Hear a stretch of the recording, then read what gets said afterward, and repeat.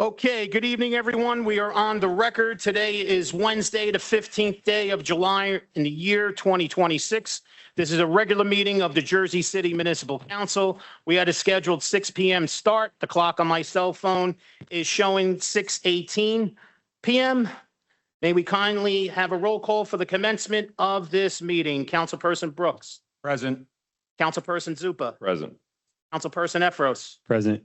Councilperson Little. Present. Councilperson Gilmore. Councilperson Singh. I'm here. Councilperson Griffin. Councilperson Lavaro. Here. And Council President Ridley. Here. We have all 9 council members in attendance at 6:18 p.m. Can we kindly rise for a moment of silence, please?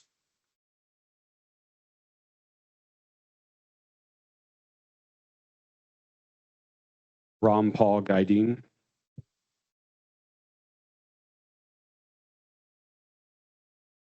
Herman Thomas.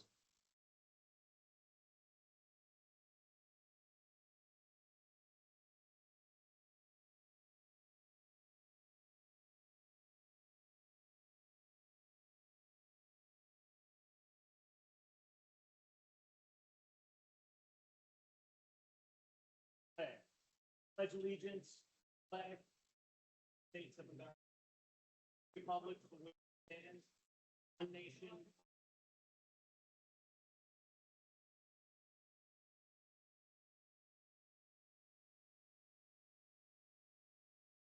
Thank you very much. On behalf of Council President Ridley and the members of the Municipal Council, in accordance with New Jersey Public Laws of 1975, Chapter 231, the Open Public Meetings Act, also known as the Sunshine Law, adequate notice of this meeting has been provided by the posting on the bulletin board of the first floor of City Hall, the annual notice, which is the schedule of meetings and caucuses of the Municipal Council for the calendar year 2026, and filed in the office of the City Clerk on Tuesday, November 25th, 2025. In addition, at its time of its preparation, the agenda of this meeting was similarly disseminated on Friday, July 10th, 2026 at 10:45 p.m. to the mayor, municipal council, business administrator, corporation council, and the newspapers, and posted on our city's website so I can certify as to our total compliance with the Sunshine Law. Council members, before we move on to our agenda, I believe our council president has a couple announcements. Yes, thank you, Sean. Good evening, everyone. Thank you for being here. I want to hand it over to Councilman Efros, who wants to say a few words in regards to a member of our council family that was in an accident these past few days. Thank you for the opportunity. Just, asking for all of us to keep in our minds my chief of staff, Councilor Bingzifu, who is thankfully okay, but was victim of a hit and run in downtown Jersey City last night. Believe currently undergoing surgery. So just asking folks to keep him in hearts and minds. He was doing very good earlier today, and hopefully a speedy recovery, but definitely part of our City Hall family here. So thank you for the opportunity. And then on a much lighter and happier note, we want to send congratulations to Councilman Gilmore on his nuptials on yesterday.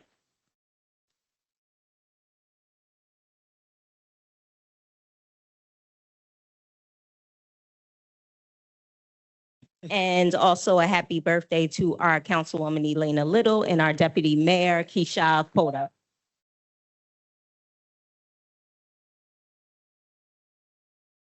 We would sing, but there's a very lengthy agenda and many speakers, so we're going to skip the singing part. We're going to skip the singing. Go ahead, Sean. Okay, do I believe are we deferring? No, we'll do the first readings. All right, on to our regular scheduling business. So if you would allow me, I'm going to read the first readings into the record, and then we'll be taking a vote on those first readings. First reading ordinance item 3.1, City Ordinance 26-057 is an ordinance of the City of Jersey City Municipal Council amending the Jersey City Land Development Ordinance to remove cyber hotel data center from industrial district. 3.2, City Ordinance 26-058. We have another clerk in the room. An ordinance authorizing I can't believe the baby's louder than me. My job is going to be taken over right now before she's even 18 or he's 18. An ordinance authorizing the city of Jersey City to renew a lease for the Greater Neighborhood Alliance Community Garden sponsored by Greater Neighborhood Alliance for the use of Block 30003, Lot 45, more commonly known as 81 Garfield Avenue. Item 3.3, City Ordinance 26-059 is an ordinance authorizing the city of Jersey City to renew the lease for Ogden's End Community Garden sponsored by Riverview Neighborhood Association for the use of Block 5202, Lot 28, more commonly known as 105 Ogden Avenue. Item 3.4, City Ordinance 26-060 is an ordinance authorizing the city of Jersey City to renew the lease for the McAdoo Community Garden sponsored by 167 McAdoo Community Association for the use of Block 26301, Lot 28, more commonly known as 142 McAdoo Avenue. Item 3.5, City Resolution 26-061 is an ordinance authorizing the city of Jersey City to renew the lease for Dwight Street Community Garden sponsored by the Dwight Street Block Association for the use of Block 25604, Lot 8, more commonly known as 185 Dwight Street. Item 3.6, City Ordinance 26-062 is an ordinance authorizing the city of Jersey City to renew the lease for Riverview Community Garden sponsored by Riverview Community Garden Association for the use of Block 3002, Lot 2, more commonly known as 285 Ogden Avenue for a community garden. Item 3.7, City Ordinance 26-063 is an ordinance authorizing the city of Jersey City to renew the lease for the Mandela Community Garden sponsored by Greenville Neighborhood Alliance for the use of Block 19503, Lot 36, more commonly known as 447 Martin Luther King Drive. And finally, item 3.8, City Ordinance 26-064 is an ordinance amending Chapter 160, Fees and Charges, amending the fee schedule for city-owned and operated parks to allow for the rental of athletic fields, public spaces, the operation of adult athletic leagues, and for various other fees. Council members, I'm going to be taking a vote for introduction on items 3.1 through 3.8. And I think Sean. Peter has something to say. Okay? Sorry, I messaged you earlier, but we were withdrawing 3.8. We received some information from other council members that also want to look at different fees throughout the city. So I think it'd be more appropriate to tweak the language here and reintroduce the fee ordinance with all the councilmen's recommendations at the next meeting. So we'll withdraw 3.8.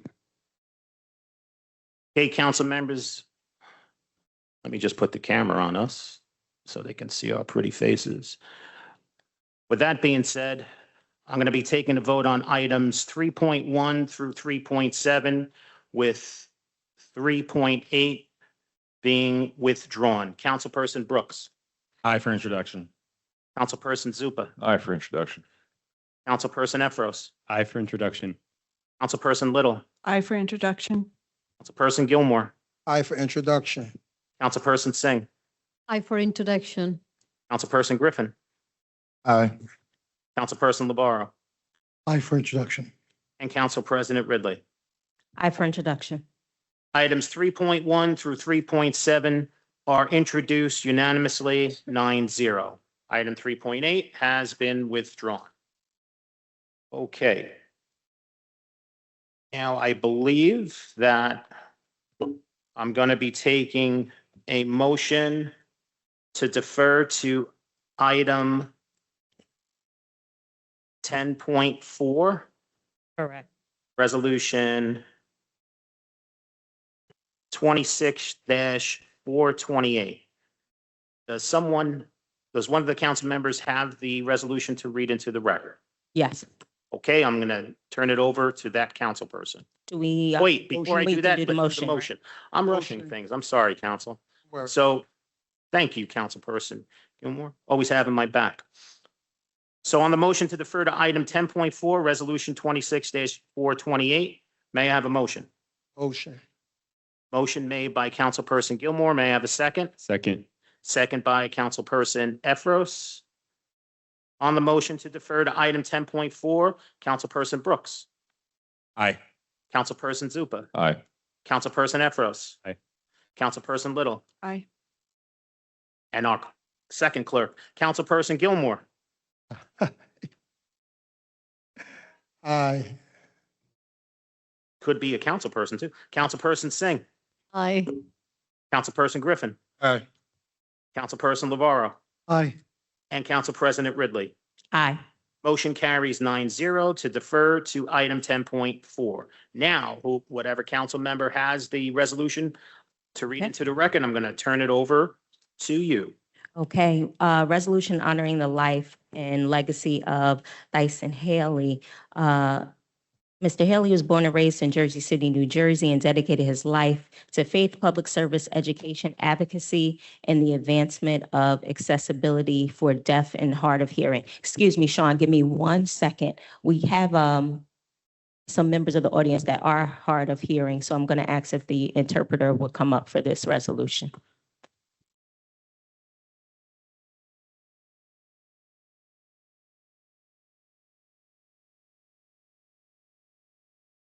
Okay. I'll restart that. A resolution honoring the life and legacy of Dyson Haley. Mr. Haley was born and raised in Jersey City, New Jersey, and dedicated his life. Council President, I'm so sorry. Can the interpreter come this way? I'm so sorry. What? You're not going to be on camera if you're there. For the people at home who are watching on his behalf, you can come. I give you permission. Yep, right in front of the clerk. It's great. There you go. All right. Mr. Haley was born and raised in Jersey City, New Jersey, and dedicated his life to faith, public service, education, advocacy, and advancement of accessibility for deaf and hard of hearing individuals.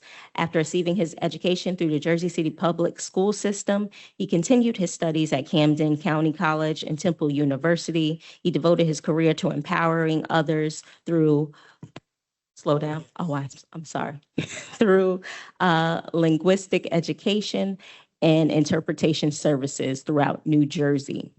As a passionate advocate for inclusion, Mr. Haley served as vice president of the New Jersey Black Deaf Advocates and founded organizations dedicated to deaf ministry and sign language education.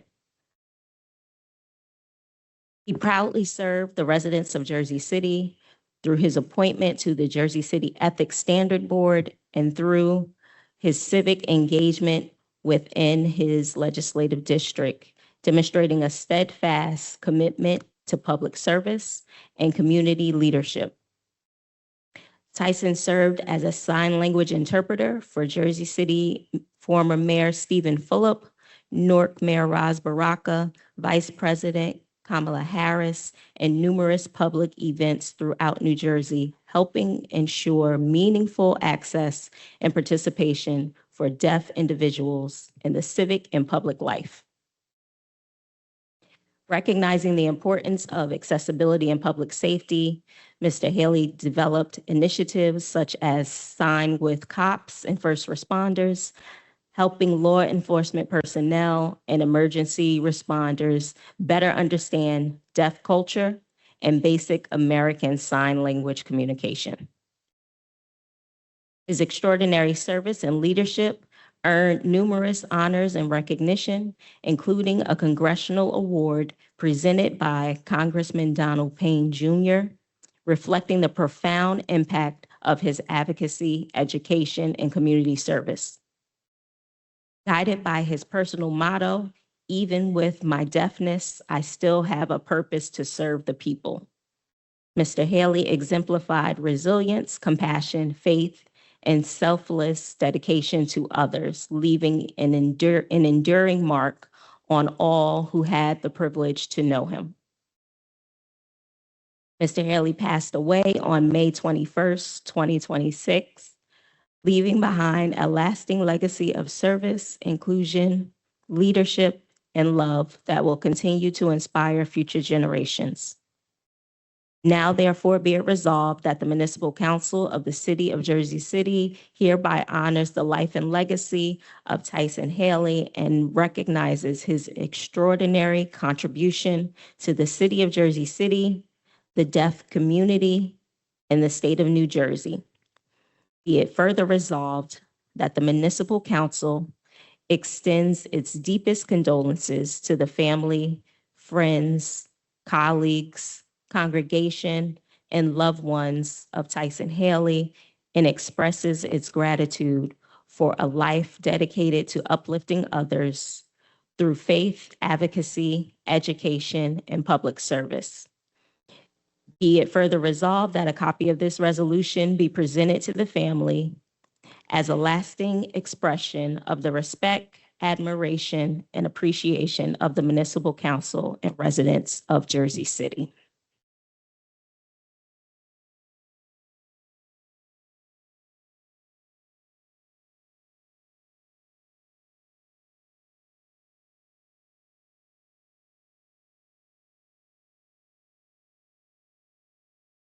Okay, council members, if you would like to take a vote on Resolution 26-428, Councilperson Brooks.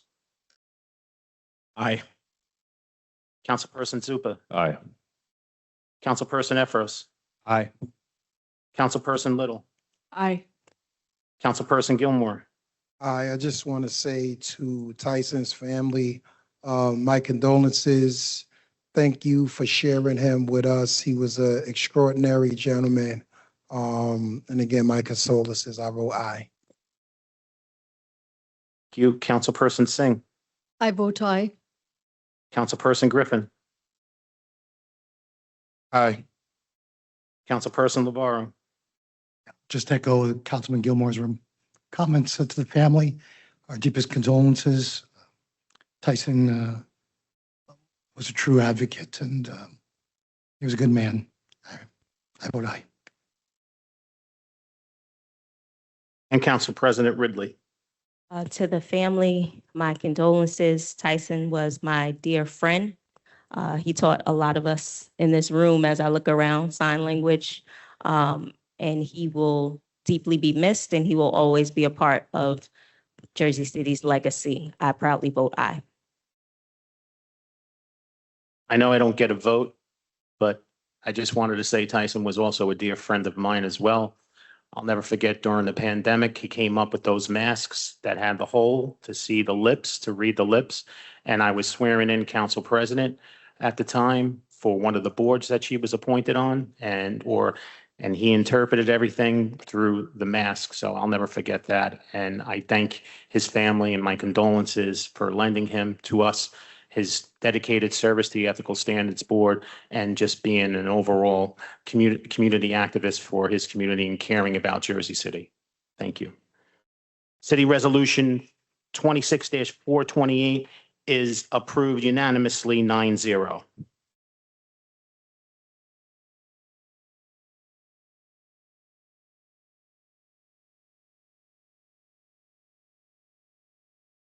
Okay, before I have you speak, just let me put the camera on you. Sorry about that. Okay, and if you can just identify yourself for the record and for our court reporter. Sure. Thyquel M. Halley. Can you please spell your first name? Or Thyquel.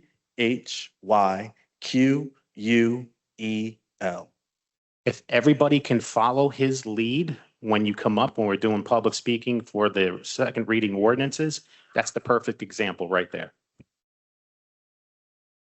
Thank you. Thank you, Council President Ridley, members of the Municipal Council, and the great city of Jersey City. I stand here tonight, the uncle of Tyson T. Halley, who you just passed the resolution for, standing representing the family, loved ones, and friends of my uncle. And simply, we first and foremost, on behalf of the Halley, the Holiday family, the His Hands Ministry, and all of the deaf and hard of hearing community in this great city and across this state, we thank you.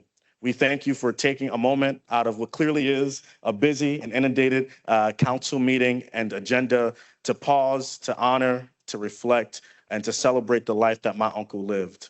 If I knew my uncle any better, he would definitely want there to be a large gathering, as many people in the room as possible for him, so we can have as much attention and foresight, but not to who he was as a person, but the work that he was committed to.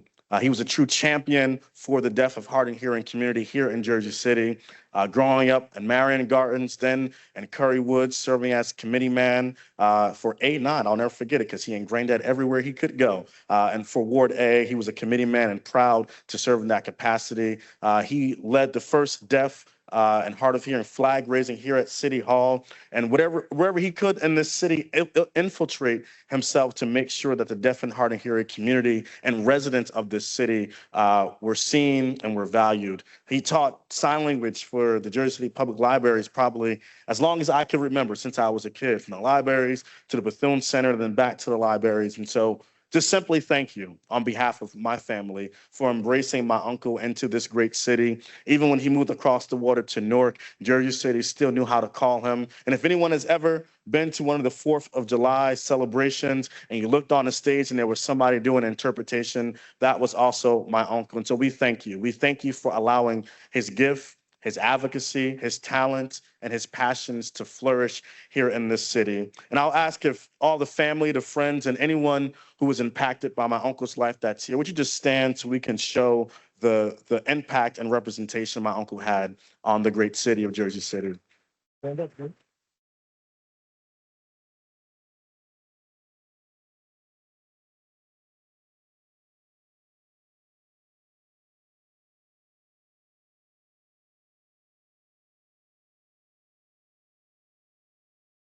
It's our prayer that you would forever be committed to the work my uncle started. Thank you, and God bless you all.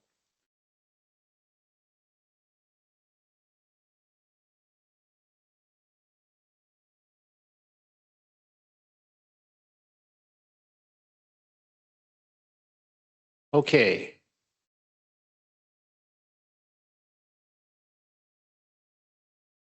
All right, on to our second reading ordinances. First, second reading ordinance, item 4.1, City Ordinance 26-040 is an ordinance of the City of Jersey City and the County of Hudson, New Jersey, approving the contribution of a portion of annual service charges paid to the City of Jersey City pursuant to the financial agreements entered into by the City of Jersey City into the city's education infrastructure capital account. This was carried from the June 24th meeting, and as discussed at the caucus, I believe we are making a motion to carry this ordinance 26-040 to the September 23rd meeting. Is that correct? That is correct. So council members, may I have a motion to carry city ordinance 26? Motion. What, I got to finish it before you say motion, because I'm not going to know who said it. Motion to carry city ordinance 26-040 to the September 23rd city council meeting. Motion. Motion made by councilperson Efros. May I have a second? Second by councilperson Gilmore. On the motion to carry city ordinance 26-040 to the September 23rd council meeting, councilperson Brooks. Aye. Councilperson Zupa. Aye. Councilperson Efros. Aye. Councilperson Little. Aye. Councilperson Gilmore. Councilperson Singh. Aye. Councilperson Griffin. Aye. Councilperson Lavarro. Aye. And Council President Ridley. Aye. Motion carries 9-0 to carry city ordinance 26-040 to the September 23rd municipal council meeting. Next ordinance, item 4.2, city ordinance 26-043 is an ordinance of the municipal council of the city of Jersey City, county of Hudson, state of New Jersey, amending and supplementing chapter 3, administration of government, article 14, Department of Law of the Jersey City Municipal Code to establish the position of legislative council to the municipal council and to clarify the respective roles of corporation council and legislative council. This ordinance was also carried from the June 24th meeting. And as discussed at the caucus, we are going to make a motion to defeat city ordinance 26-043 without conducting a public hearing. May I have a motion to defeat city ordinance 26-043 without conducting a public hearing? Motion. Whew. So the motion I'm given to is to Councilperson Gilmore, and I'll give the second to Councilperson Efros because he was a close second. On the motion to defeat City Ordinance 26-043 without a public hearing, Councilperson Brooks. Aye. Councilperson Zupa. Aye. Councilperson Efros. Aye. Councilperson Little. Aye. Councilperson Gilmore. Councilperson Singh. Aye. Councilperson Griffin. Aye. Councilperson LeBarrow. Aye. And Council President Ridley. Aye. Motion carries 9-0 to defeat City Ordinance 26-043 without a public hearing. So with that being said, sorry, I'm going off mic. Council members, I'm going to take a vote on the ordinance since we made the motion to defeat it without a public hearing. Your vote should be nay or no.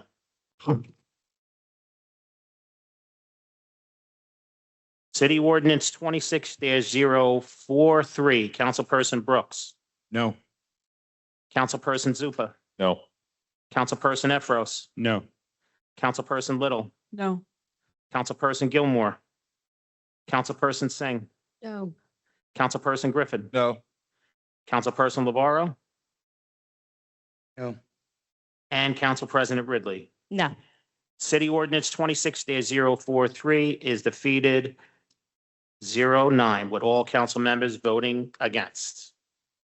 Next, second reading ordinance, item 4.3, City Ordinance 26-045 is an ordinance of the City of Jersey City, County of Hudson, New Jersey, granting a tax exemption with respect to certain property identified as Block 21501.01, Lot 1, 850-870 Garfield Avenue, and authorizing the execution of a financial agreement with Garfield Phase 1A Urban Renewal LLC. This was also carried from the June 24th meeting, and as discussed at the caucus, I need a motion to carry City Ordinance 26-045 to the September 23rd Municipal Council meeting. Motion made by Councilperson Second. Gilmore. Say a second again. Second. Aye, Griffin.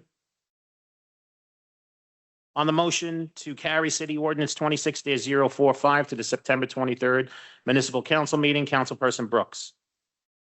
Aye to carry. Councilperson Zupa. Aye. Councilperson Efros. Councilperson Aye Little. to carry. Aye. Councilperson Gilmore. Councilperson Singh. Aye.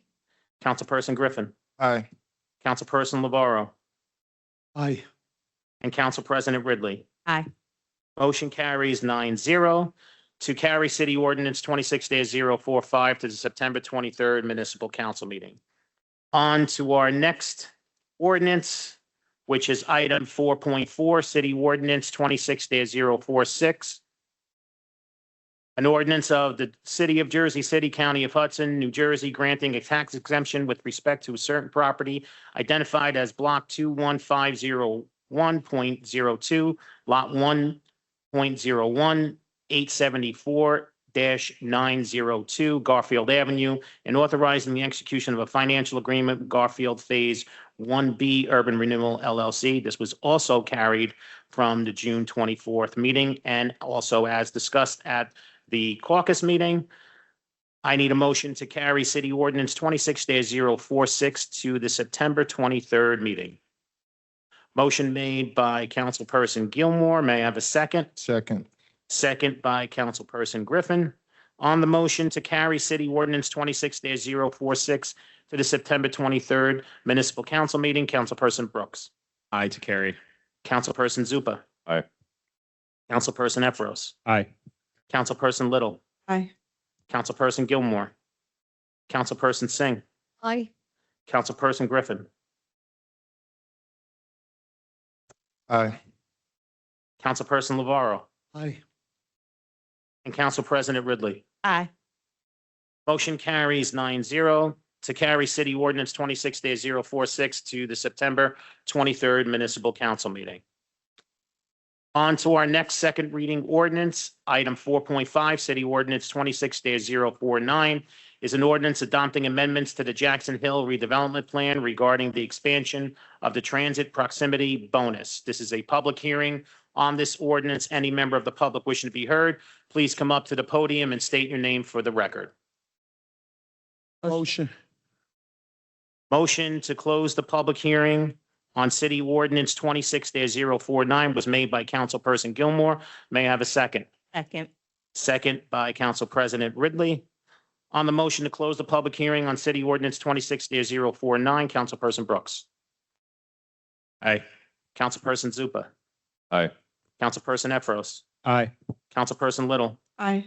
Councilperson Gilmore. Aye. Councilperson Singh. Aye. Councilperson Griffin. Aye. Councilperson LeVaro. Aye.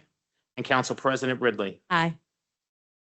Motion carries 9-0 to close the public hearing on City Ordinance 26-049 for final consideration and adoption of City Ordinance 26-049. Councilperson Brooks. Aye. Councilperson Zupa. Aye. Councilperson Efros. Aye. Councilperson Little. Aye. Councilperson Gilmore. Aye. Councilperson Singh. Aye. Councilperson Griffin. Aye. Councilperson LeVaro. Aye.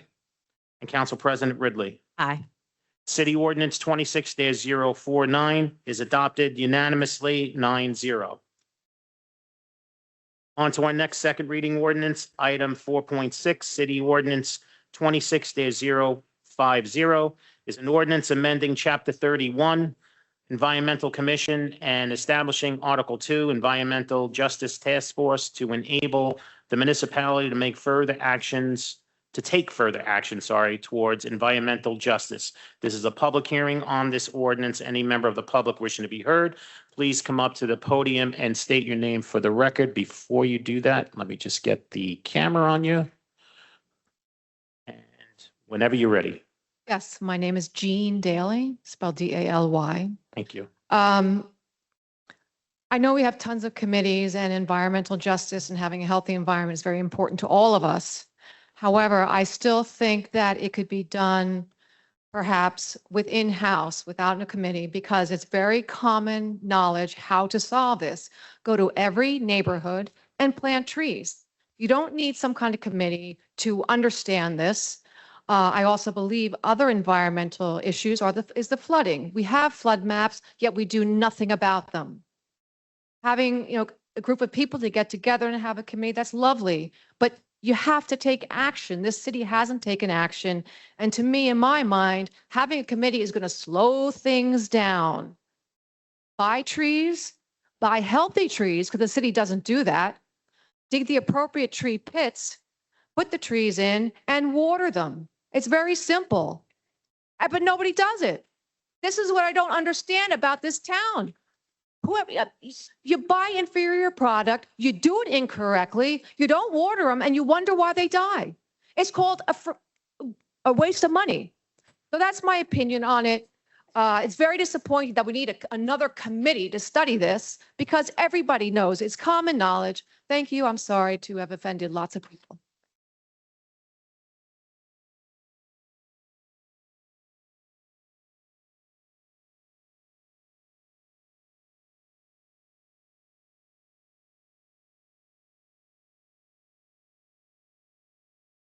Okay, this is still a public hearing on City Ordinance 26-050. If you can just state your name for the record and spell it for the record, I greatly appreciate it. Thank you so much. My name is Deborah Italiano. I'm the founder and chair of Sustainable Jersey City, DEBRAITALIANO. Hello, council. I haven't been here in a while. Thank you for your service. I just have some thoughts which I've discussed at some length with Amanda Diamond, Sustainability Director for the city, who is one of the sponsors of this ordinance, which I think is misguided and misplaced.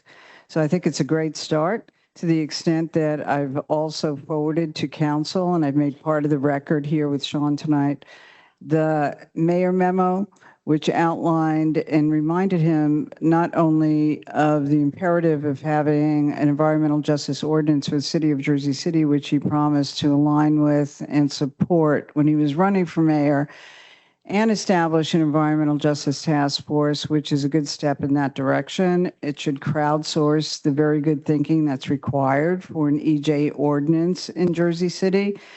But if you read this ordinance, and I don't know if it's an ordinance or an amendment to the Environmental Commission ordinance. I think it's a little bit of both. It doesn't really suggest that that's the direction that the EJ task force is going to take. That is a major deliverable. That is something that Sustainable Jersey City thinks would be, the most important thing for the existence of this. Instead, it's parked to primarily focus on the climate and energy action plan for the city of Jersey City, and then to also offer up some mandates for action for the New Jersey Northeast Resiliency Plan, which is mostly focused on flooding for the city. Right, so you have these climate change plans, which are really important, which should have an EJ overlay and which should be informed by an environmental justice task force, but that is not why it should exist. An environmental task force, an environmental justice task force, and has a very good invitation list for members, including SJC, who will not serve on that task force, because as it stands right now, we feel that it's mostly window dressing, right? So it needs to be informed to have this set of municipal plans, the master plan, the transportation plan, all of the plans that the city has put forth should have an environmental justice component. So an environmental justice task force can certainly inform that, but the ultimate deliverable should be an environmental justice ordinance for the city of Jersey City. So what we made part of the record this evening is the mayor memo outlining our sentiments about that. We would hope this would be pause for a more thoughtful and meaningful outcome. It needs to be rethought. I don't think the administration actually understands that environmental justice presupposes that there are injustices here that have a basis. Thank you, Deborah. in social, Time is up. economic, Deborah, and your governance time is up. issues. Thank you so much. This is still a public hearing on City Ordinance 26-050. Next speaker, if you can spell your name, state your name and spell your name for the record, and I won't start the time until you start speaking. My name is Stephanie Startz, Startz. Startz. Okay, thank you. Many moons ago, I worked for an environmental organization that would sue on behalf of clients. They actually sued on behalf of the Canal Crossing Group and got that area cleaned up. In my day there, when we talked about environmental justice, it was about marginalized communities who were forced to bear the burden of pollution because, well, they were marginalized, and the dominant groups felt it was okay for them to live near power plants or chemicals or factories. And this resolution is pretty whitewashed. It's very kumbaya. Let's make sure everyone in Jersey City, where Jersey City has real brownfields, there's a disparity between neighborhoods of the air quality. There's PM2 in the air in the west side of the city. So I also was at the caucus on Monday, and Councilman Livero asked the city to make sure that Jersey City Together was involved in this. And I felt that the city brushed him off. And again, it seemed like a very whitewashed effort. And if we look at the broader effort of this city right now with property taxes, it does seem like we're just trying to get the city ready for the white people who are going to come in to the polluted neighborhoods. Thank you.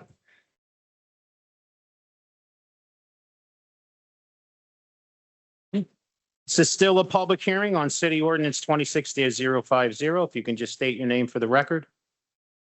Charlene Burke. You don't have to spell it. Thank you. Good evening, Council. I agree with Deborah Italiano that I feel that this ordinance really doesn't have the teeth that it could have. And as an environmental justice committee, that's what you want the committee to have, so that this way they can affect change in this city. One of the other things I think that's missing in the list of those groups that are included is the Jersey City Parks Coalition, which has been working with the city for 2 decades now. And it just seems a big oversight that you don't include one of the bigger environmental groups in this city in this group. But also the JCMUA, because the JCMUA has a lot of opportunity to help or mitigate flooding. They could work with homeowners about having capture stormwater runoff. They could work with the city individuals as well as neighborhoods. And to not include them, I think is also missing the boat. So I just wanted to bring that to your attention. And whether you vote for this tonight to establish, but I think it needs to be amended down the road to give, as I said, to give it teeth. Thank you.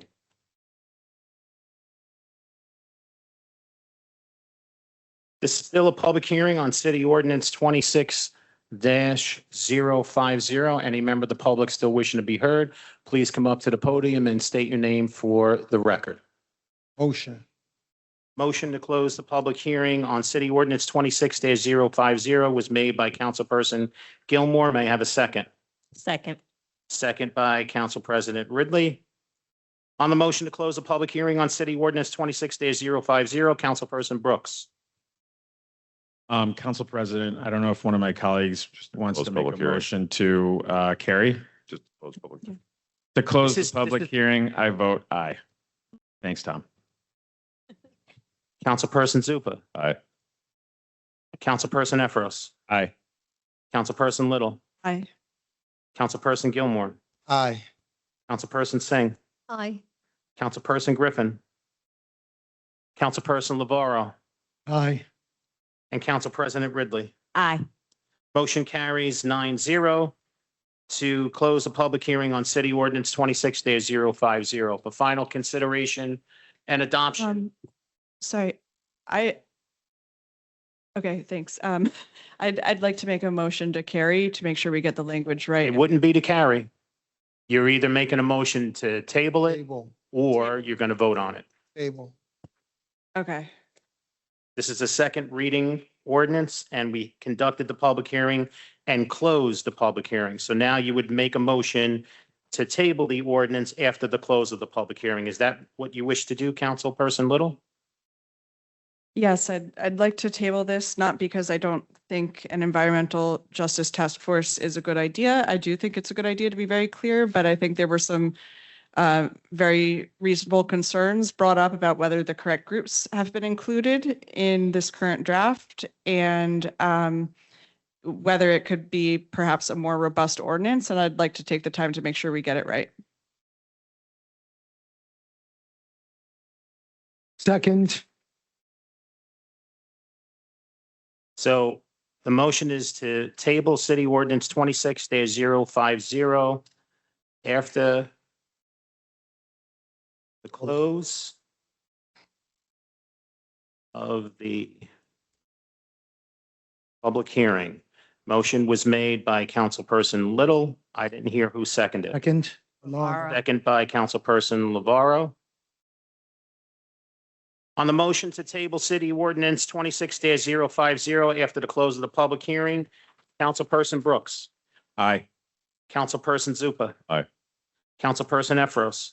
Aye, and I'll just say at caucus on Monday, we heard the intention of the administration was to establish this and then try and do some work on it later on. But it's clear that, you know, we've had a member or a organization's representative who would be on this commission come up and express some concerns, and we had other community members express concerns, and we haven't gotten all the answers that folks have been asking for.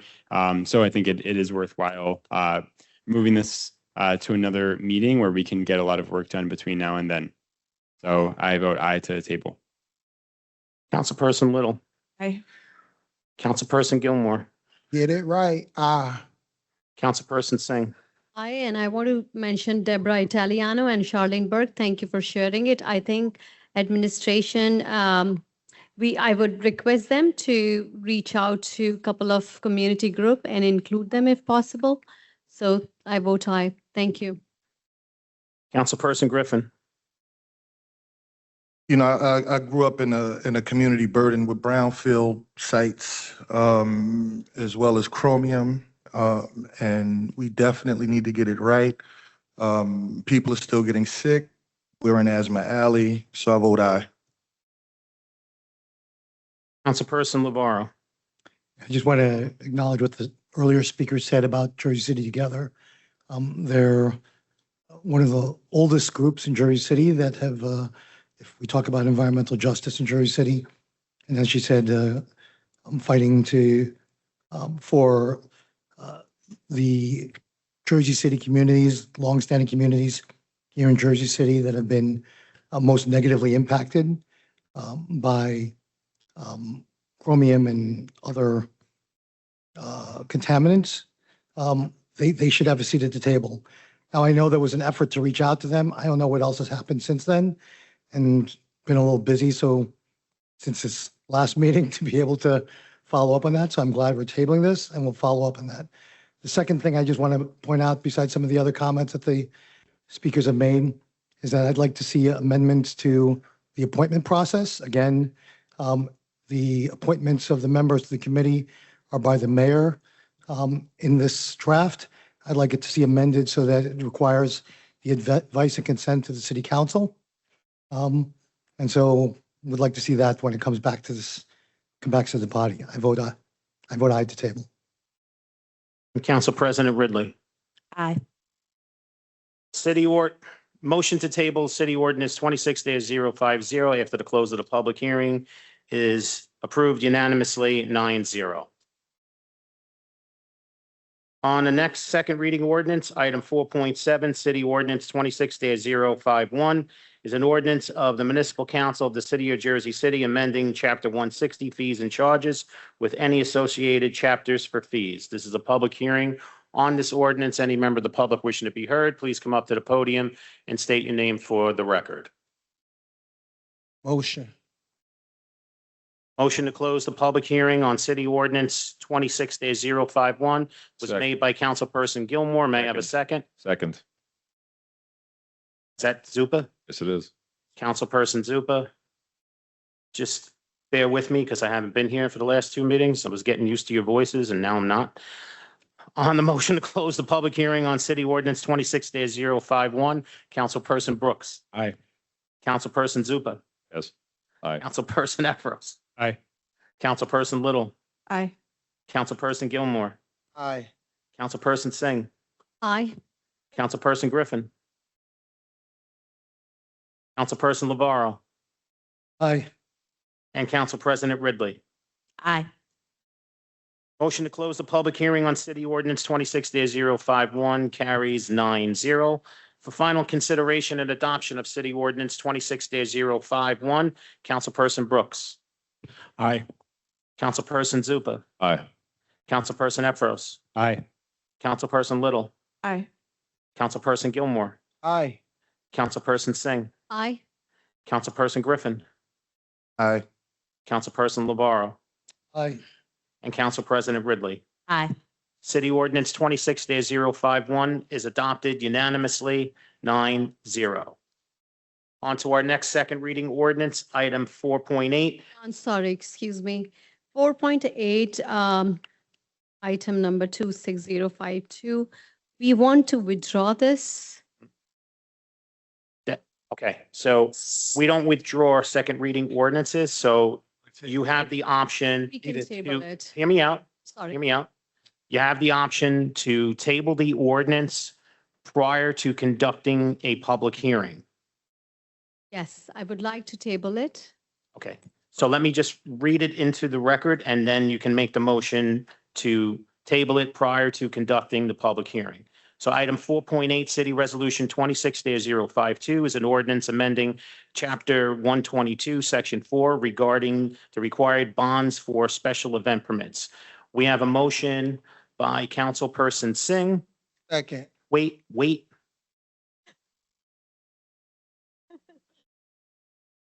You might have pulled this with Hallinan, but you're not going to pull it with me. That's right, Sean. Let him Motion know. to table city ordinance. No offense to John, but I'm the one with the tenure. Right under the bus. Motion to table City Ordinance 26-052 prior to conducting a public hearing was made by Councilperson Singh, and I believe the second was made by Councilperson Gilmore. Yes. If I may, before we take our vote, Councilwoman Singh, would you like to explain your reasoning for wanting to table this? Yes, I was waiting for Sean to give me the permission. We are going to make some amendment and we'll again bring it to the council for the approval. Okay. Oh, I'm sorry. We are making some amendment and we will bring it to the council again in September.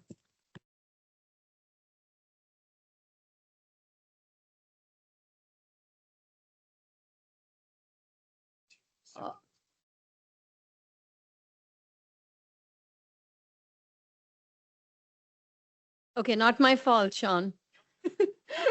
So we are bringing this again after some amendments. I believe next council meeting, we'll bring it back. I hope everybody can hear me now. Thank you. Did you hear that? So what they're going to do is they're going to be working on some amendments, and the amendments are going to more than likely be very substantial. So that is the reason why we're tabling it prior to conducting a public hearing, because that basically kills the ordinance. Good? All righty. On the motion to table, City Ordinance 26-052 prior to conducting a public hearing was made by Councilperson Singh, seconded by Councilperson Gilmore. May I attempt to take the vote on the motion? Councilperson Brooks. Aye. Councilperson Zupa. Aye. Councilperson Efros. Aye. Councilperson Little. Aye. Councilperson Gilmore. Aye. Councilperson Singh. Thank you, everyone, for the patience. We'll be back. Thank you. I vote aye. Councilperson Griffin. Aye. Councilperson Lavaro. Aye. And Council President Ridley. Aye. Motion carries 9-0 to table City Ordinance 26-052 prior to conducting a public hearing. On to our next second reading ordinance. Item 4.9, City Ordinance 26-053 is an ordinance amending Chapter 160, Section 1 regarding reduced license fee for nonprofit organizations. This is a public hearing on this ordinance. Any member of the public wishing to be heard, please come up to the podium and state your name for the record. You didn't hear me? Oh, that's a first. Let me do it in my drummer voice. Item 4.9, City Ordinance 26-053 is an ordinance amending Chapter 160, Section 1 regarding reduced license fees for nonprofit organizations.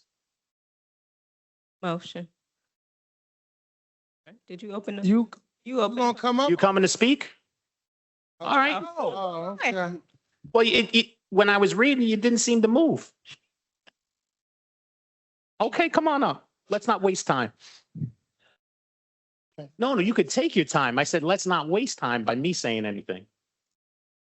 But I said, because I needed more understanding what you were reading Okay, and what was the purpose of it. okay. See, I didn't even start the time. All right. Don't have me beat you up. You ready? Yes, I am. Okay. But I John wouldn't wanna treat you know- like that, Laverne. More purpose, I asked you, and more feedback into this ordinance, because I'm not understanding it. Who produced this ordinance? Who wrote it, Sean?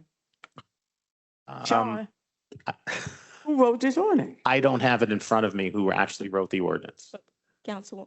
would but you I'm like to sure explain? either the BA or one of the council members who sponsored it can tell us. That's what I'm talking about. Laverne, that's your only question, right? Yes. Before she I did not uses hear your you. time. Okay, go ahead, Council. I did not hear your question. She said, oh. She wanted to know who wrote the ordinance. My office. Yeah, she wanted you to explain what it's doing. Okay, sure. Noah, could you explain, please?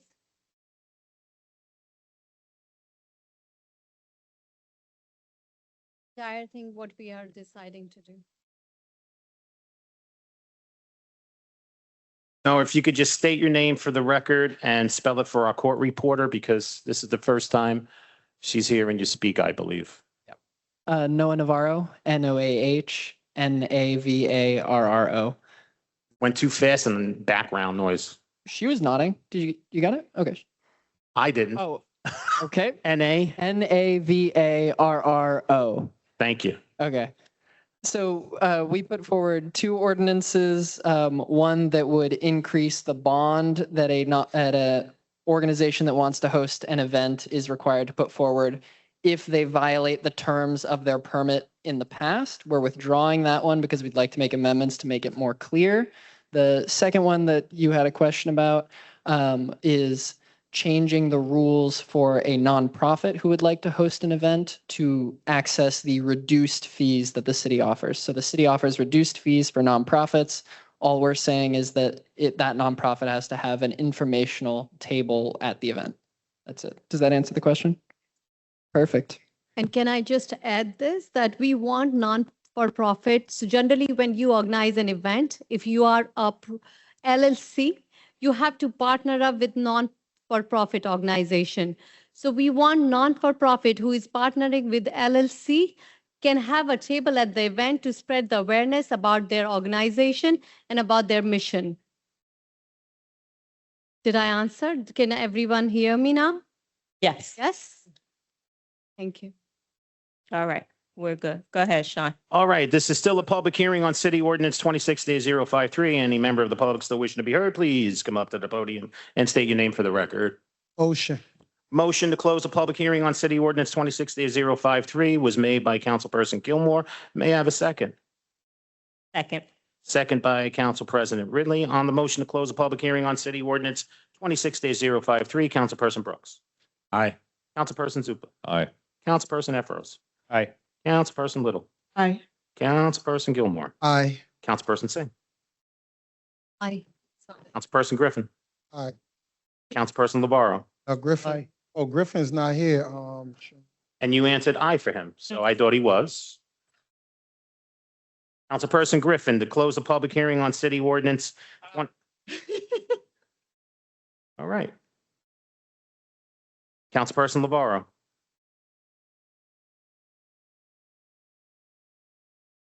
Councilperson Labarro.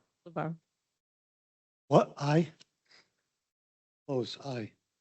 And Council President Ridley. Aye. Motion to close the public hearing on City Ordinance 26-053 is approved unanimously 9-0. For final consideration and adoption of City Ordinance 26-053, Councilperson Brooks. Aye. Councilperson Zupa. Aye. Councilperson Efros. Aye. Councilperson Little. Aye. Councilperson Gilmore. Excuse me, Councilperson Singh. Aye, and just to clarify, we want non-for-profit who is sponsoring the event to be there at the event to spread the awareness about their mission and their agenda and the organization. Thank you. I vote aye. Councilperson Griffin. Aye. Councilperson Labarro. Aye. And Council President Ridley. Aye. City Ordinance 26-053 is adopted unanimously 9-0. On to our next second reading ordinance, item 4.10, City Ordinance 26-054 is an ordinance repealing Chapter 304 Taxation, Article 10, Medical Cannabis Transfer Tax in its entirety. This is a public hearing on this ordinance. Any member of the public wishing to be heard, please come up to the podium and state your name for the record. Motion. Second.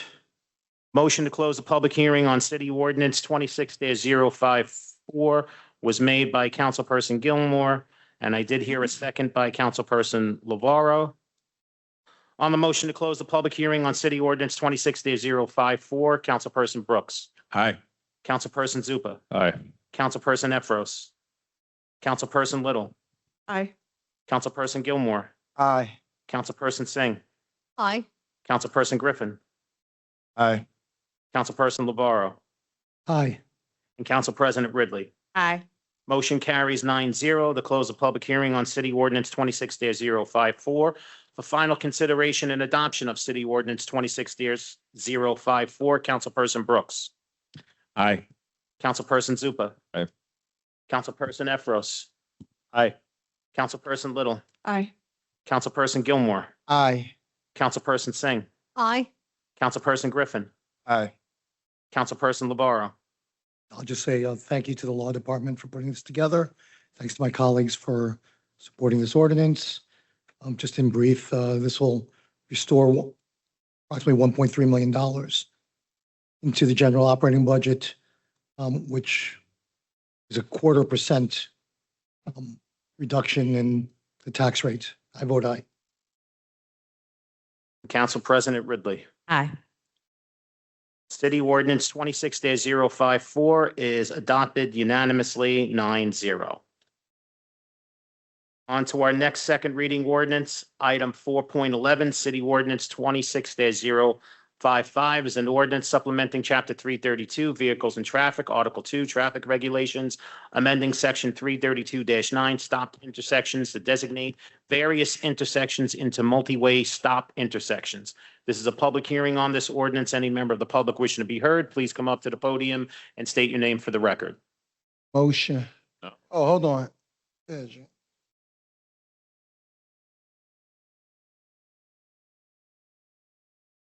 Go ahead, Jean. Yes, hello, it's Jean Daly. I just have a quick question. It doesn't have to be answered, but I know, my understanding was according to the state, the state has to approve putting a stop sign in various locations. Have we done that?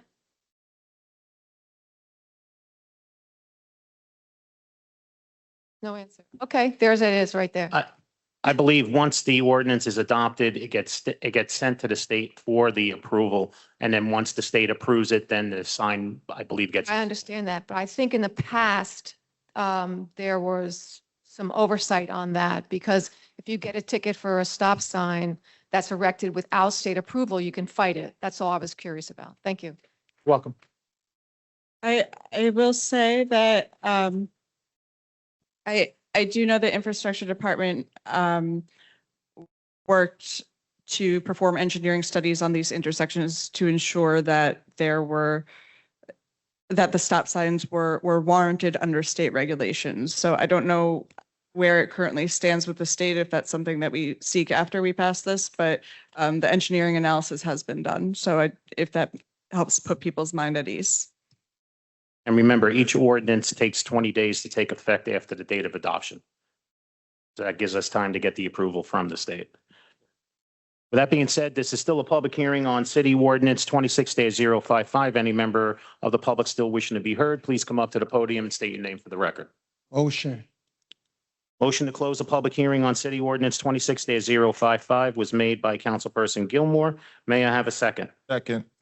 Second by Councilperson Griffin. On the motion to close a public hearing on City Ordinance 26-055, Councilperson Brooks. Aye. Councilperson Zupa. Aye. Councilperson Efros. Aye. Councilperson Little. Aye. Councilperson Gilmore. Aye. Councilperson Singh. Aye. Councilperson Griffin. Aye. Councilperson LeBarrow. Aye. And Council President Ridley. Aye. Motion carries 9-0 to close the public hearing on City Ordinance 26-055. The final consideration and adoption of City Ordinance 26-055. Councilperson Brooks. I'm proud to vote aye for 3 new stop signs on Bergen Ave. Reminder, the speed limit in Jersey City is 25 miles an hour, and stop for 3 seconds at the stop signs. People are watching. Aye. Councilperson Zupa. Aye. Councilperson Efros. This ordinance is going to add some really critical street safety on Nelson, on Palisade, Hague, Ferry. So these are places that residents in Ward D have complained about in numerous times over the 6 months since we took office. So I really appreciate Infrastructure Department getting on top of this so we can make our streets safer in the Heights and beyond. I vote aye. Councilperson Little. I am thrilled to share that the Ward E stop signs coming will be all-way stops at 1st and Brunswick and 3rd and Brunswick. Both are intersections I've heard many times from advocates need to be safer. And advocates have been asking for years for these stop signs. So I'm really glad the infrastructure department was able to work with us and get these approved. So thank you, and I'm excited to see safer streets. And you vote? Sorry, aye. Thank you. Councilperson Gilmore. Yes, I just want to say that I'm grateful for all of the stop signs that have gone up in Ward F, the always stop intersections. Personally, I wanted traffic lights, but I guess the traffic study called for the stop signs. There's one thing I would request though, as it relates to the incoming stop signs, if we can do like some community awareness, because some people have been driving to Jersey City for so long, and when stop signs pop up, it's kind of like a shock moment, and a lot of people don't know. So we can do a better campaign on just advising at that area, or maybe have officers at the area for the first 2 weeks while it's there. Something just to notify the community that this new stop sign is there. I don't know if you could put lights on it. Whatever it is, we have to do something that way people are aware. I vote aye.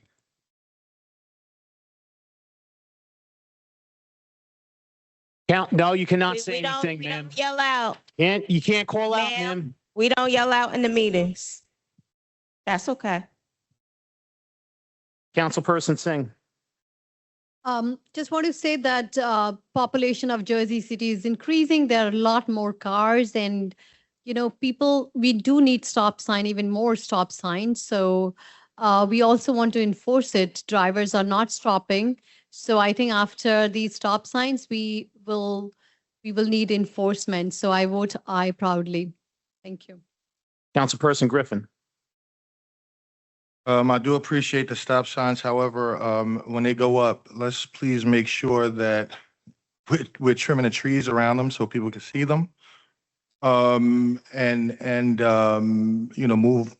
move any hindrance. And like Councilman Gilmore said, let's make sure there's more awareness, lights, flashing lights, however we can do it. Let's just make sure we keep people in mind. I vote aye. Councilperson Navarro. Aye. And Council President Ridley. Aye. City Ordinance 26-055 is adopted unanimously, 9-0. Sean, I just want to say, the young lady, she's in the audience. She's one of our security guards. Excuse me. Yes, crossing guards.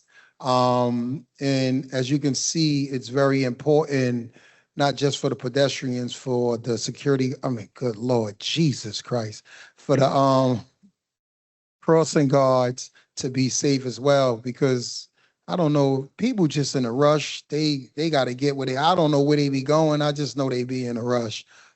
So we can make sure we keep to the administration. We can make sure we keep an eye on enforcement. That'd be great.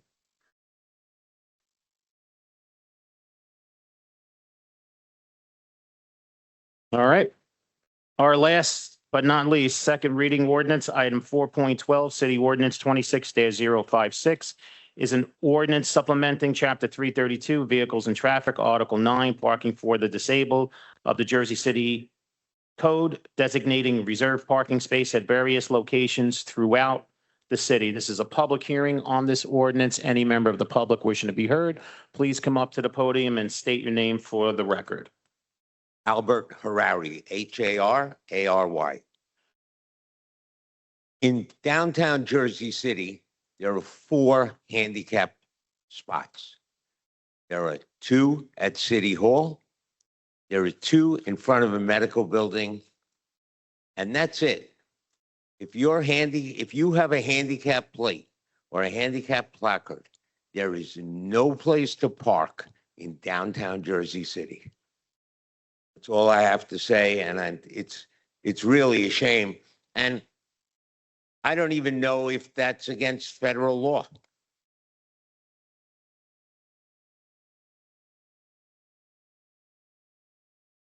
That's a good, huh? Still a public hearing. Go ahead, Gene. Jean Daly, I'll be very quick. This gentleman is correct.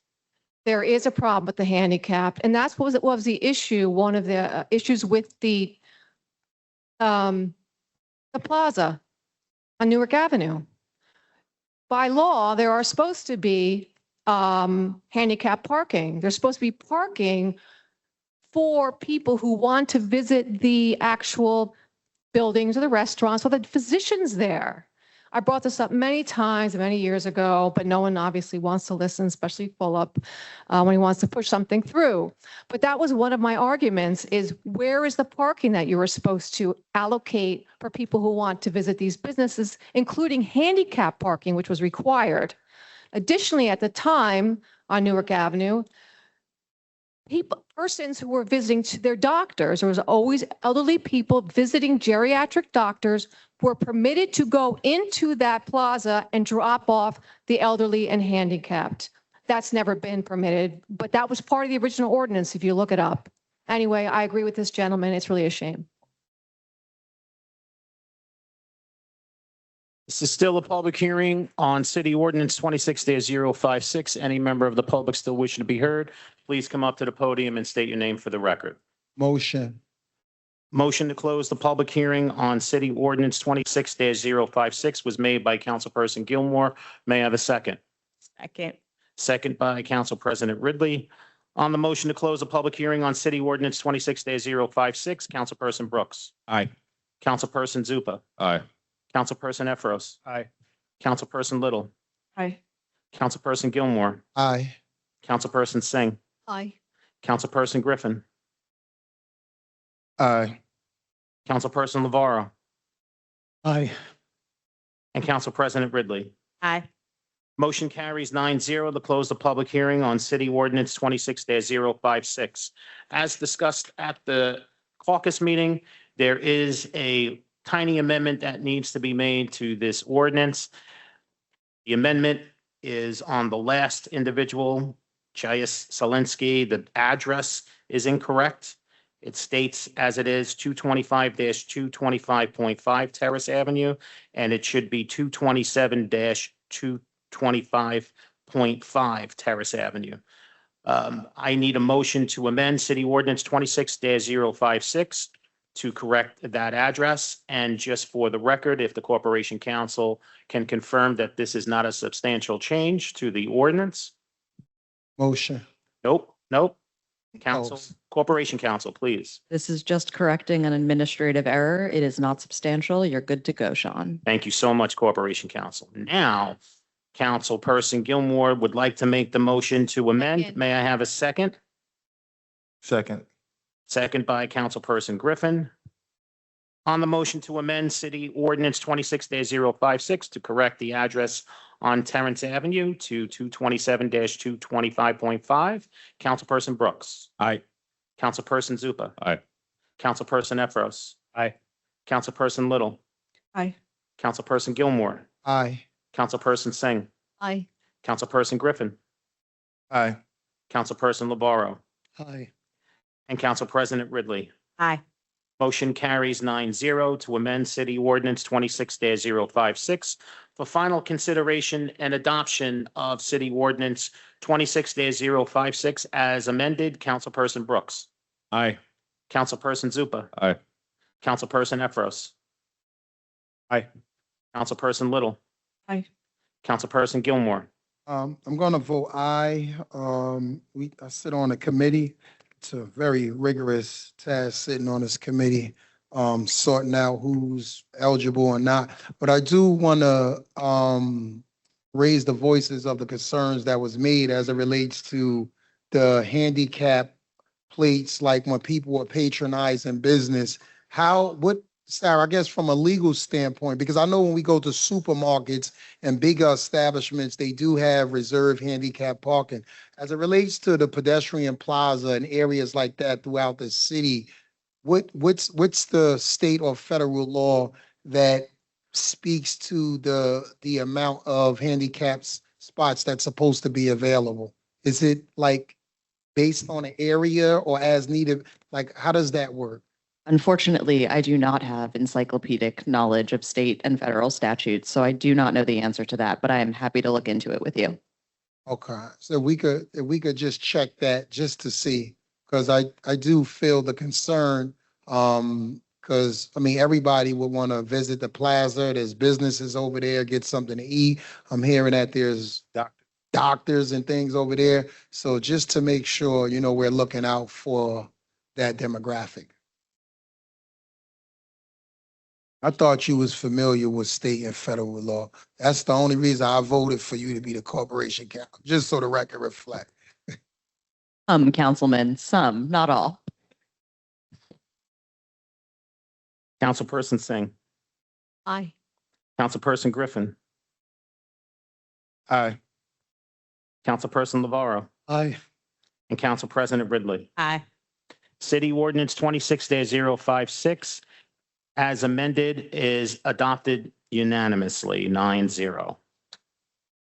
Okay, we have to hold our public hearing on the 2026-2027 Central Avenue Management Corporation Special Improvement District Assessment Roll and Budget. This is a public hearing on that budget. Any member of the public wishing to be heard, please come up to the podium and state your name for the record. Motion.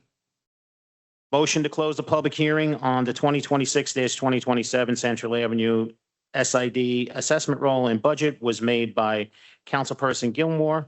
May I have a second? Second. I'm going to give the second to Lavaro because he's speaking low. His voice is not what it is, but I know Council President Ridley was pretty loud there, but he came in first. On the motion to close the public hearing on the 2026-2027 Central Avenue SID Assessment Roll and Budget, Councilperson Brooks. Aye. Councilperson Zupa. Aye. Councilperson Efros. Aye. Councilperson Little. Aye. Councilperson Gilmore. Aye. Councilperson Singh. Aye. Councilperson Griffin. Aye. Councilperson Labarro. Aye. And Council President Ridley. Aye. Motion carries 9-0 to close the public hearing on the 2026-2027 Central Avenue SID Assessment Roll and Budget. All right, now to our public request for a hearing. I want everyone just to hear the housekeeping rules. We have 114 speakers listed. Please adhere to the 3-minute rule. You will be muted if you go over the 3 minutes. Since we have this many speakers, I will be calling the number and the first name of the individual. For everybody who is here and everybody's watching at home, please follow along with your agenda. With that being said, our first speaker, Laverne Washington, Webb Washington.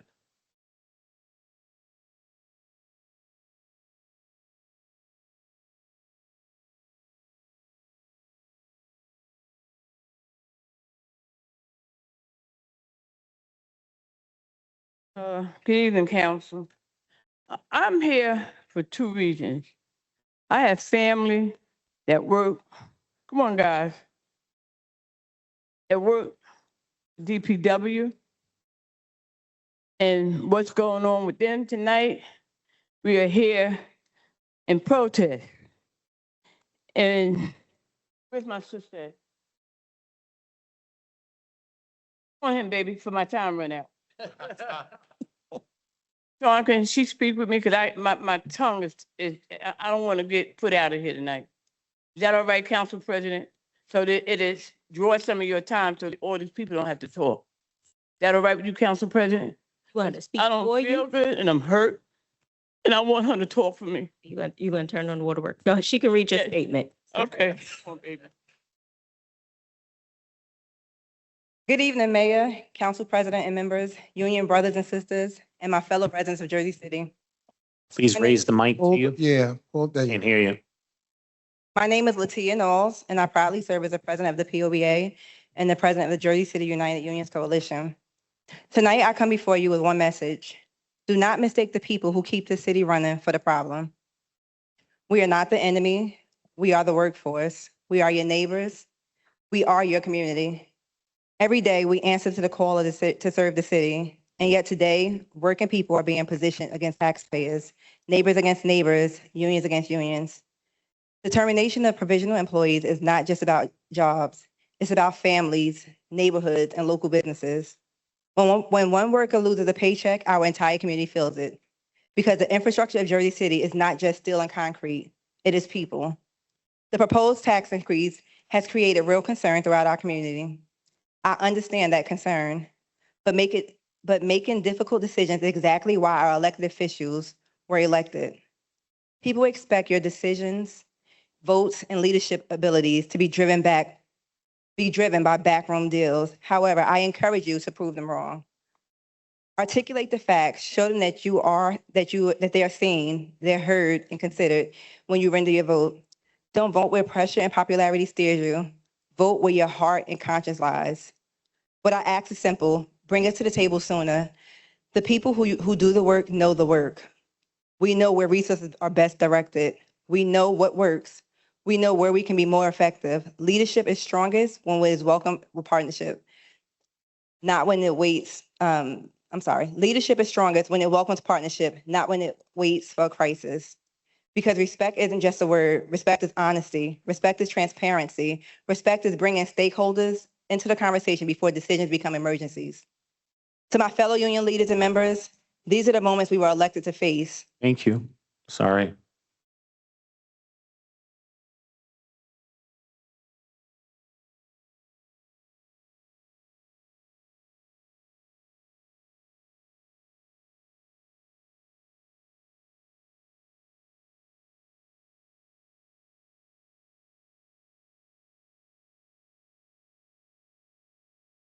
Bring our people back.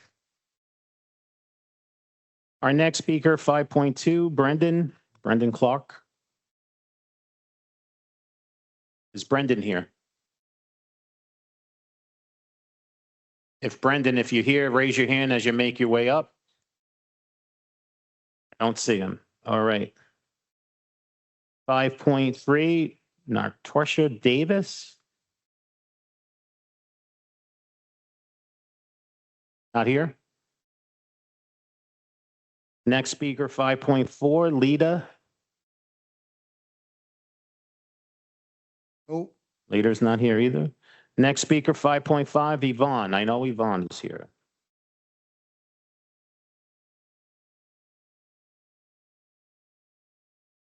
On, Walter. The mayor gave you his budget. It is now your budget. You are responsible for the budget, no one else, not the mayor. Now, I want to say one thing. The mayor, Solomon, has been part of the budget process since he was a councilman. And I checked online when he voted on his first budget, and that was 2019. And then the budget was $598 million. The budget today is $886 million. That is an increase of $288 million. So when the mayor says this is all Phil's fault, yes, I saw what he did because I was here. It's also his fault too, because he played this game. I never voted for a budget, but he voted for all that spending, and it's the exact same thing. He voted for that spending, which put us in this hole, including some of you on the council. I watched the caucus meeting when they talk about we have a lack of pilot money. No. Pilot money been going on for 30 years, and it's the reason why we have these problems, because pilot money are contracts. They're not ratables, and only ratables can stabilize the budget. 36% of the city's land is called tax exempt according to the friendly budget. It's two budgets in case you're not aware of it. And 36%, half of that is all affordable housing. So all that, and that has the value of $8 billion. That $8 billion is not added to the rateable base when the county strikes our budget. So we're struggling all the time because we're constantly giving out these tax abatements, which does nothing. It hurts anyone that receives a tax bill.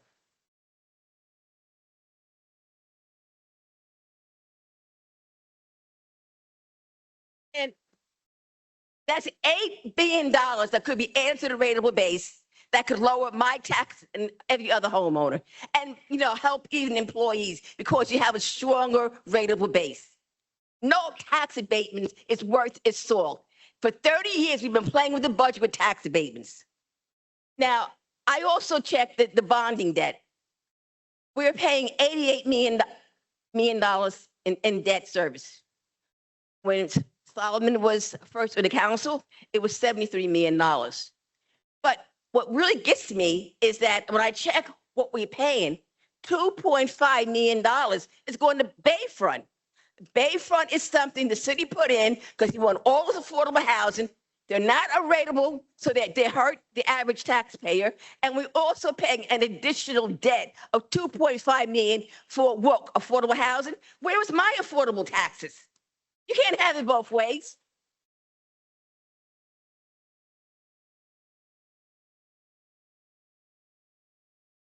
Your time is up, Yvonne. Your time is up. Thank you very much, Sean.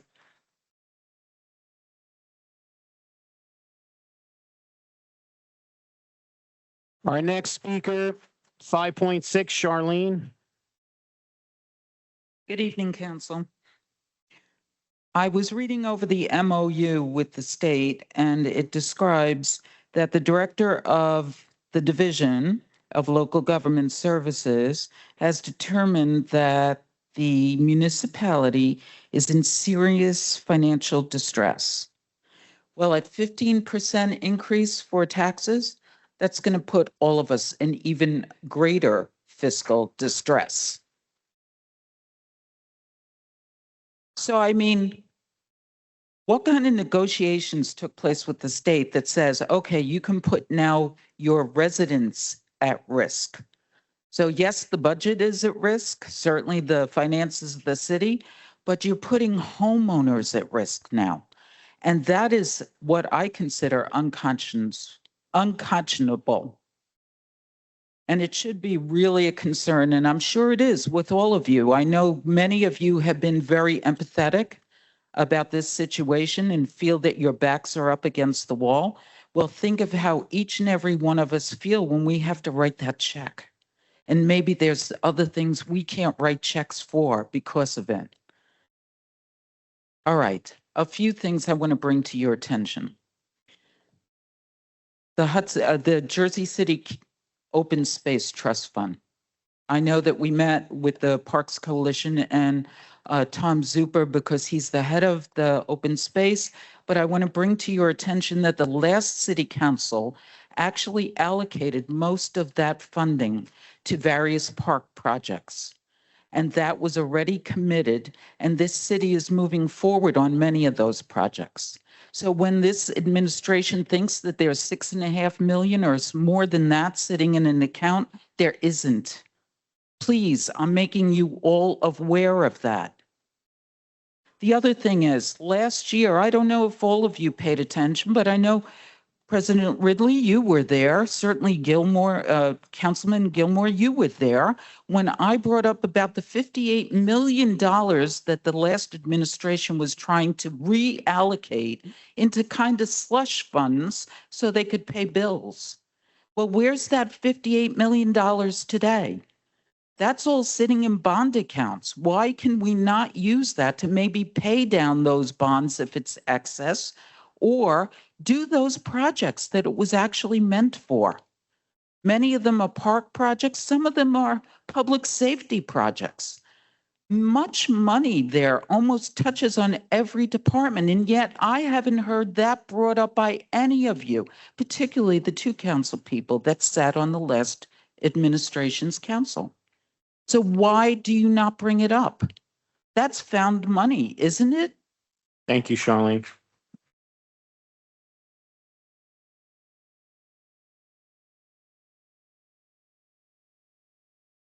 Our next speaker, 5.7, Esther.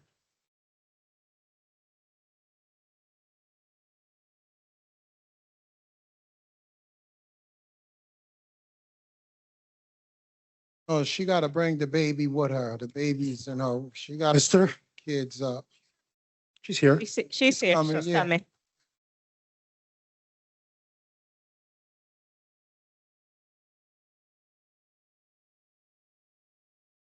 Good evening. Do you hear me okay?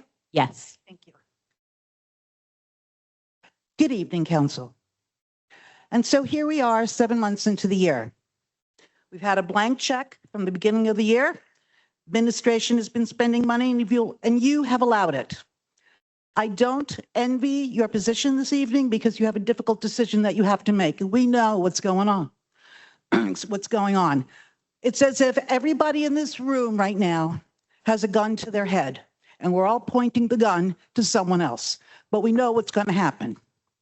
That being said, once the inevitable happens, what you must do is take a breath, roll up your sleeves, and begin working on the 2027 budget now. Because as I have said, if you think this year was bad, and I'm not the finance person here, but I understand that we had 11 abatements that expired this year, and we're going to have 16 next year.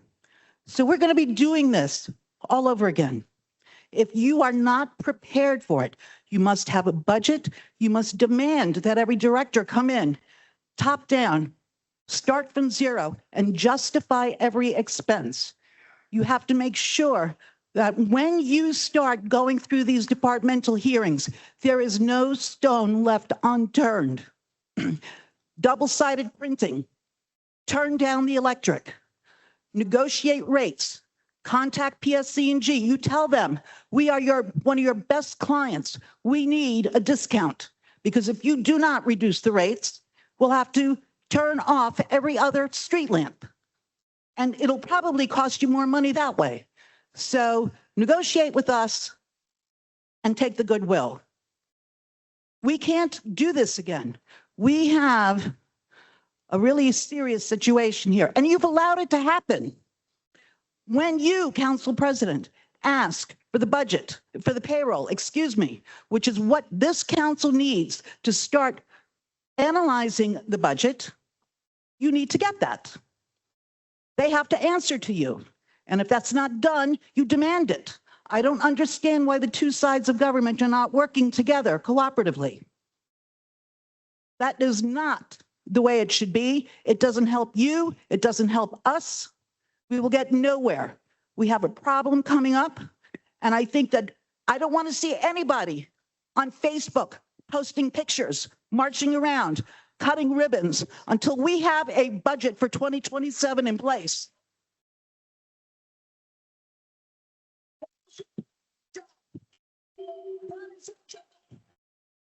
You do not pay one bill next year except for emergency Thank you, services, Esther. city clerk. Thank you.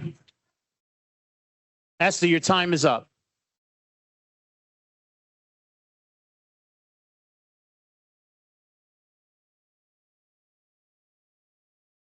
Next speaker, 5.8, Christopher Lane. Is he not here?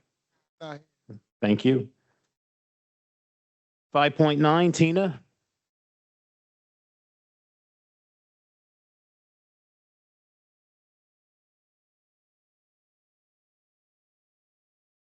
Hi, yes, my name is Tina Knowles, and yes, I do work for Education at Gilmore, but I'm speaking upon myself. Justice for Drew. Justice for Drew.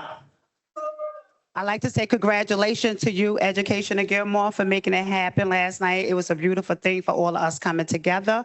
First of all, let's get into business. My nonprofit is not about my boss. It's about serving the entire community. It's supporting nonprofits who depend and who someone work for and know. It's based about helping others in a community. As a leader, I believe our responsibility is to bring people together and find solution. The families will belong to us, not to one person. Organizations, we should come together, not point fingers of who should get served and who should not get served. It's a community.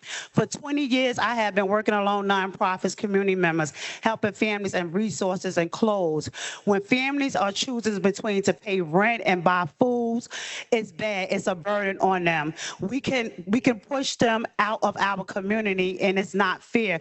These are the ones who built our community. It should not be the union should to be here stating they need their job. It should not be that the crossing guard is losing their job. It should not be that the board is using their job.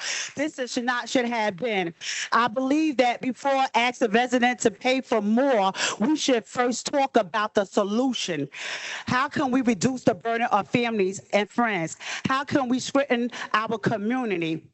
There is a difference between making a decision when we have finance security and living with the daily stress and wondering how will we pay our bill. Many of the residents are living every day trying to make it. I'm asking you to slow down and listen to the people, more effective. Work with nonprofits, work with the families, work with the community. Let's work together. Let's call this community our home. Let's work together to solve problems instead of creating more hardships. Our community deserves a chance to shine. Our people deserve to be seen and heard. It's time to stop overlooking the people who have been fighting for our community. This passion has been for a minute for everyone. I see today, this is the second time I have been seeing that our community have been up here fighting for everyone, not just for one community, but for everyone. So today, I'm asking Jersey City to start today. I'm asking our mayor to please stop and just listen to us and pay attention. It's not our fault what happened. You should have had change and found out what was going on and where exactly was the money and where it was at. So right now, I'm asking for all of y'all to make a decision to come together and to help our community, not to burden Thank you, our Tina. community. Thank you.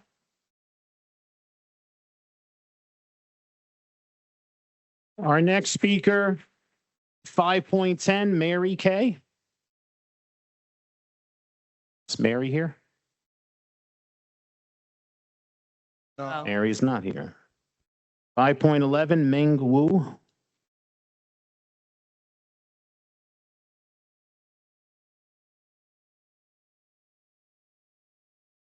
Hey, good evening. I'm going to make it brief. I believe the key to save our city from bankruptcy is the current ongoing audit that hasn't been released and the renegotiation of the pilot program and not the resident tax hike.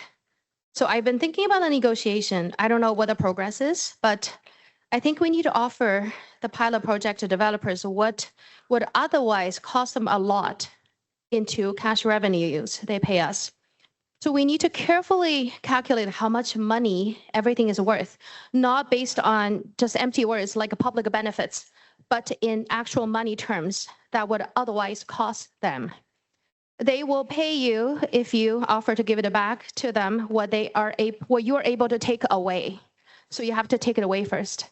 And this includes all the invisible favors they've been getting the whole time, like permitting and approvals, whether it's expedited or not. So anything then we offer is going to be a cost saving and we can demand a cut. Another point is anything the developers propose first, please assume it's a trap or a way to pay us less.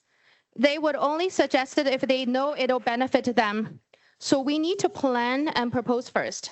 We need to think of all the terms that are good for us, a wish list, a list of what we are taking away and what we demand. Then we can sit down and talk. I have an example of, for example, the General Square buildings that Mayor Solomon have complained about, the Kushner's buildings. So for these buildings, for these particular 3 buildings and towers, there's not much leverage because the contract has already been finalized. It is what it is. But there are other projects from the same developers. For example, the Art Walk. I don't have the details of update, but I'm aware that they failed their promise to deliver the museum. So that's a breach of a contract. We have all the legal grounds to claw back all the benefits that we've been given and renegotiate every terms. And we need a full assessment of the replacement value of the museum they originally proposed, not just, community affordable housing, because the value of affordable housing, they inflated so much so their way of robbing us. We need a fair assessment and we need future revenue. They don't have any leverage. They should pay whatever we demand. And we need, and there's also the 30 General Square project that's under development. there's a lot of permitting and approval process that's going to happen in this project. I don't know if they request a pilot, but there's a lot of room for us to negotiate on every single term. That's to make it fair. And it's not supposed to be, it's supposed to be a mutual benefit. For them, it's a cost of saving, reduction of a risk. And for us, we demand a cut in the cost of savings. Thank you. Sean, just on that point briefly. Sorry, just on that point briefly, the city administration canceled the Pompidou Museum. It's not a breach of contract, but we are negotiating a benefit to the community there, just so you know. Thank you. Thank you. Okay, our next speaker, 5.12, Ada Jarwin. Ada here? No. Next speaker, 5.13, Kevin Davis.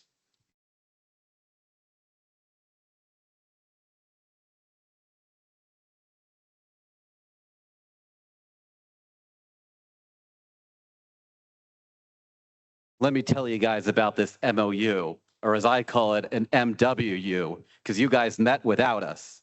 We have been left in the dark as the city is talking about our future. So there's some flaws with this agreement that you guys probably are going to agree to. One, I think it's going to cost the taxpayers more money than if you didn't do it. We're getting a $15 million grant from the state plus a $105 million loan, but the interest on the loan is slightly more than the 15 million we're getting from the state. And not only that, there's something in there that makes it more expensive to do city business.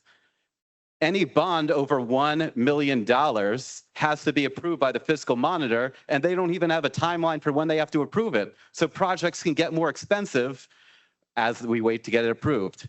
Now, this is what it's like being a citizen in Jersey City. I got something up my sleeve. We are blindfolded and we can't see what our city government is doing. Now, we asked to be heard and we got managed.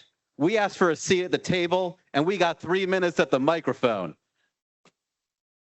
We asked to participate and we got a calendar invite after the meeting ended. We asked for transparency and we got a press release. We asked for transparency and we got talking points. We asked for transparency and we got a public relations campaign. We asked for transparency and we got the Jersey City Ministry of Truth. 1984 was 42 years early. We asked for accountability and we got a spokesperson. How is that serving us? It's serving the administration. We asked for a budget before a tax increase, and we got the proposed tax increase before the budget. We asked to see the negotiation, and we got the final offer. And tonight, we're being asked to play deal or no deal, the Jersey City version.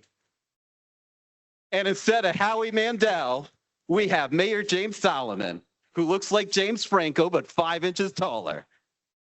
And tonight, every briefcase says final offer, 15 to 20% tax increase, and unreasonable MOU. Stay sharp, Jersey City.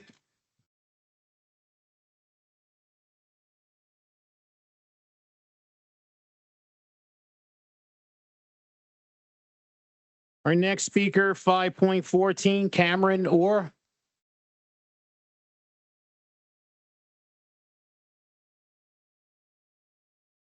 Hello, my name is Cameron Orr from New Jersey Friends of People's World, also a member of the Communist Party USA.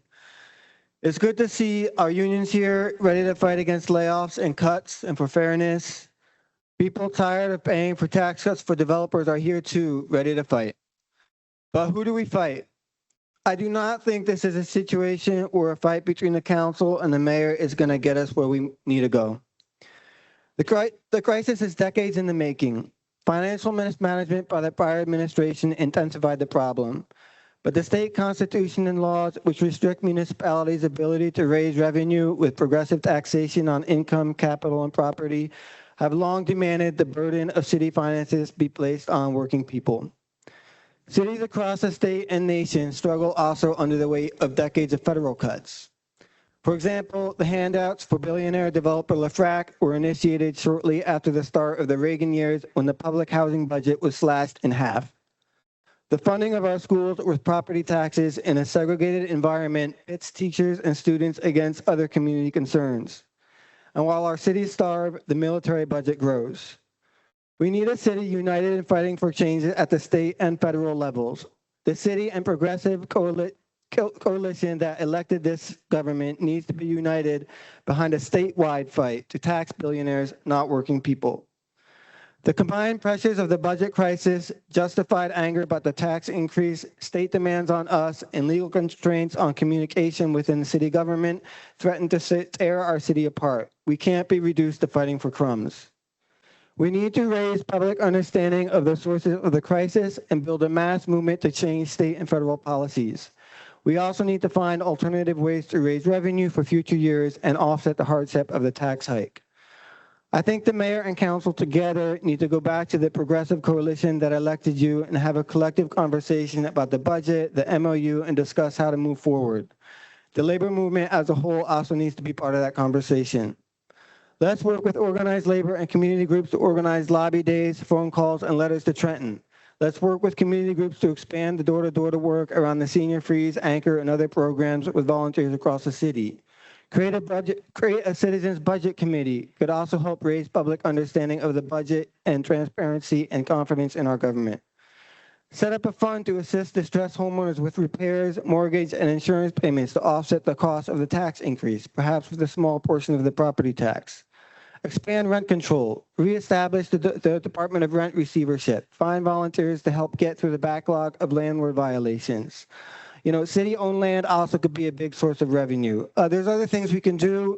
I have a letter I'd like to submit to the public record, and I hope you'll take time to look at it. Thanks. You.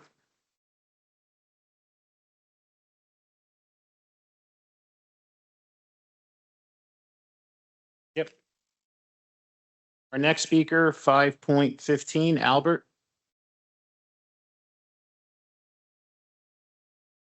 Good evening, Council President, members of the council, and good evening, our missing mayor. I rise tonight in opposition to this proposed budget because it asks the taxpayers of Jersey City to accept higher spending without sufficient justification or accountability. Residents are already struggling with rising property taxes, higher rents, inflation, increasing the cost of simply living in our city. At a time when families are tightening their belts, City Hall should be doing the same. Instead, what are we seeing? We're seeing a significant expansion of the mayor's office.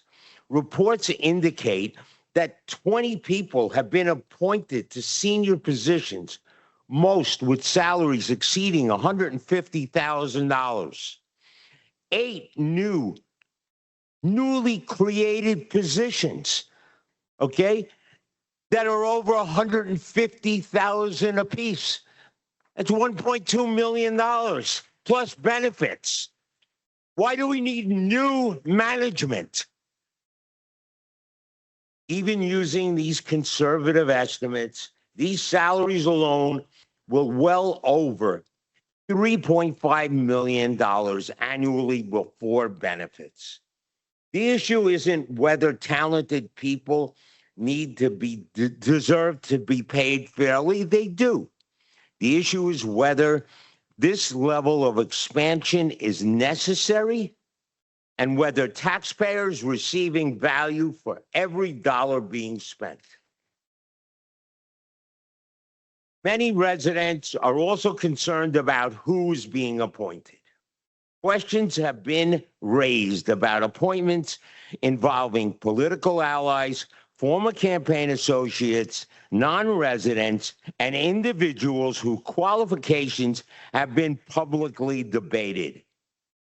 Whether every claim is accurate or not, the perception alone underscores the need for greater transparency.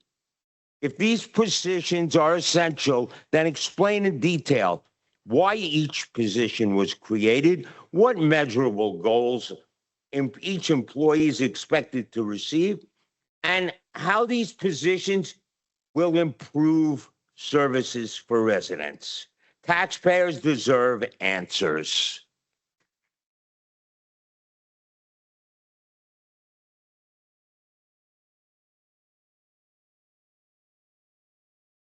Okay, before I call the next speaker, we are, as per Council President Ridley, we're going to give speaker number 5.57, Assemblyman Charles Maynor, some courtesy to speak next.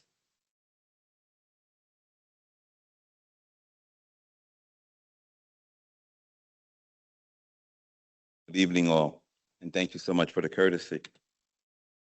I want to first begin by making one thing absolutely clear. I am not here to fight. Many of us are here to work towards a solution that both the residents and the administration can live with, and one that reflects the fairness and base transparency and shared burdens. We stand here because a significant tax increase has been placed on the people of Jersey City, on homeowners, seniors, working families, and every resident who is already stretched thin. And let me be honest, this is not a number on the bill. This is groceries. This is rent. This is medication. This is the difference between stability and struggle, living in a community or being forced out.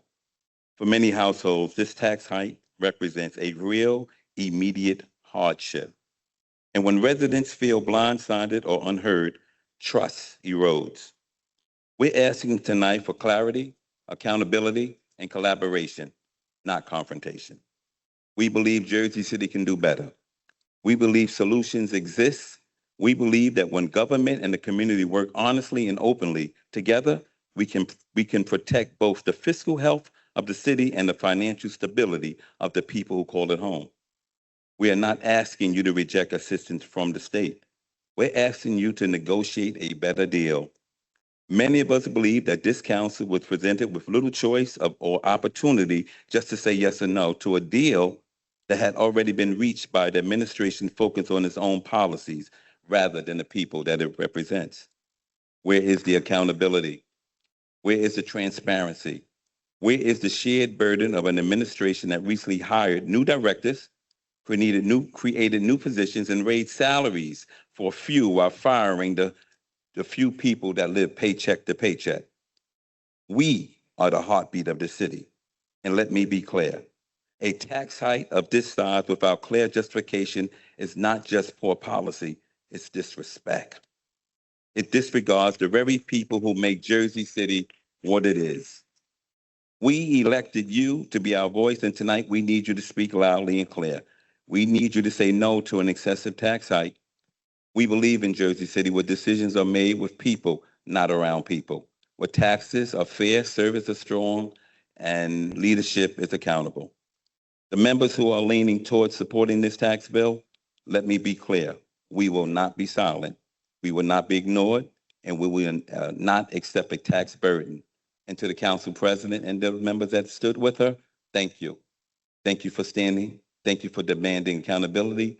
And thank you for doing what we elected you to do, representing us. Thank you.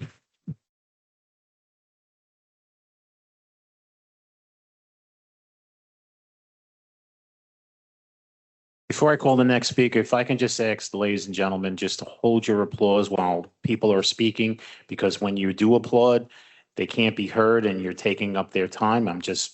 You can do it after they speak. It's best to do it that way. Thank you. Next speaker, 5.16, Maria Ross.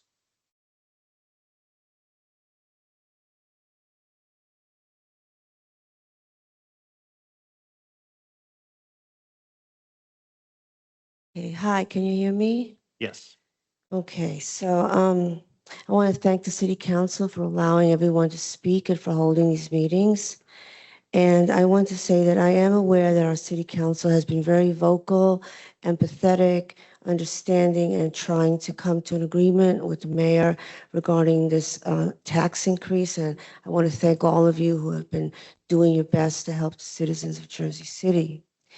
But I need to ask you, because I've been to many of these meetings where people have come for hours and spoken up and asked the council to please vote on, say, no on a certain ordinance.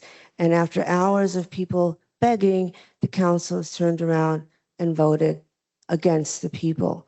And what usually happens is every city council person has a little paragraph where they say, well, you know, I really didn't want to vote on this ordinance or resolution, but I have to because, and then they give the reason why. So I really hope that this is not one of those meetings where the council is going to tell us at the end of hours of sitting here and waiting to talk our turn, that they're going to say, well, I'm really sorry, guys, but I have to, you know, vote against you. So please vote with the people of Jersey City. Please don't give us a tax increase. We cannot afford it. As simple as that. Thank you so much.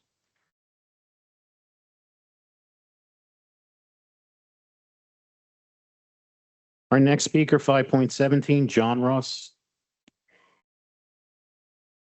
John's not here. Okay. Oh, John's, he's right here. Sorry, John.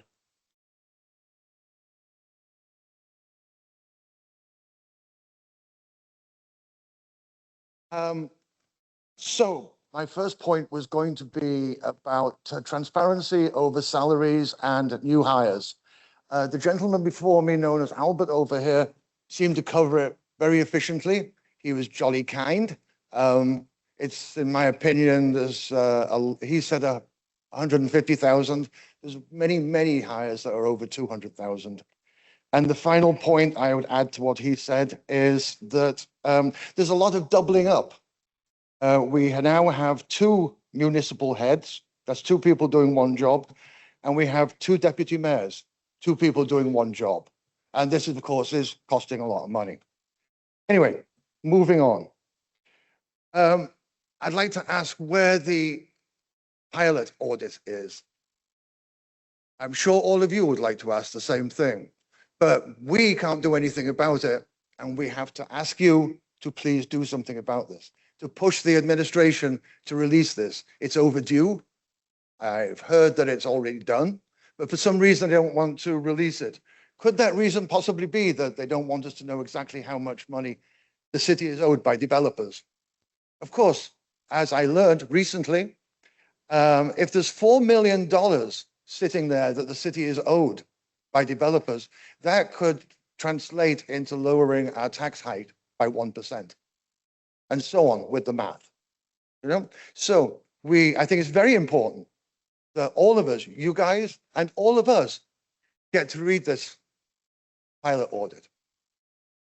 And my last point is relative to that. There is in the workings a new pilot called the Canal Crossing. And I would like to ask you guys, you know, to consider when you actually get to vote on this. What's going on is they are getting a 30-year, again, I will repeat, 30-year abatement for 11% affordable housing.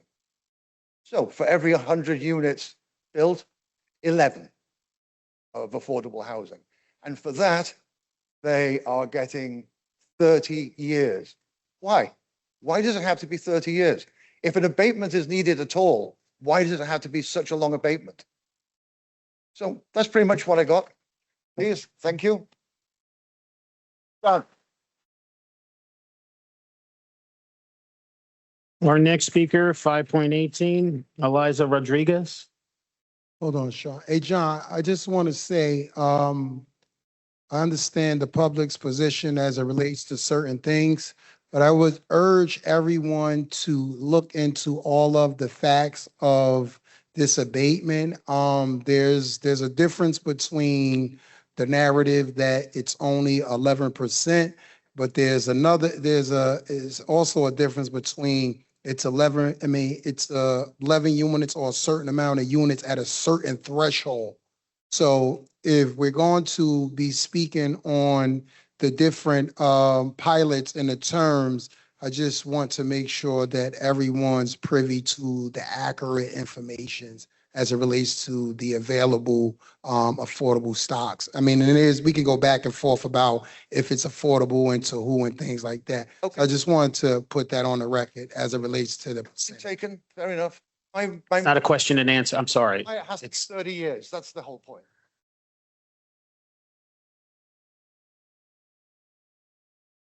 Next speaker, 5.18, Eliza. Not here. 5.19, Chris Harrison. Bless you.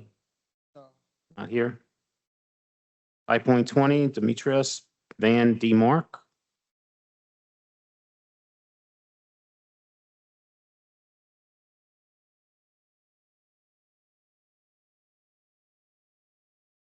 Good evening. So according to the Merriam-Webster Dictionary, trust is defined as assured reliance on the character, ability, strength, or truth of someone or something.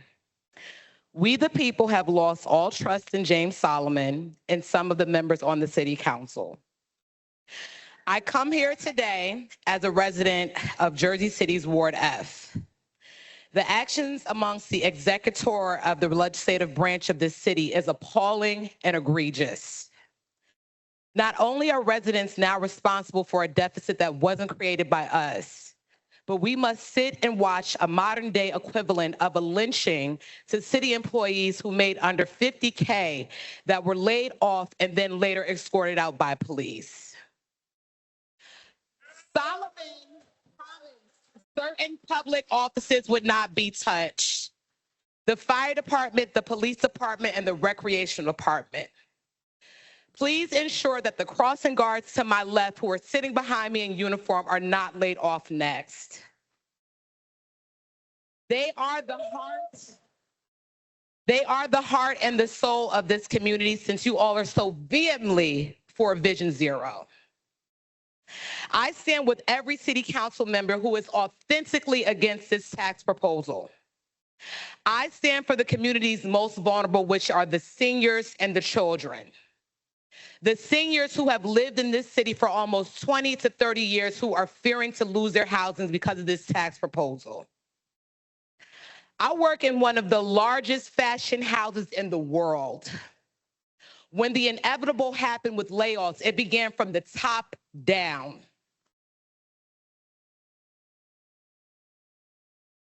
The creative director of 13 years was fired, the COO was fired, the CFO, etc. was fired. The bamboozling that King James Solomon has done is not right, nor is it legal. We no longer are asking the city council for a clear and coherent audit of the taxes and previous spending, but we are demanding it. Please also remember that the state prosecutor is able to assist you all if you all don't know what you're doing. We need this no later than the end of the week. And just so the public is aware, just in case we don't know how to do simple math, most houses in Jersey City are rated at $600K. With a 20% tax increase, most residents will be paying an additional $10,000 a month on top of their already high-end taxes. And that equals to $120K a year. That's simple math, guys. Come on. That's not accurate. I'm sorry. Let her finish. Renters aren't excluded.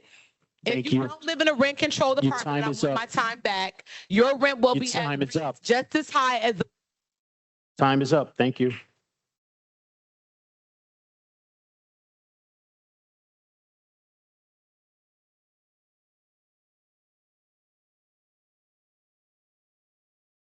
Next speaker, 5.21, Benny. Again, people, I understand everybody is passionate. Everybody, I get it. We have to, because there's so many people that's watching that really can't understand exactly what's going on. So we can focus on the facts. It is extremely important. So that way we're not spreading misinformation. If we could focus in on the facts. Again, I'm not telling anybody which way to lean as it relates to how you feel about things, but if we could specifically focus on the facts of these numbers. Okay, our next speaker is Benny. Good evening, council members, and thank you for your service. My name is Benny Casals, CAS-ALS, and I've been with the JCIA and DPW for 21 years, and I love my job. But I have to say, 6 years without a contract, and I believe the coalition agrees with me, is absolutely unacceptable. We have bills to pay and families to feed, and we can't keep up with the inflation. And I understand the money is in the budget to get this done, so please support the budget. Sweet, short, and sweet. Thank you.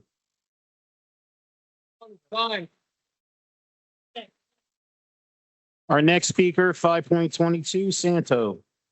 Do I have to spell my name to you, Tom? No, you do not. Okay, my name is Santo Dalla Monica. I am the president of Public Employees Local 245. And during the election, we supported Team Solomon and the entire team, and I'm glad to see you guys up there. You asked us for help, we gave you help. We need help now to patch a budget, because in that budget is money for us to get a contract. We have suffered 6.5 years without a contract. If people are talking about cutting city services, this is my second layoff, okay? The people that was laid off or fired, the 35 people were unclassified titles and escorted out of DPW, was uncalled for. Guy came in from work, gone. Now, here's the important issue. My traffic guards. The traffic guards worked hard to get you folks up there for your jobs. And they're unclassified. Are you going to wipe out all of the traffic guards? Are you going to lay off police department? Oh, wait a minute, you don't have a guard there, you got to put a cop. But if you don't have a cop, you can't put a cop there. How about the fire department? You're going to close firehouses? Your city will burn. Forestry. Every one of those gentlemen that worked there, except for the tougher class, are new. So they're going to be laid off. My mechanics that keep your police cars running, keep the snowmobiles running, are those folks are going to get laid off? What about the pothole crew? Brand new, started fixing potholes. Those people were just hired. So the last people in will be the first ones to go. So please do not cut city services. You guys don't want to get your salaries cut. They don't want to lose their jobs. They got families, my traffic guards, and I was listening to the stop signs. We need pro stop signs. A stop sign before you get to the stop sign. This way, when that person sees that, he slows down. If not, you hit it, maybe hit one of my guards, uncalled for. We have to get this budget passed. We have to finally get a contract. You folks up there know me. I've been up here. Sean knows me. I asked for a contract for 6.5 years. And it's beyond my recognition is why Steve Phillip got away with all of this stuff. But I can't help that. The only thing I can help is save jobs. And that's my job as a union president, to save jobs. Okay? So please, pass a budget. Thank you, Sean.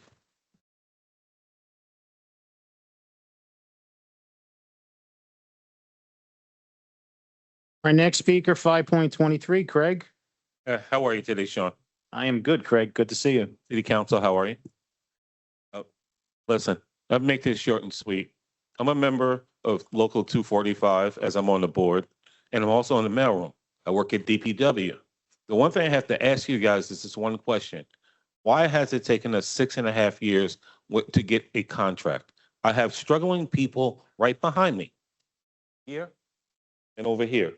And they're all struggling, trying to make ends meet. We see your salaries going up, but we don't see ours going anywhere. And it's 6.5 years. We need a budget and we need our money now.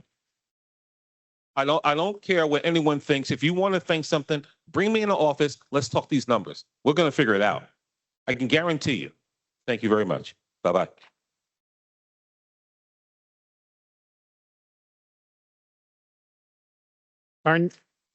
Our next speaker, 5.24, Maxwell. Hi, good evening, y'all. I'm Maxwell Feller.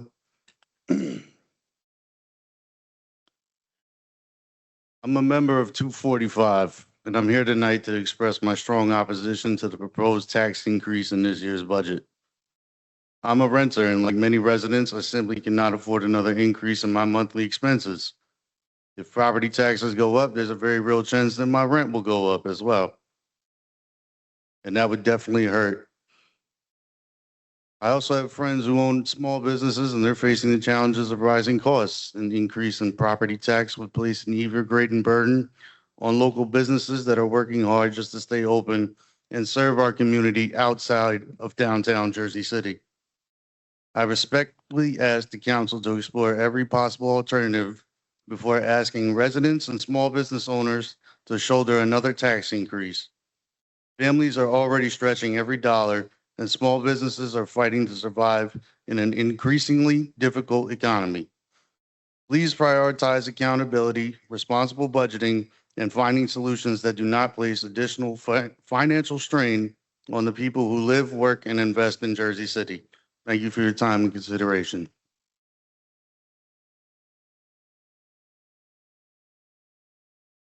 Our next speaker, 5.25, Darrell. Good evening, City Council. Hope all is well with everyone. My name is Darrell Roberts, and I'm a parks attendant for the city of Jersey City. I've been with this job 11 years and counting. I'm very thankful and humble and appreciative. With that being said, let's address the matter at hand. I don't think no city workers should be getting laid off or fired. We barely have the people power as it is right now. All departments and divisions are important and essential to keeping this city looking presentable. Parks, recreation, sanitation, MUA, DNI, automotive, messengers, dispatchers, police officers, crossing guards, lifeguards, automotive, forestry, sanitation, recycling. If I missed anybody, forgive me. But all departments, let me finish. Without us, the city cannot stay afloat and will not function properly. Now, I'm not against the city council. I need y'all to understand. But I need the city council to understand. Work with us to come with a reasonable, fair solution where no one else loses their job and everybody wins. Help us help you. Take care of the people that take care of the city. The little guys matter as much as the big guys. Sometimes the lightest things carry the most weight. Remember, we're the same people that voted y'all in, and fortunately, some of them same people no longer have a job. Thank you for your time and consideration, and have a good night.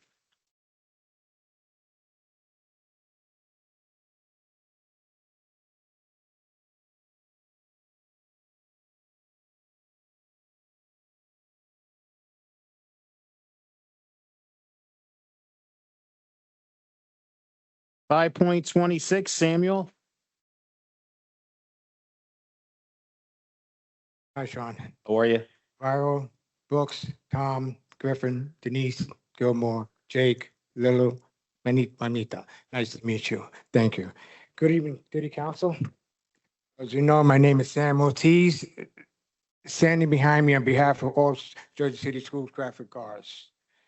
We are Jersey City's employees serving under Jersey City Police Department district throughout Jersey City Public School, charter school, summer camp, and after school. As you know, whenever the community needs me, I'm there.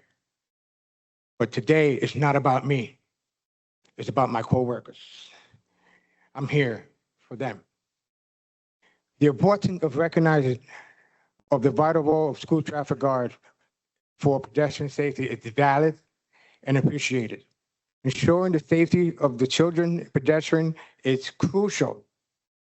Maintaining these positions can significantly contribute to that goal. Our president not only help manage pedestrian traffic, but also fosters the sense of community and security. Maintaining our tradition can significantly contribute to a safer environment for students, family, and teachers. In the light of this city budget constraint that many schools and municipal face, it's important to advocate for the value of that crossing guard that bring to our neighborhood, your neighborhood. They contribute to overall well-being of our children and can help reduce traffic congestion during peak school hours.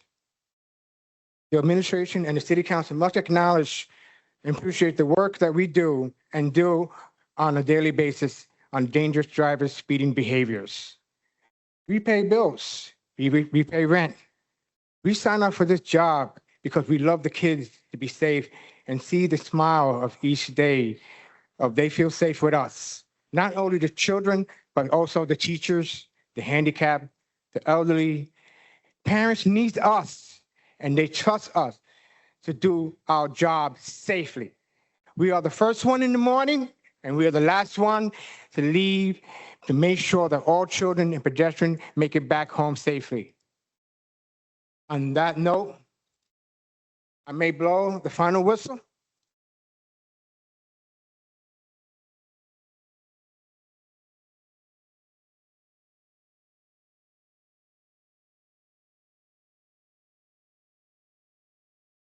That's because it's the last time you will hear from us.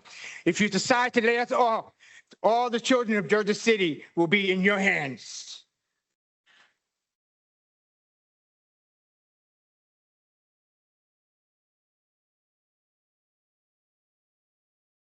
Our next speaker, 5.27, Osama.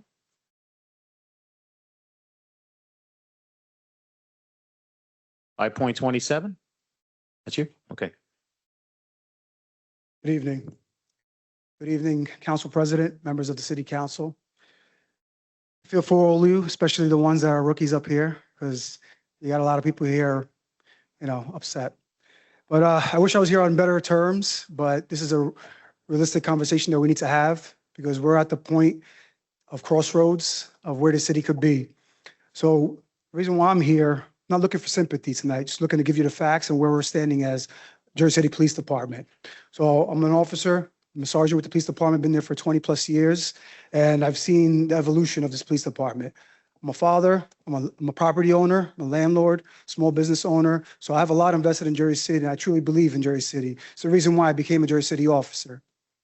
So I'm here asking you to make a decision that will determine whether Jersey City continues moving forward or begins moving backwards. I stand before you today because if we don't get this right, then all these issues that we're talking about now will be irrelevant. And it's almost like having a health problem. Once you have a health problem, there's only one thing to focus on. And that's where we're leading right now if we don't do something about it. So this is bigger than a contract, it's bigger than a budget, it's bigger than politics. It's about preserving the foundation that allowed Jersey City to become one of the most successful and safest cities in our region, given the population to officer ratio. Right now, we have about 720 or so officers, which is drastically down compared to many years ago when we had above 1,000 officers.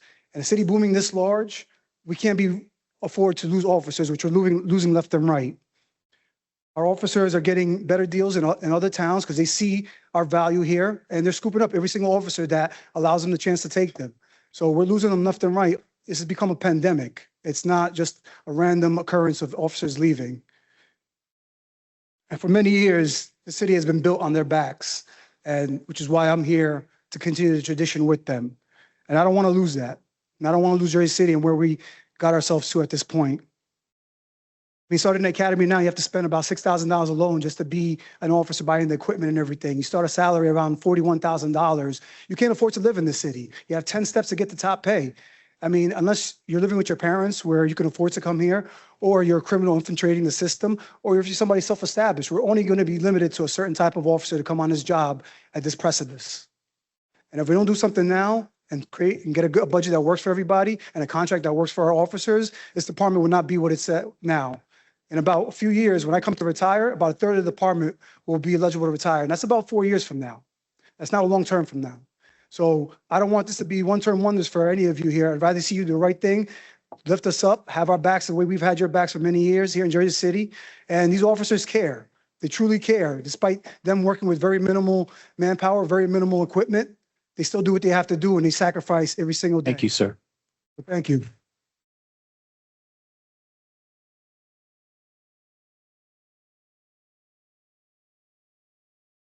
Next speaker, 5.28, Alberto. Good evening, council members. My name is Alberto Vasquez, and I'm currently a sergeant with the Jersey City Police Department. I speak today having 14 years of experience in your police department. Along with being born and raised in this great city, I've been representing our city my entire life. I constantly advocate for our city and for our department. But right now, it's getting difficult. Our men and women answer over 200 calls for service on a daily basis. Our men and women are constantly going out there in danger on a daily basis to protect our citizens. Our men and women are under constant stress. The stress is a reminder of how difficult and dangerous this job is. Making any cuts now will have a significant and major impact on the quality of life to our officers and our citizens. As Sergeant Badawi said, we're losing great officers from this police department. They are constantly leaving this police department. When I speak to them, most of them say to me, Sarge, I'm not leaving because I want to leave Jersey City. I'm leaving because of the pay. I'm also leaving because when I go to my different department, I have a lot less work to do. We currently have approximately 30 supervisors that can leave today with 25 years of experience. We have 87 supervisors that can retire within the next 3 years with 25 years of experience. We don't want to lose that. Those are the men and women that I count on as well while I'm out there if I need that senior experience. I fully understand this unpopular decision that will make it extremely difficult, but I fully believe as you as council members will do the right thing and help this city out. It's not only important for our members of the Jersey City Police Department, but our firemen, our city workers, DPW, our officers out there in the street crossing our children. Now is the time to get it right.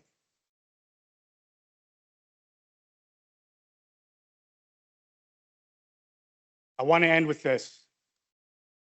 Every day we go out there, we answer the call. No matter what, we answer the call. Again, whether it's police, fire, DPW, or crossing guards, we answer the call.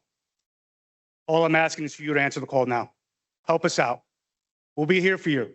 We're going to answer our call our next shift. We're going to answer it. Help us out. Thank you for your time.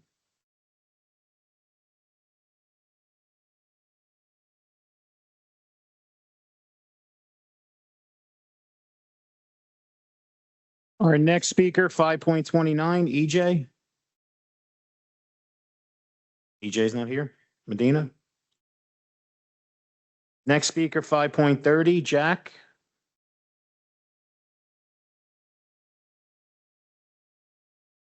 Also known as John. How you doing, Mr. Gallagher, my friend? Good to see you again. Keep drumming. My name is Jack Collins. I live at 30 Seaview Avenue in Jersey City. I'm a taxpayer in the city, and I'm the proud president of the Jersey City Uniform Firefighter Association Local 1066, our city's fire department. I want to thank don't forget, I'm also the vice president of the Coalition of City Public Employees Unions, standing proudly. That woman right there who you heard speak first. I want to start by thanking Council President Ridley for reaching out last week, having a dialogue with us and trying to give us some information. I want to also thank Councilman Thomas Zupa. You've been reaching out to us. You've been speaking to us months now. Your dedication and labor to the fire department, to the public workers of Jersey City, and to the residents will not be forgotten. I promise you that, because you reached out, and so did you, Council President Ridley. Rest of the council, it's good to see you. Worried about you. It's been a while. I'm not saying that to be facetious. I'm saying it because we've been asking all along, talk to us, engage us. We were all the belle of the ball in October, November, back in September when there were elections. Then we got forgotten. We have all these issues that we've been told. We have a financial crisis, 20%, 15%. No one's talking to us. I do want to thank Stu, and I want to thank Laura Bustamante from the mayor's office. They reached out to us as well. They're at least trying to talk to us. Where we go with that, we don't know. But what I can tell you is this. I wear two hats. I'm a taxpayer in this city, and I am a proud firefighter. We will not be pawns in whatever is going on between the mayor's office and the council and this administration. We elected all of you to lead, and this is where leaders are made. Step up and lead. Figure it out. Fix it. Talk to each other, because you could talk when we were out there on the trails. Talk now. We don't know what's going on because you don't tell us, so engage us. You tell us that you have to pass this budget, that you have to pass this tax increase. Well, then here's what we want from you. My members want to guarantee that you're going to fix what's broke first before you move on to anything else. We don't want to hear about platforms that you ran on. We don't want to hear about new expenditures. We don't want to hear about social problems. Fix the mess that this money was brought for first. Secure their jobs. Secure their families. Let them know that you have our backs. Like my good friend Berto said, I've known him since grammar school. Him and my brother played high school baseball together. We answer the call every time. We do it in rigs that are 30 and 35 years old. We go back to houses to recoup that are 30 degrees in the winter, not because it's outside, inside the house to recover, to go back and do it again. We've been told that there have to be cuts made, but then we watch new hires. We get told that everyone's trying, but then when we ask, everyone just points fingers at each other. Stop pointing. We know there's a learning curve. We're here to work with you. We don't want to be enemies, but if you want to have our back, we'll have yours. Thanks, Jack. Thank you.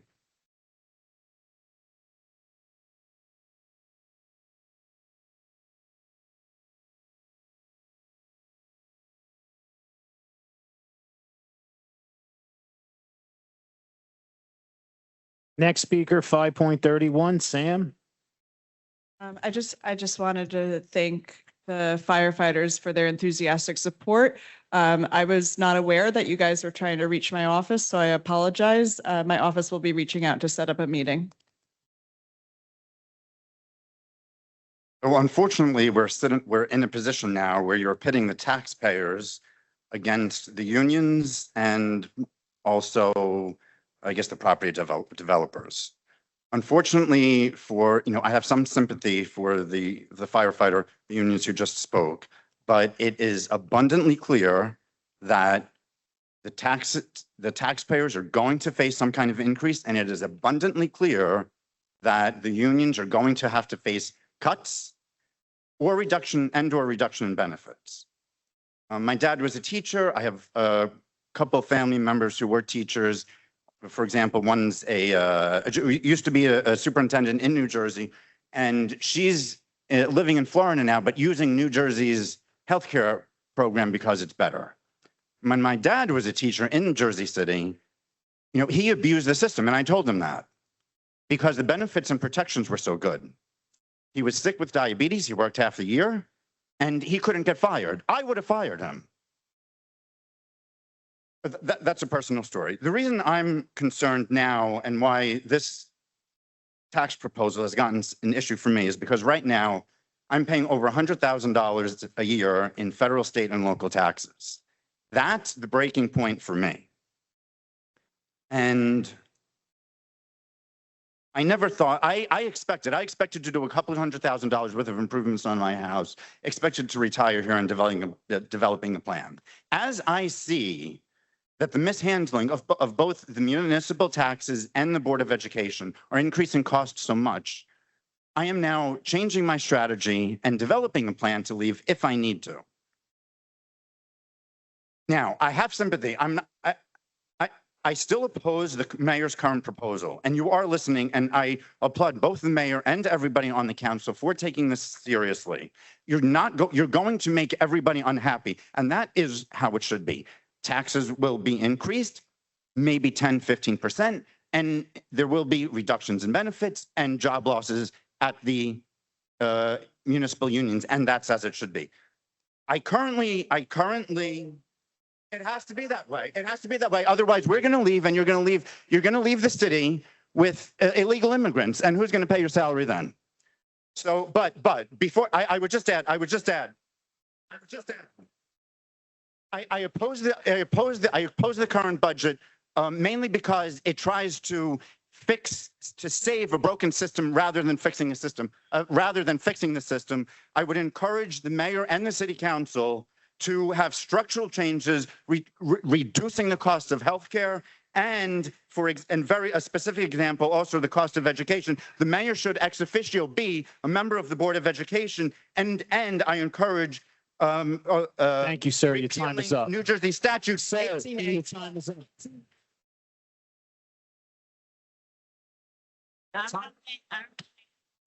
Your time is up. Everyone is entitled to their 3 minutes and their opinion, whether we like it or not.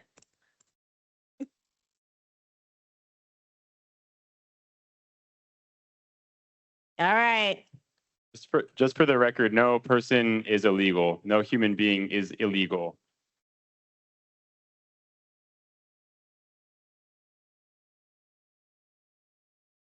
Now, before I call our next speaker, again, I know everybody's passionate.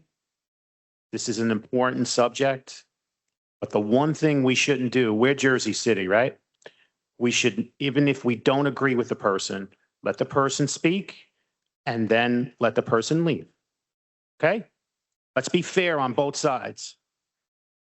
With that being said, 5.32, Latia, is she not speaking because she spoke earlier? Okay. So now we have 5.33, James Carroll.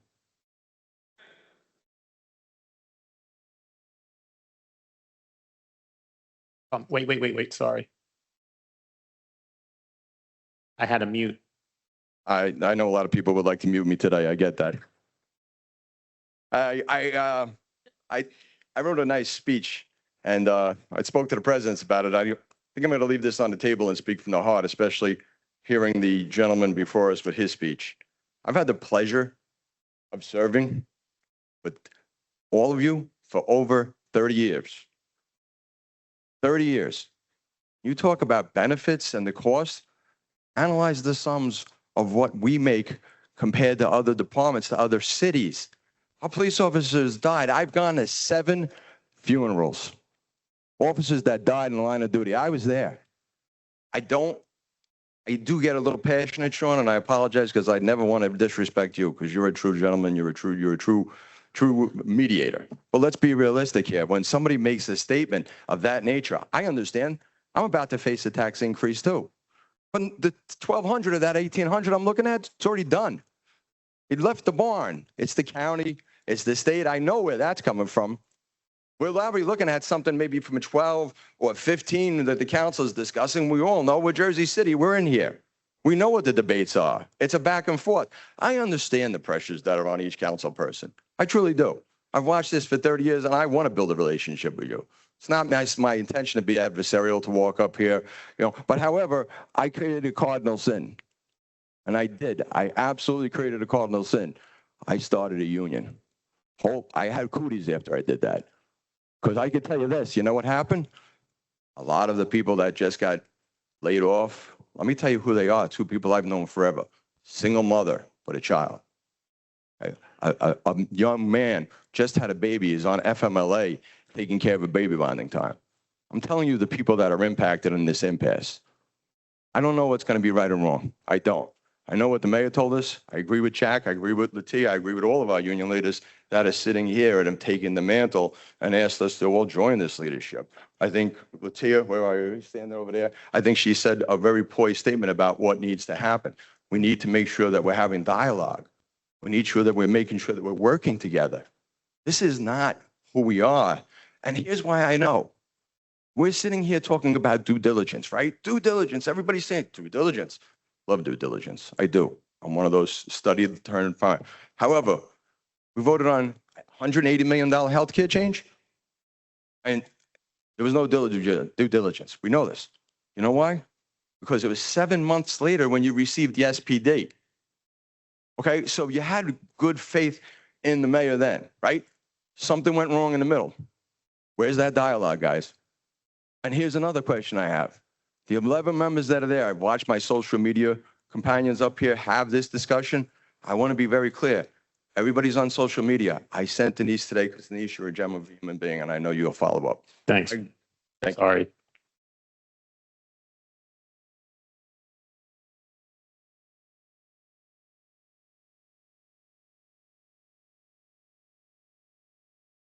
Our next speaker, 5.34, John Kilroy.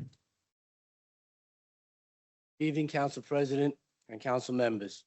My name is John Kilroy. I'm the president of Jersey City Public Employees Local 246. I proudly represent more than 500 dedicated city workers who every day keep this city operational. I'm here to this evening express my opposition to a proposed tax increase. Like many other members, I am a taxpayer. Our union includes single mothers, single fathers, and hardworking families who can't simply afford no more money to be taken out of their paychecks. Our Local 246 is the largest civilian union in the city. Our members remain grossly underpaid despite the essential services they provide. Our union was hit especially hard with the recent layoffs. I lost 16 employees. And I will point to people's faces here so you know who these people are at the bottom of the rung who got laid off. A little passionate because these are people who come out here every day and do a job for you, and they were treated like garbage. Despite being told that everybody needs to tighten their belt, the essential services such as the car pound will have to reduce operations or close probably, and people won't get their cars and be charged extra fees. These are the residents that you represent. Today, I stand with the members and decide to affect one of us. The layoffs can happen to civilians, police officers, and firefighters, and any other city employee that won't be next. Our workforce is already stretched thin. Every day, employees are expected to do more with less, and that's simply not sustainable.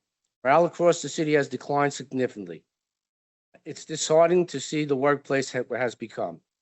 We are asking the council to prioritize accountability, transparency, and open communications before asking taxpayers to shoulder this great financial burden. Or service. Our employees deserve better. The residents we serve deserve better. Thank you for your time. I'm open to anybody who wants to contact me to have a sit down. My people work hard for this city. I know some of you personally, some of you I don't. I'd like to have a dialogue with each and every one of you to represent the people that keep this city running, to make yous look good. Thank you for your time.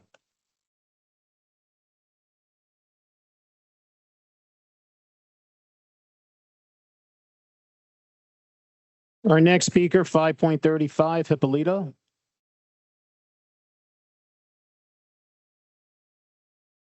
Is Hippolito here? No one wants? No. Okay. Next, 5.36, Travis Ragland. Next, 5.37, Deontay Griffin Quick. Deontay? No. Next, 5.38, Peter Nowak.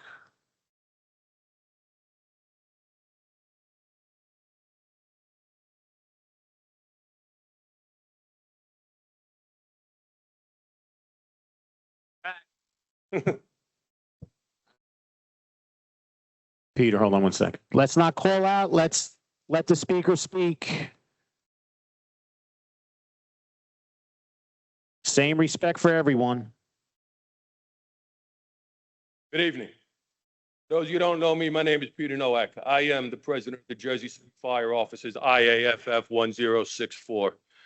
I was born and raised here in Jersey City, and I've been an employee of the fire department for over 34 years. I'd like to thank Mayor Solomon, his team, the city council, and of course, the union coalition who's here today. For the last couple of months, we've been having conversations. We knew these difficult times were coming. They're here. Difficult decisions need to be made. I have firsthand witnessed this city and its ups and downs. This great city that we have today requires great city workers to keep this city great. Each one of these people perform a job and a task that is needed. There's no extra people hiding in closets. Every cut will be felt by the citizens that deserve nothing but the best. Tonight, the council's tasked with having to make a difficult decision. I know too well what faces you when you have to make that difficult decision. It may not be the popular one, but stick with your gut, stick with your instincts, and do the right thing for every single one of these people and the people who elected you to represent them here on this dais. Each one of you put the time and effort in to do your due diligence. Yes, there's probably some communication breakdown, as there was with us.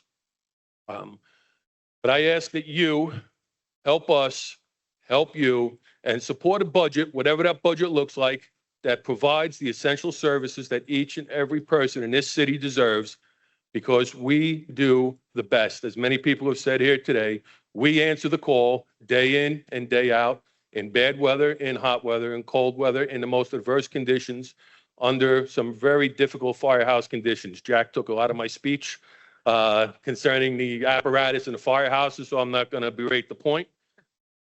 But we cannot do more with less. We cannot answer more calls that are coming in with less bodies out in the field and apparatus that is failing. So I ask you here today, whatever budget we agree on tonight will protect the citizens as they deserve the best. It protects these government workers that are out here day in and day out doing the best that they can do under some difficult circumstances. I ask that the budget meets the needs of every department. We need resources, and those resources are dollars. Unfortunately, they're tax dollars, and it's a difficult decision, but do not let us fail in our mission protecting you and the people that put you up on the dais. Thank you, and God bless.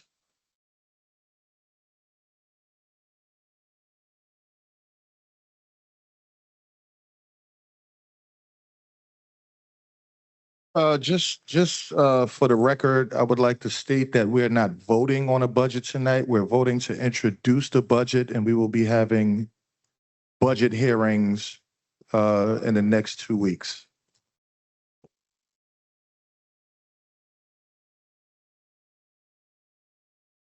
Okay, our next speaker, 5.39, Kevin. Good evening, City Council. Tough night. Tough day. Today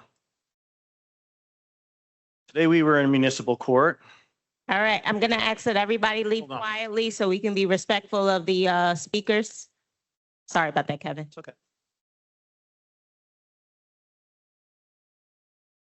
If you are exiting, if you can exit quietly, we still have the meeting to conduct and we have public speakers. They were respectful when you were speaking. If we can do the same, we greatly appreciate it. Hi. So, listening to everything that's happening here, and it really has a lot to do with what we experienced today in municipal court. It's really a strange situation that we found ourselves in over these last couple of years. Seemingly unexplainable why the city would not enforce certain laws that would cause landlords, law-breaking landlords, to pay their fair share and to pay their fines. I think it was 2 council meetings ago, Corporation Counsel in this room mentioned that the superintendent issues are not subject to any litigation. I agree. Today in municipal court, there were over 88 summonses before the judge. 22 of them had to do with, you can guess it, superintendent. It was the only one the municipal prosecutor did not mention. In October of last year, the ordinance James Solomon, then councilperson, sponsored was related to mandatory minimum fines. That same person is now our mayor and put forward an executive order to collect the maximum that ordinance provides. That was more than 255 days ago. Just the violations the municipal prosecutor opted not to bring up today at the maximum would be more than the budget deficit times 2. So that means if 255 million deficit is a 15.5% increase, with double that owed to the city, we should call for a 15.5% reduction in taxes, it would seem. For the unions, the firefighters, the crossing guards, anyone in this room with lawyers, if you lose your job because the city is prioritizing not collecting fines from law-breaking landlords so that they don't have the money to pay for your jobs, I won't file that lawsuit, but I can turn over the records. Over 6,000 reported violations that the city has not collected that are reported to this council and this mayor every single day. That today in court, the press was there. And for the first time, 5 national news outlets now have a copy of all of the violations the city is not collecting so that they can fire essential workers. I'm easy to find. I'll turn over the records. I'll save you the Oprah. Every day this council gets that record. At least $500 million in uncollected, not even tried to collect. They collected 0 today. Thank you.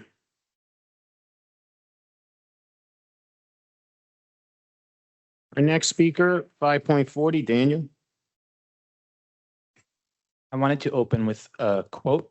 This is from September 8th, 2025. Quote, "If your landlord breaks the law, they must pay a fine."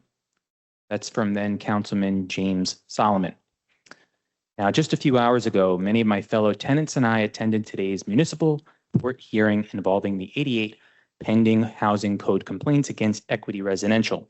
And during today's hearing, the municipal prosecutor asked the court to postpone the security guard complaints until after pending Superior Court case is resolved. He also stated that the city's position is that the Chapter 260 complaints are not contingent on the federal rent control case, yet the city is nevertheless waiting for the federal judge's decision before moving forward with the housing code complaints, so 0 fines collected. Now, as a resident, I find this difficult to understand because if the city's legal position is that these complaints are independent of federal litigation, then why are they being delayed because of that same litigation? And unfortunately, this is not the only example of city ordinances going unenforced, because since December, I have documented the Korean War Memorial being left unsecured after hours in violation of Ordinance 07-153. Night after night, I have submitted photographs through the city's C-Click Fix system showing the same condition. And despite months of documentation and ongoing communication, the ordinance continues to go unenforced and 0 fines have been collected. Now, residents all over the city have spent the past several weeks and months hearing and reading about the city's financial challenges and the need for higher taxes and even layoffs. And at the same time, the city has ordinances that were specifically designed and strengthened to address ongoing housing violations. Ordinance 25-105 recognizes continuing violations and authorizes penalties that may accrue for continuing noncompliance up to $2,000 per unit per day. And Section 1-25 of the Jersey City Code likewise authorizes penalties and fines for violations of city ordinances. Now, if the city believes these housing violations can legally be enforced today, residents deserve to know why those cases are being postponed and why fines aren't being collected. Because every month that enforcement is delayed is another month that tenants continue living with unresolved violations, another month before those cases can be adjudicated, and another month before any penalties and fines authorized under the city's ordinances can be imposed. Before asking residents to pay higher taxes, I ask this council to ensure that the laws already on the books are enforced consistently, promptly, and in accordance with the city's own stated legal position. And that includes collecting fines related to housing violations. We're talking about money on the ground here. Thank you. Next speaker, 5.41, Retata. Sorry, did I say that wrong? Renata, sorry. I'll yield my time back, but I'll leave a question for you guys. Why is the municipal prosecutor working against the best interest of the city? Is anybody watching him? Say it again. Why is the municipal prosecutor working against the best interest of the city by not enforcing the collection of the fines that are due to the city? He sided with Equity Residential today.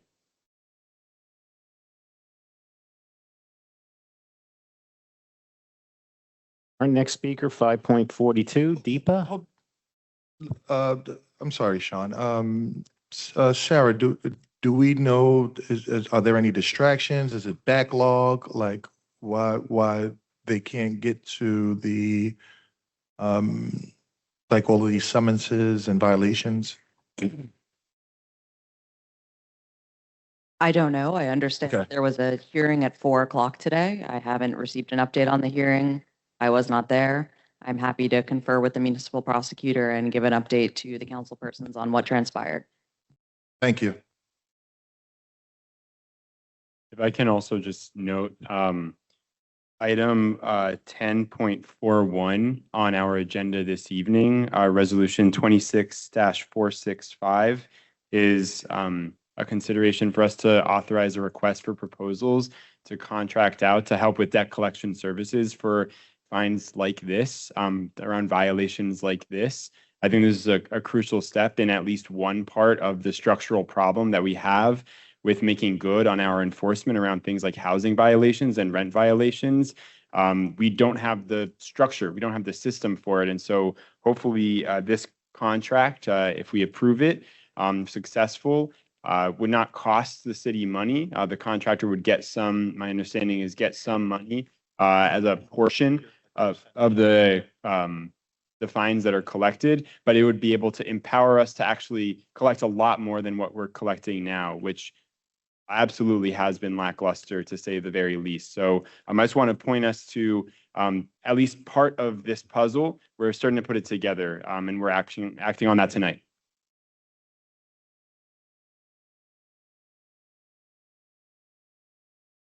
Okay, 5.42, she's not here. Okay. Next, 5.43, Sylvia. Not here. 5.44, Dan. Yield your time. Thank you. 5.45, Mark. You yield your time too? No, I'm only kidding. In 2024, your predecessors took a definitive stand for public safety by passing Ordinance 24055, explicitly mandating 24/7 uniform security for massive multiple dwellings. In Letters and Communications 6.28 today, the owners of the VYV towers on Warren Street are asking you to gut that very ordinance with an exemption petition.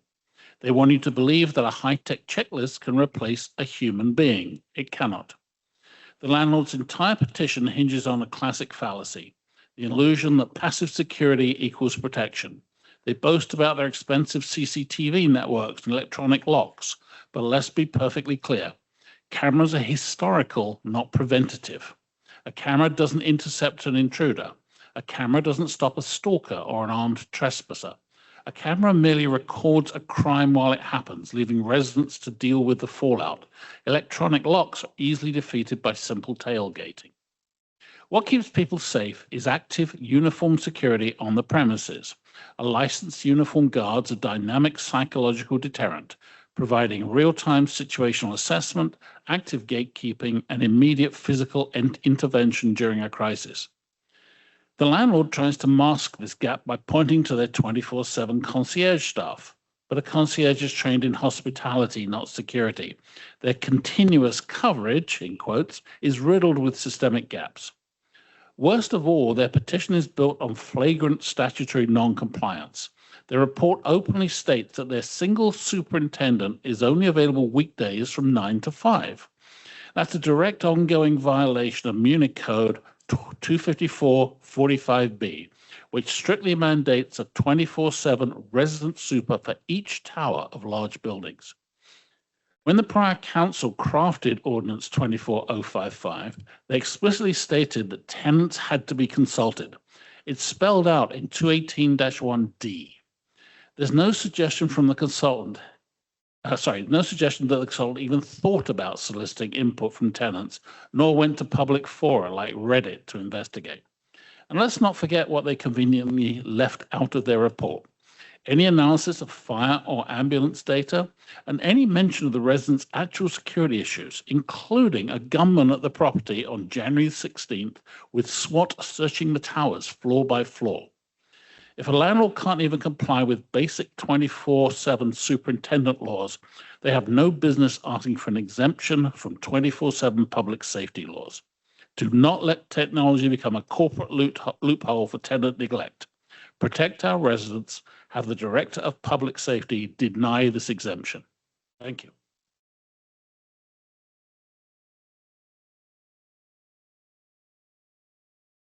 Our next speaker, 5.46, Sylvia M.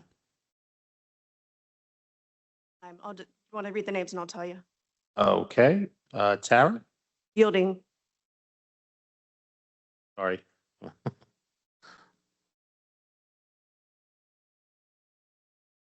We got 5.46 Sylvia, 5.47 Tara, 5.48 Shannon.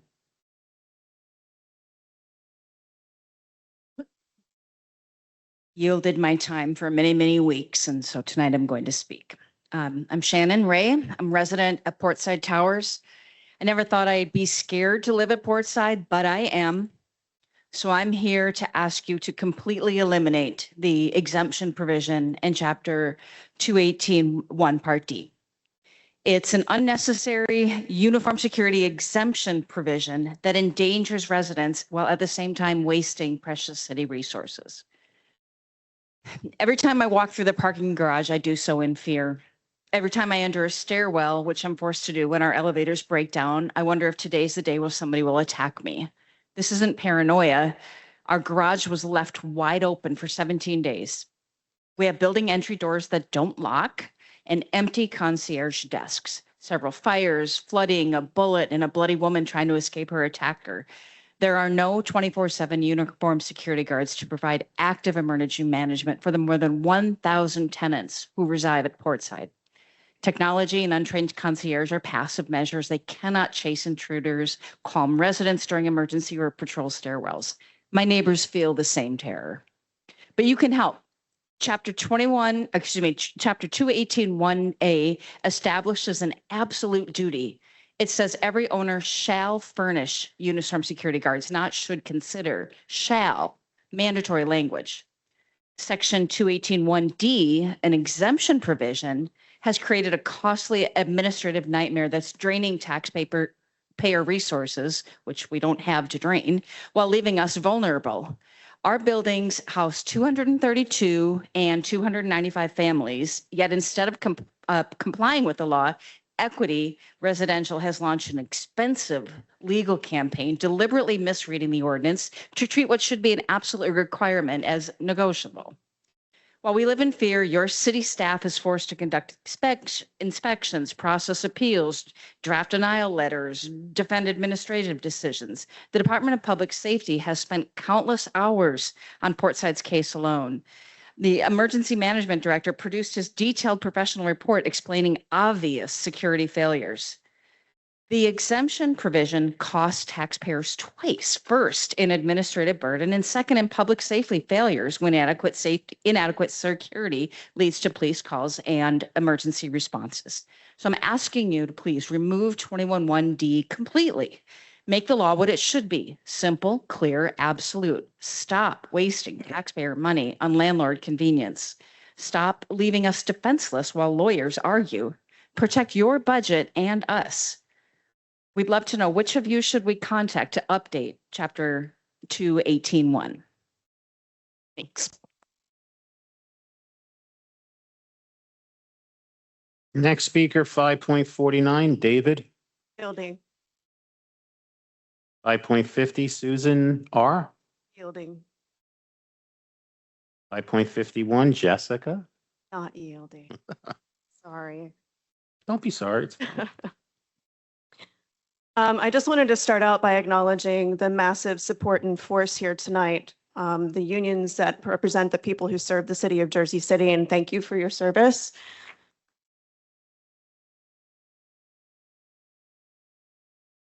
We might have met before because you've been to my building many, many times to address people getting stuck in elevators, fires, floods. Kevin got stuck in an elevator once. I'm sure that he has a picture with at least a few of you. Safety violations, et cetera. And I think that we have a shared mission, believe it or not, because you heard from a couple of us that today was one instance in the saga, the ongoing saga of court hearings for our group. This court hearing today was about 88 summonses that have been issued by the city for a variety of safety and other violations for my landlord. And we watched collectively, because there were more than 50 tenants who took time out of their workdays to attend this Zoom, to see if any of the fines associated with these summonses would be actually collected. And we saw that the number was 0. And that means something for you too, because that means there's less money in the budget. There's less money coming in for municipal fines that can support other things, other programs, safety, fire control, et cetera. So it's an odd financial game that's happening right now because, as Kevin said, there are literally hundreds of millions of dollars in uncollected fines. And my landlord is one instance. There are 30,000 buildings in this city, and many of the landlords are not paying their fair share for the safety violations that they are forcing onto us, not only in avoiding the cost of the fine, but causing more cost in general on all of us. So the city's own mandatory minimum ordinance still puts $132 million on the floor uncollected since October. And that conservative math on the maximum fine, which is per unit per day, puts it past $500 million. We're talking about a 15% tax increase when we have $500 million on the floor from two buildings from one landlord. Imagine what we can do with that money. We could pay you, right? So I happen to be a scientist, and I don't get excited about one good afternoon where we had a little bit of movement. We finally heard the prosecutor acknowledge that there were a couple of buckets of fines, not just everything lumped under rent control. Give me more data points. Let's see progress. Let's see progress from now until August going into the fall. We can do something with this money. We can ameliorate the budget crisis. Thank you.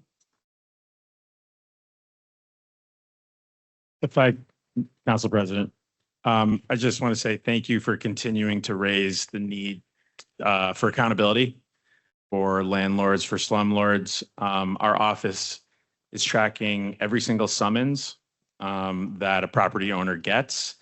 We want to track the life cycle of when it's issued. Do they abate? Do they cure? When is the court date? What happens on the court date? What happens when they miss the first court date? So, anything, I can only look out for Ward B. That's who elected me. But I just want you to know that our office is tracking all that stuff when it comes to us. So thank you for continuing to raise that. And yeah, these entities need to be held accountable and pay their fair share for violating the law.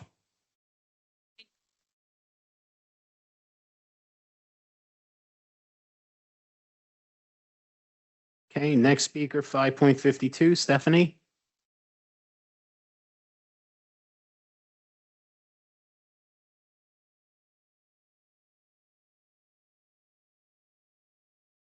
Stephanie, you're here. Right? She's coming.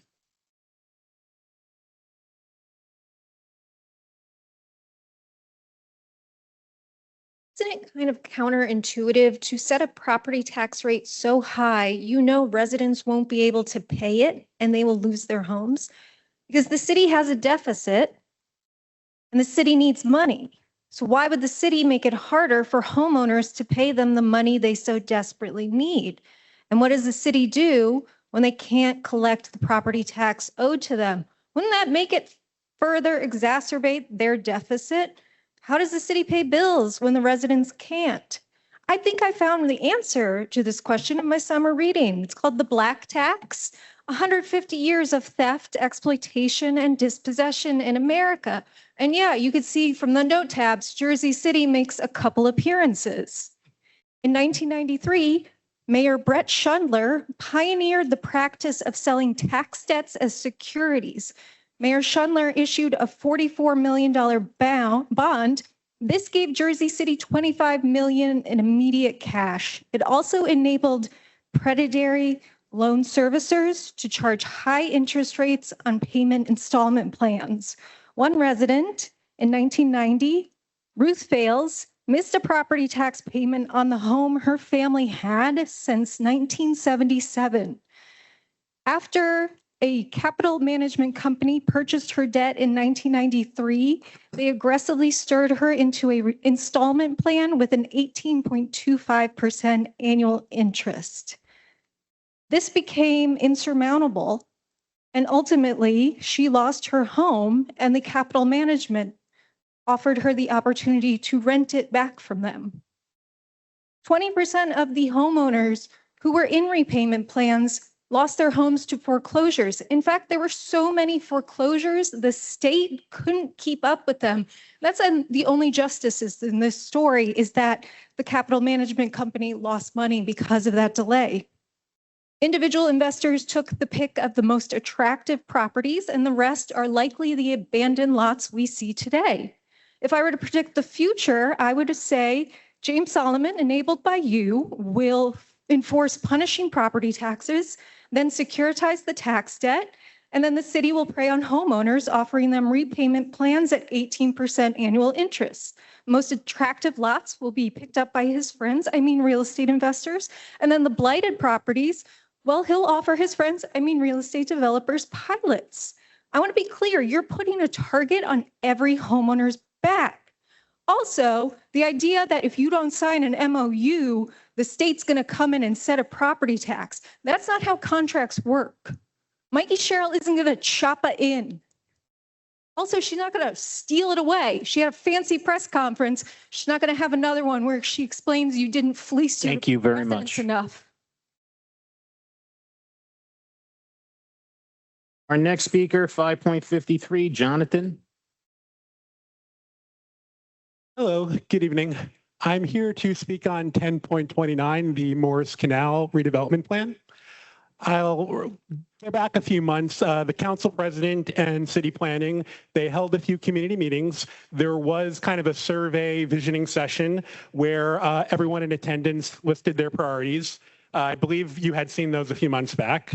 Some of the things that were mentioned were affordable housing and also a commercial component.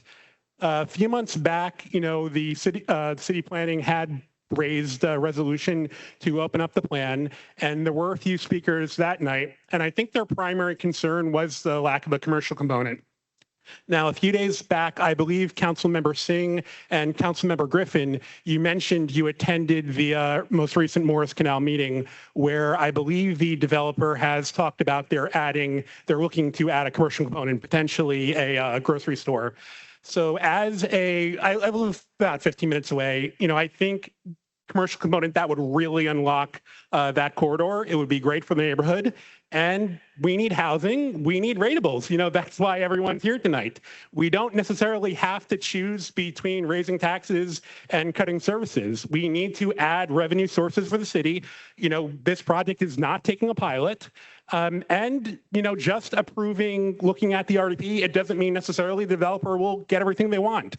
The planning board will look at this. They could go in many directions. Right now, the project is zoned for 17 stories. Who knows? Rent keeps going up. You could have a developer come by and want to build a tower in the park. And a lot of people nearby wouldn't want that. So I think it's kind of a win-win for everyone. You get the community, the commercial component, you build the housing, including a pretty big affordable component, you get tax revenue for the city. It's win-win. So please vote yes. Thank you. Our next speaker, 5.54, Natalia.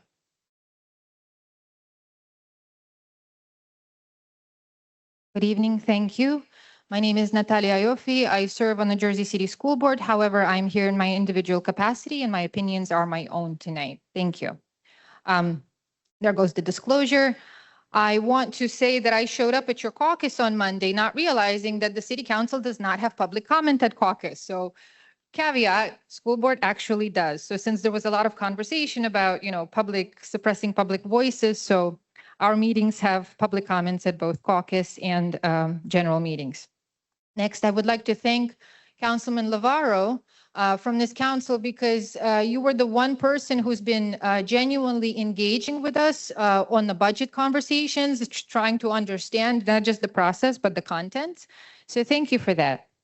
And I want to congratulate the council on finally receiving the $886 million budget from the administration. I know you all were waiting for it and asking for it, and now it's in the headline. So fun fact, not just for the council, but also for the public, you may have heard that the school district budget is $1,096 million. And if you subtract the $210 million charter school payout, which goes through the district's books and comes right out, you are left with exactly the same amount, $886 million. So yay, we match. And except on the district's end, that amount goes to cover approximately 5,000 employees, 6 bargaining units, 30,000 students, 50 plus buildings, more than half of which are 150 years old.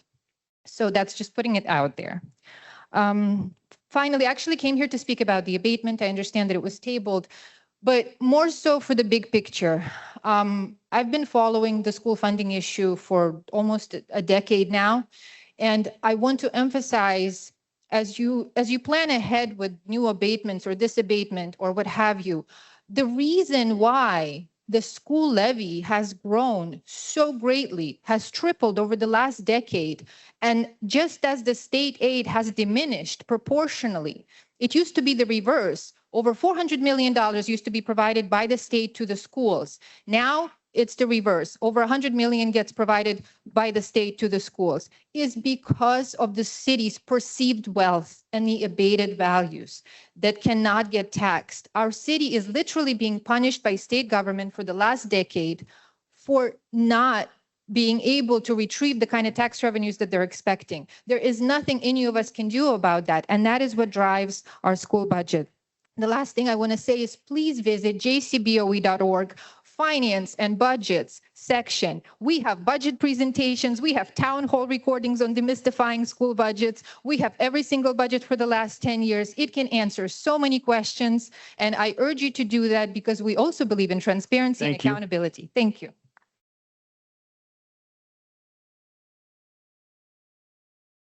Next speaker, 5.55, Anthony Paul.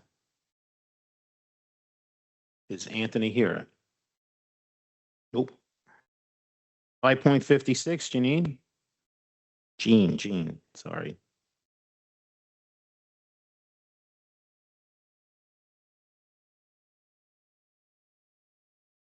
Yes, Jean Daly.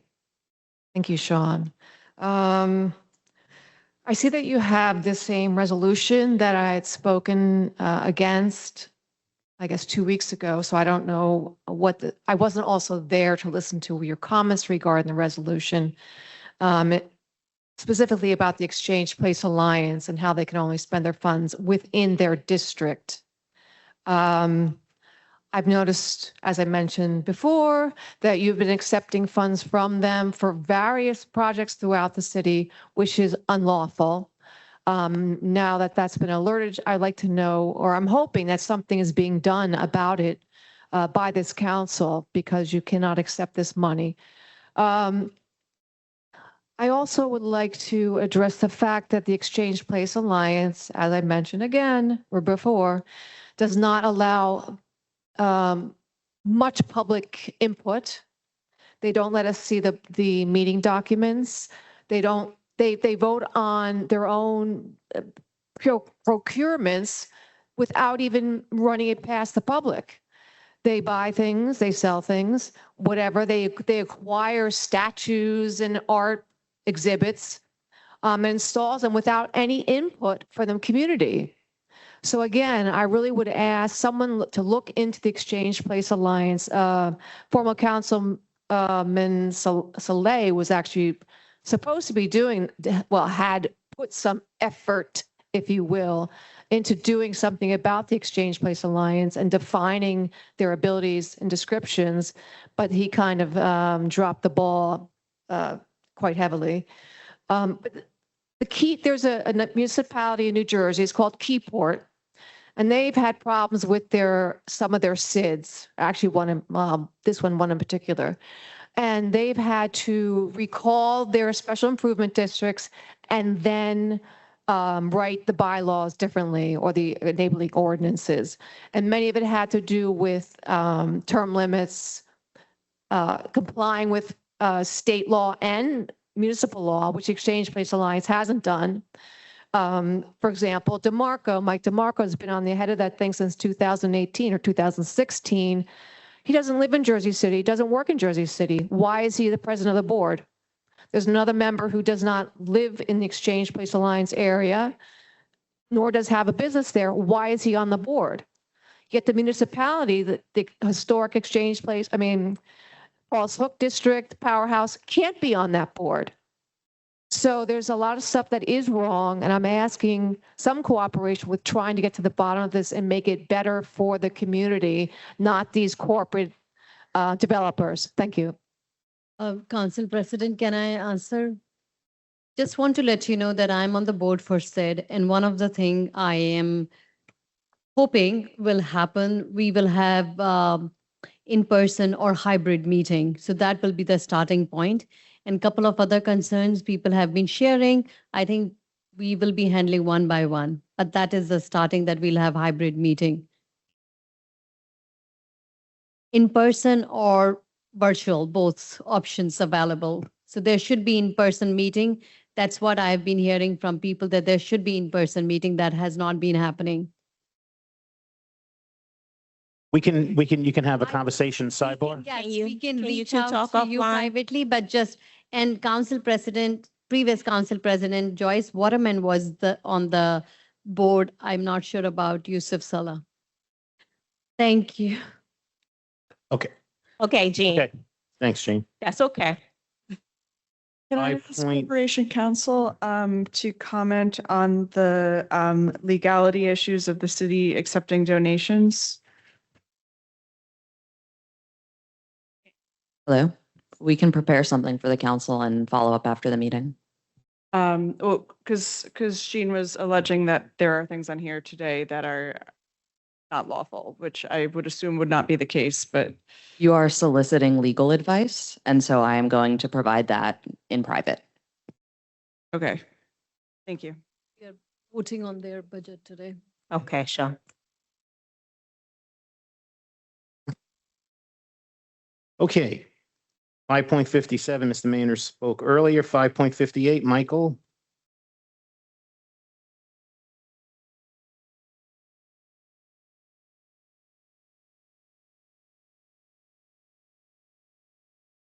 Evening. My name is Mike Carlock, the president of Jersey City Supervisors Association. First, I'd like to thank you for your time tonight. I'm here to express my frustration with this entire budget process.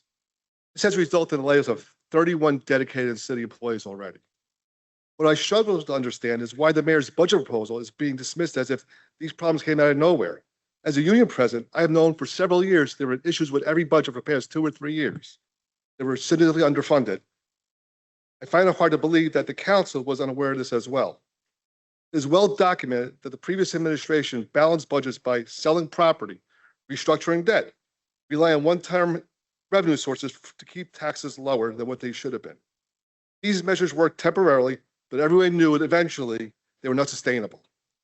Without these one-time infusions, a significant tax increase would be forthcoming to cover all the operating expenses of the city. Now you may argue, let's cut manpower. That's great, but the problem with that would also be, about 5 years ago, we had 3,900 employees. Today, we have roughly 3,300 employees. That's a 15% reduction of workforce already. As union leaders, we all know how this affects operations and the service that our residents rely on. I also find it very interesting, when the Board of Ed and County imposed much larger tax increases, there was nowhere near level of this, there was nowhere near this level of opposition we are seeing tonight. Even if the municipal tax increase was a zero, on the average homeowner with assessed value of $500,000, they would still see an increase of $1,300 this year because of the Board of Ed in the county. I understand it's difficult to vote on a 15 or 20% tax increase. I get it. But there are 2 choices clearly to be made. Either raise the revenue to need to operate the city, or continue to decimate the workforce and our services that our residents depend upon. Jersey City is one of the greatest mid-sized cities in this country, and one of the reasons is the dedication of all the employees present. I ask you to seriously consider the proposed resolution of the financially paid package for the state of New Jersey that Mayor Sullivan's administration went forth and obtained, and vote yes when this resolution comes to a vote. Thank you.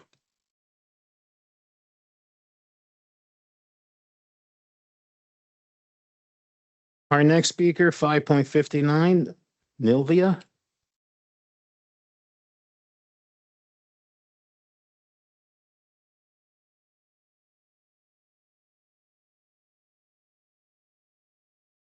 Good afternoon or good evening.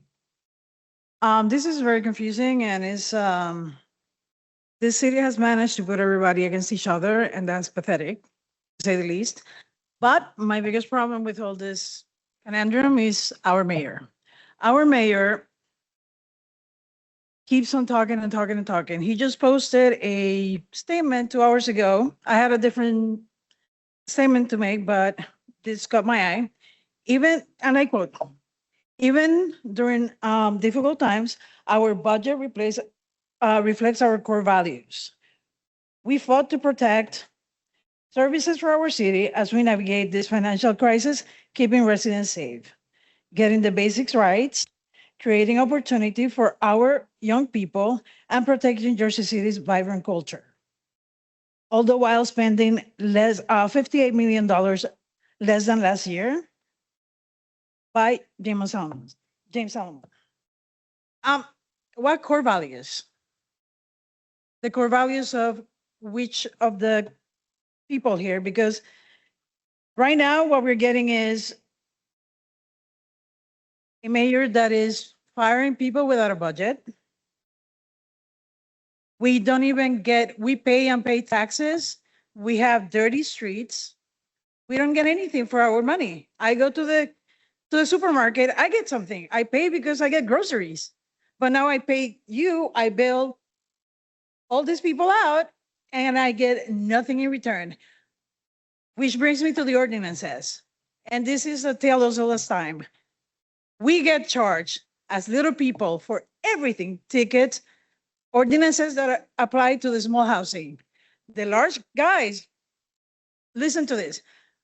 Are we all in the same room? And how does the mayor actually say that our core values are being expressed?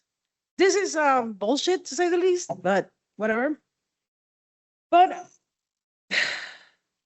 what really bothers me about this mayor is that he has a marketing campaign about himself. He keeps on talking and talking and talking. And there's no action. There's no proper action. He doesn't show anything. We just have to accept his word. And that's a little pathetic. I don't know what you guys are gonna do, because obviously nobody is agreeing. People have attitudes. And at this point, I hope the best for you and thank you for your efforts, because I know you guys have been working very hard. And this is thanks to your mayor, not anybody else. Have a great night. Our next speaker, 5.60, Bhavin Patel.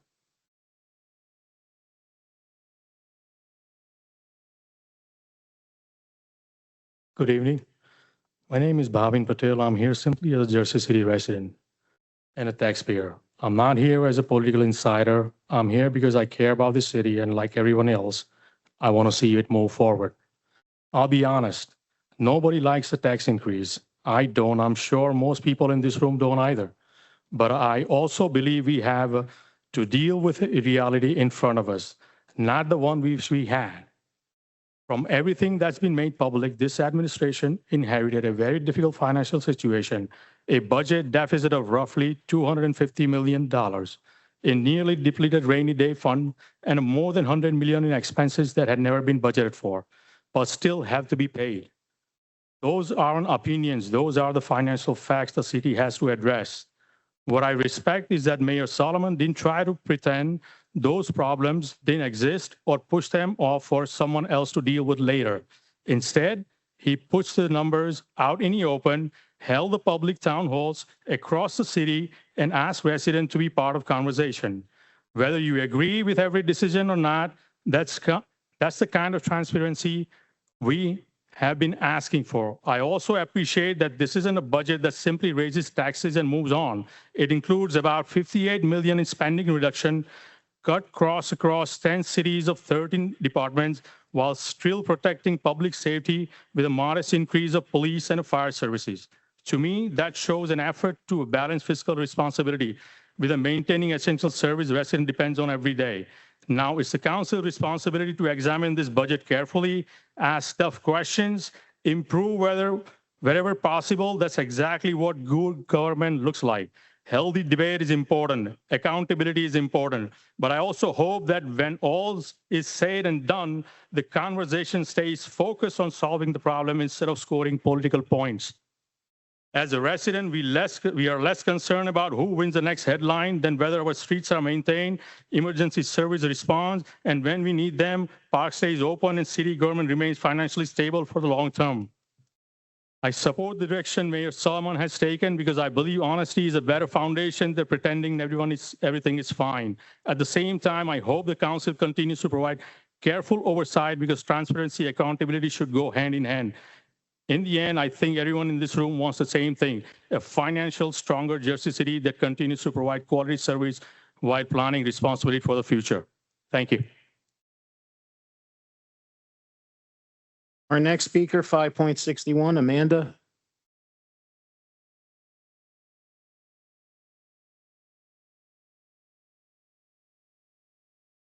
Good evening, Council President and Council members. All of you know me.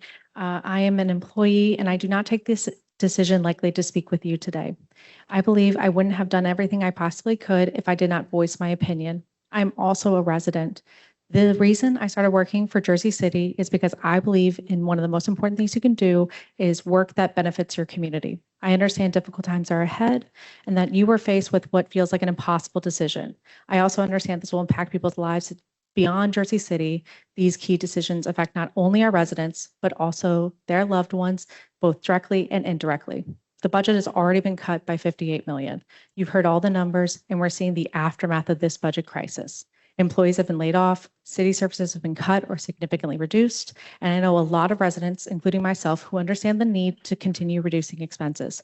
But we cannot reduce ourselves to nothing, provide nothing, and serve nobody. That's not how we get through this. My division has reduced by 2 salary lines, and I only started with 3.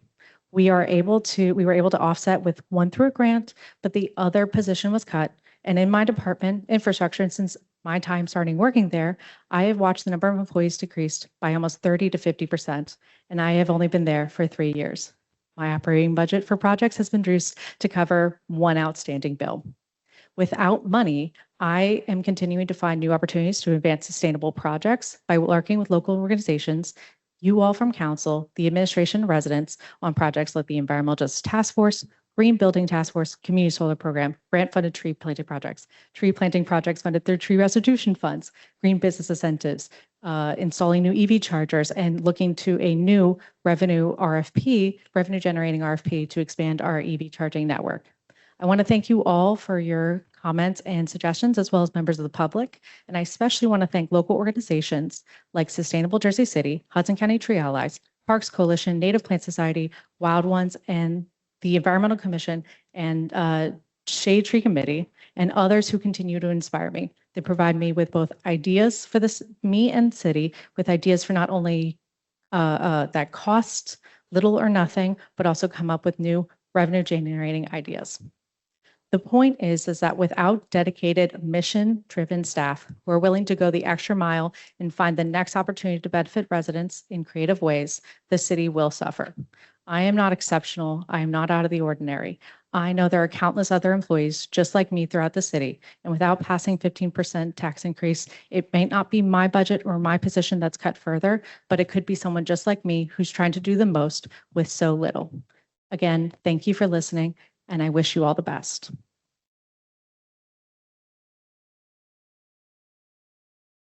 Our next speaker, 5.62, Jed.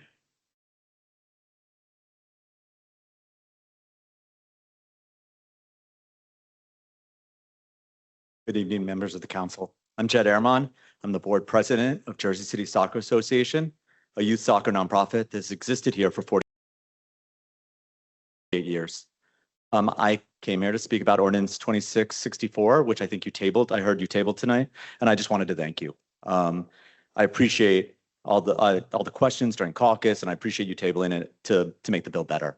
I think it's an important issue, and I think working together, we can make the bill the ordinance better.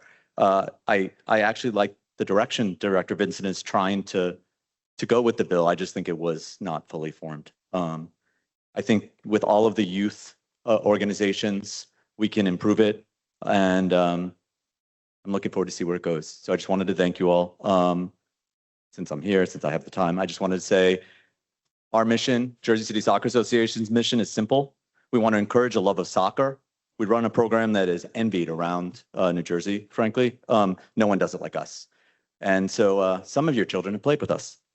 We provide a service that the city can't afford to.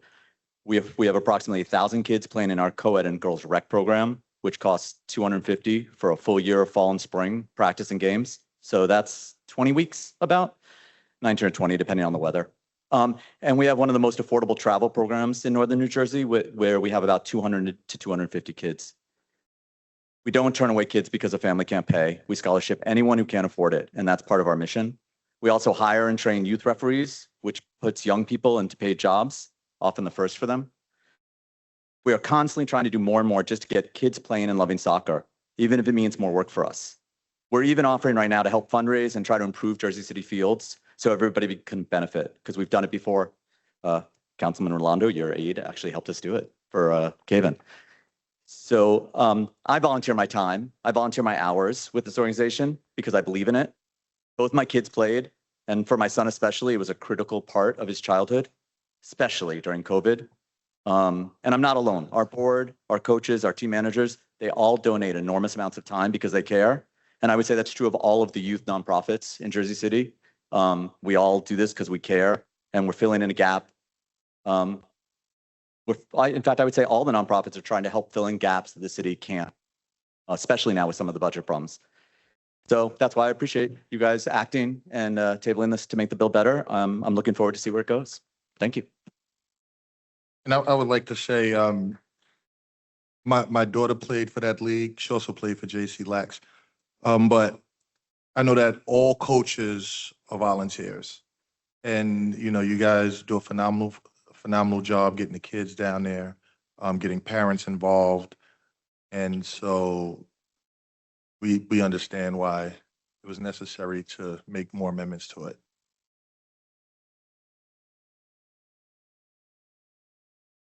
Our next speaker, 5.63, Caitlin Duffy. Not here. 5.64, Vanessa Rodriguez. Not here. Where? Oh, okay.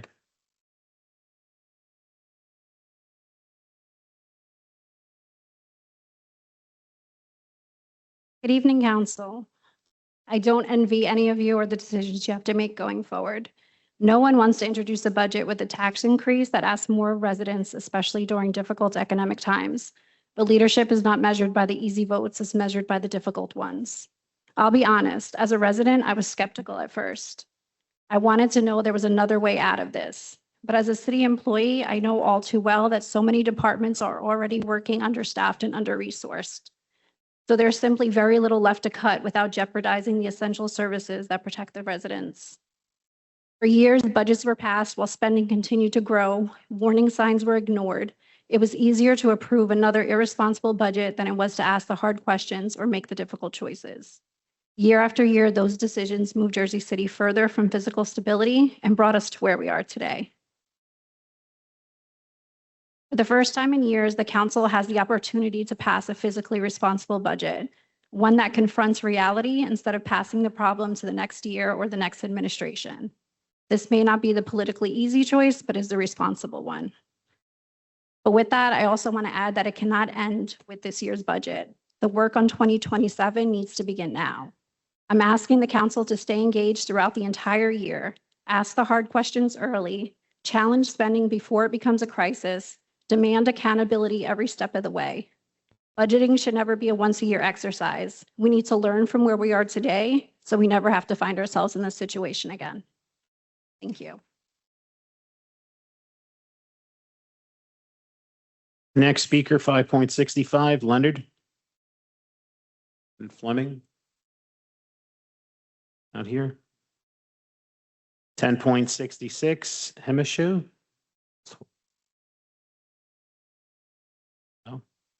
10.67, John T.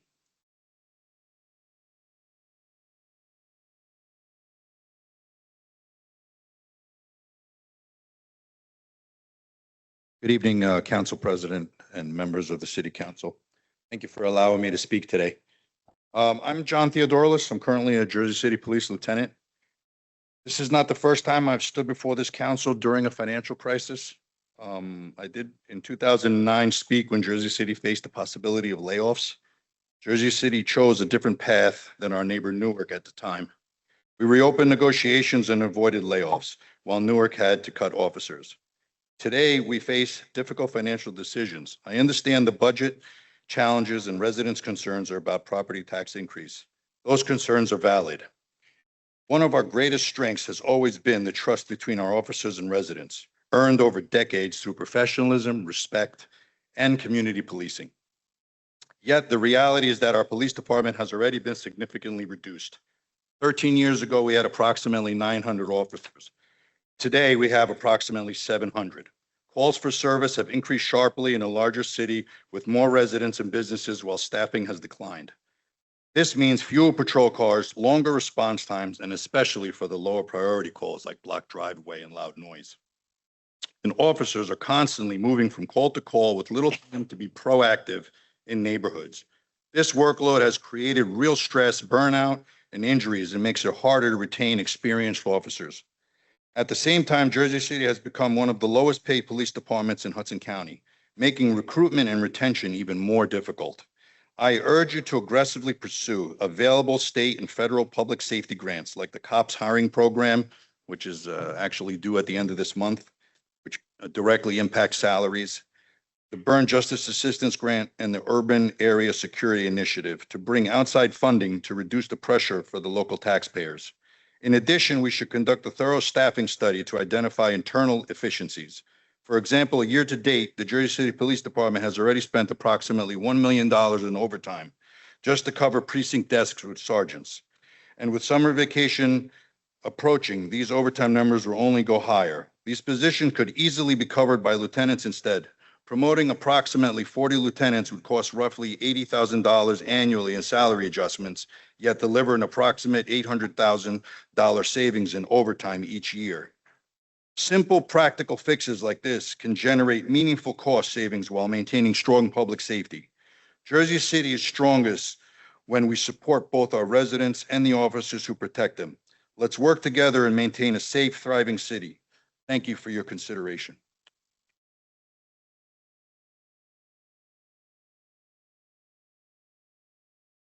Our next speaker, 5.60. I'm sorry, Sean, my mic, I just had to cut my mic on. Ruby, can I ask you a question regarding overtime and hiring of police? Now, or anybody for that matter, police, fire, anyone. When we bring on new staff, do we reduce our overtime within the budget? The anticipated amount that we're going to spend? So I don't think I can address that generically for all positions. I know we're talking about law enforcement. Director Ambrose and I have had a lot of discussions about this. And I think the idea of doing a study is what we need to do to really look at the impacts to the overtime budget and also the general budget. I'm happy to look into other titles in particular, but that point in particular, we've been already discussing. I would just say like public safety and Department of Public Works. Got it. Thank you.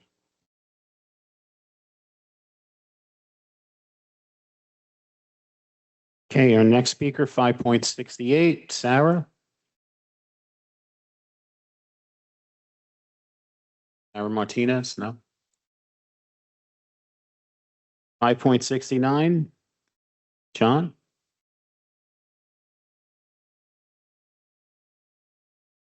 Thank you, City Council, for letting me speak.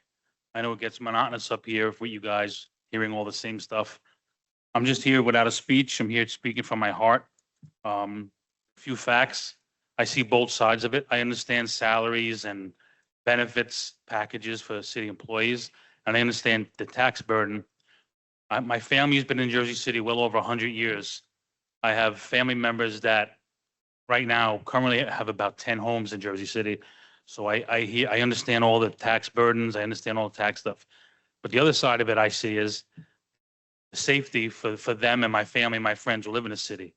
And that's a burden that we all have. And for me to work my way up for 33 years to the ranks and become the chief of department, and I hear recently I'm reading stuff that there's going to be cuts in public safety and other, police and fire. And it doesn't make sense to me. Just with some facts that we have so far this year, just to give you some ideas. Jersey City is the 9th biggest city in the country for high rises. So think about that. In the entire United States, Jersey City has the 9th most high rises for any city in the country. That's crazy. A lot of people don't realize that. There's a lot of pressure, a lot of burdens. With that being said, a lot of training, a lot of needs that those high rises have to have. And we require basic needs. We require equipment, tools, working fire trucks, training. That all comes with financial burden, and which is the burden of my family, all of you, all of us. And it comes from tax money. But one life is not worth losing over any amount of money. And I'm on the job 33 years. I've seen many lives lost, and I've seen many lives saved. And not one life is worth it. Worrying about cuts, especially to public safety, it doesn't make sense to me. Some other basic facts.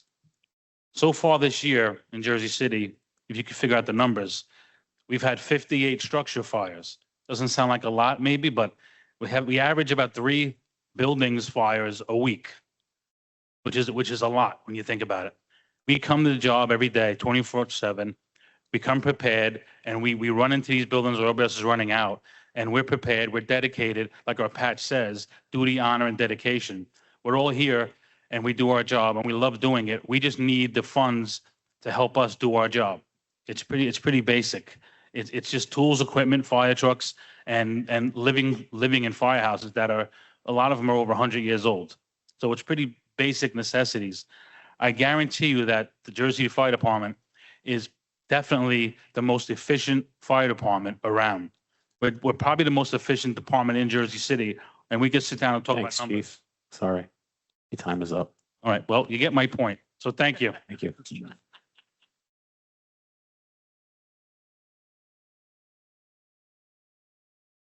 Next speaker, 5.70, Nadia Gray. Nadia here? No? 5.71, Janice Whitehead.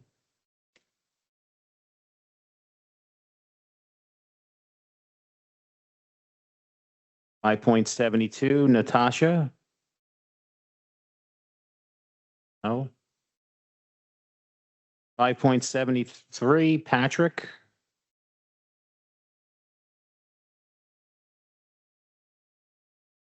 Hello, Pat Carino with the NRP Group. Great meeting, many of you over the last couple of months, council men and women. I'm here just to give an update with 417 Municipal, which is the Steels Tech project in the Bergen Lafayette neighborhood. The firm I work for, NRP, is a national firm. We have 2 projects in Jersey City that we've built over the last several years, one on New York Avenue and one in the Port Liberté neighborhood. The project we're proposing right now over the last 14 months is called Steel Tech, and a little history on it. It's been an industrial site for several decades. In the early 2000s, the city considered including it in part of Berry Lane Park, but they formally decided to pass on that because it was very expensive to clean up the contamination. And then a prior developer spent about 3 years fighting to get a 17-story tower approved, and then 2 more years trying to get it financed. And he talked to dozens of people, couldn't find anyone to give him money, and so we walked away from it because it wasn't feasible. We've been working on the project for 14 months. We've had we've had 5 formal community meetings and ongoing contact with both Council President Ridley and her team, Councilman Gilmore and his team, and then Morris Canal CDC leadership, including June Jones. Our goal here is to clean up a site that's been vacant and contaminated for 30 years, provide much needed housing, ratables on the tax roll, and a proposal that incorporates as much community requests as possible while also being feasible. We want to be able to deliver on our promises, unlike some past plans. Our current proposal, which was formed and is still evolving with community input, it's an ongoing process, entails this. It's 5 and 6 stories and 380 units versus the 420 in a 17-story tower, which we don't think is a good fit for the neighborhood and been told that by neighbors. We're proposing 10% affordable versus the 5 that's currently approved. And we recently added commercial space due to community feedback from multiple community meetings with the goal of a grocer because there's not, it's a bit of a food desert. The grocer outreach, we shared it at the end at the Morris Canal CDC meeting last week. There was about 30 attendees. Councilwoman Singh, thanks for attending. There was a couple of aides there. We thank you. We appreciate it. The kind of TLDR of that is the big boxes weren't interested, but a lot of the small format ones are. So we're excited to continue working on that. The property owner has been continuing cleaning the space. And then another update is just that the Morris Canal CDC is touring the head house, which is like a vacant building that we hope to give back to the community on Friday. They hope to see if like Friends of Berry Lane Park could use that space. But the process has been evolving. We're doing our best to communicate and work with the direction we've been giving. We've talked to June yesterday and understand her frustrations are not with us or the project, but really the process, and just wanted to hear directly from us that we're communicating best we can. We're continuing advancing. Thank you very much. Time is up. Time. Our next speaker, 5.74, Coeen.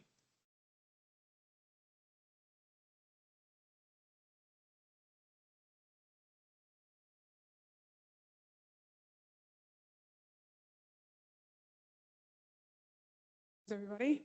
My name is Kawan. I'm an employee of Jersey City, a resident of Jersey City, and a member of the Jersey City Management Association Union. I would like to first reiterate the assertions made by my fellow members in the other unions and ask that you council members please advocate for the people working beside you as we unite to keep the city safe and growing. I advocate for my fellow workers who were laid off and my fellow Jersey City employees inside and outside of the unions who now worry about job security. I hope before the budget is passed, we consider passing more strict tax revenue legislation for new developments and higher penalties for abandoned projects. I ask that we increase periodic in-depth inspections of all buildings around the city so that we can profit from any buildings in disrepair, especially the new builds who sometimes you see on social media, even though they're brand new, they have a lot of problems. I think there's a lot of potential for revenue for the city.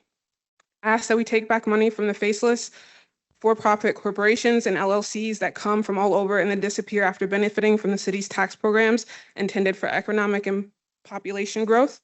Though it was not the intention, the burden of the city debt looks like it's falling on small people and people whose incomes are already fixed. Thank you so much for your time.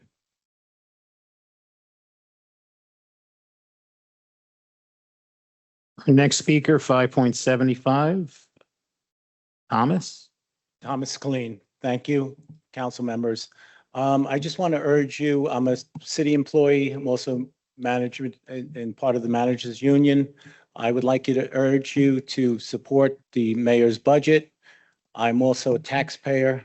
While nobody wants to see a tax increase, I think we all have to work together to get through this. It's something that's been coming for quite a few years. I think most of you are aware of the budget shortfall that's been approaching. I just ask you to support the mayor's budget. Thank you. Our next speaker, 5.76, Shane.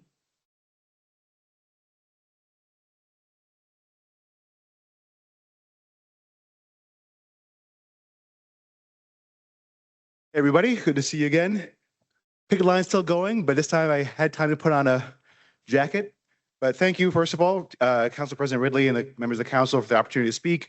My name is Shane Mitchell, and I'm a proud Ward C resident.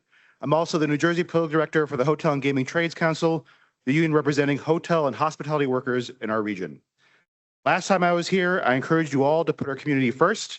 I spoke about the gimmicks that the prior administration had used to obfuscate the city's financial health, and my sincere hope that the mayor and council would both continue to work transparently on this core issue. I'm here now today to implore you to maintain our public services and the workforce that provide those services. We have more members living in Jersey City than in any other municipality in the state, and for their sake and mine, we need a Jersey City that's affordable and that provides great public services. Jersey City is a place where our members both work and live, and we all want to stay in this great city and see it get even greater. When you cut services, we feel it. When you increase taxes, we pay it. But we need to get our arms around this thing if we're going to get back to building this great city. So I'm urging you today to accept the MOU to sustain the services that make Jersey City home for our members. But we also need this for our livelihoods. Our hospitality industry cannot thrive if the streets go uncleaned, if our streets become unsafe, and if basic services go by the wayside. No tourist is going to want to stay here if the city is too broke to take care of itself. No one is going to want to open a new hotel or restaurant in a place where basic services are at risk. And I dare say no bank is going to want to lend to a business in a city in distress. This council and this mayor did not make this situation, but I have faith in our city's collective ability to solve our own problems. This MOU is only the first step, and I can commit to you that the hotel workers of Jersey City are going to remain engaged as you all work through the crisis you inherited.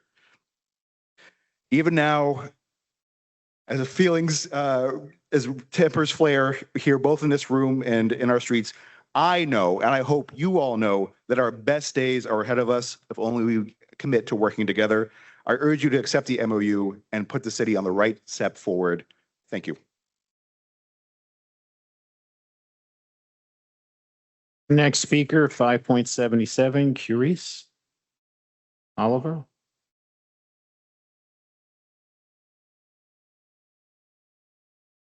Good evening, Council President, Council members. My name is Curice Oliver. I'm a lifelong resident of Jersey City. I'm a tenant. I'm a proud member of Lyona Laborers Local 3, and more importantly, I'm a father. By any means, I am not a politician. I am not an accountant.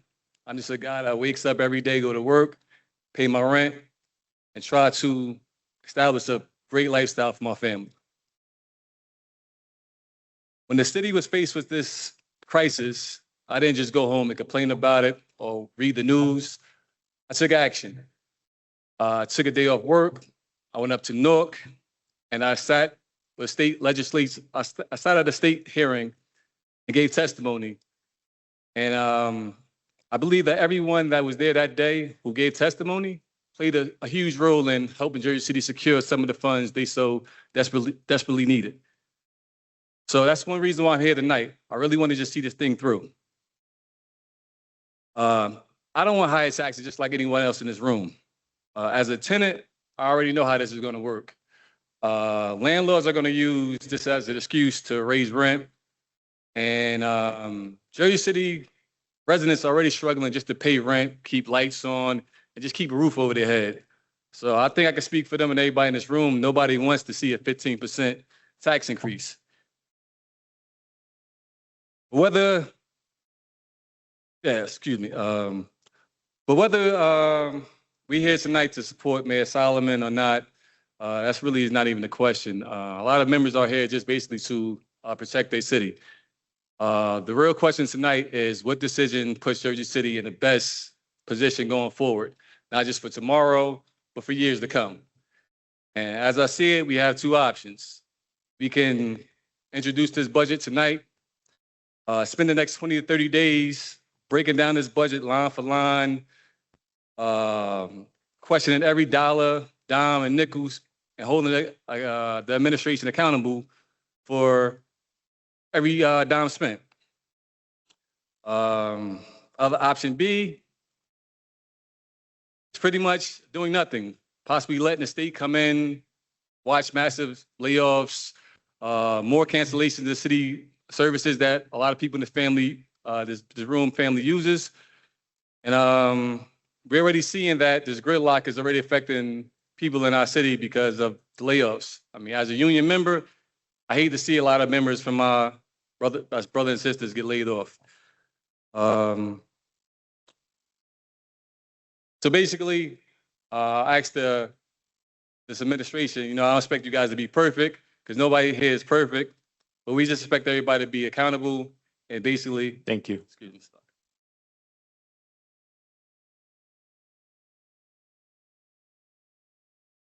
Our next speaker, 5.78, Chris. Yes, good evening, council members. As you may know, I'm a proud LiUNA Local 3 member. I'm here tonight as a building laborer and a lifelong resident of Jersey City. My union has helped build this city. We've constructed Jersey City buildings, foundations, roads that leads to these buildings.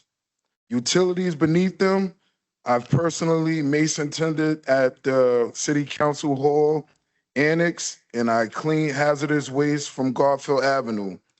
That was poisoning our community. I have a sweat equity in Jersey City.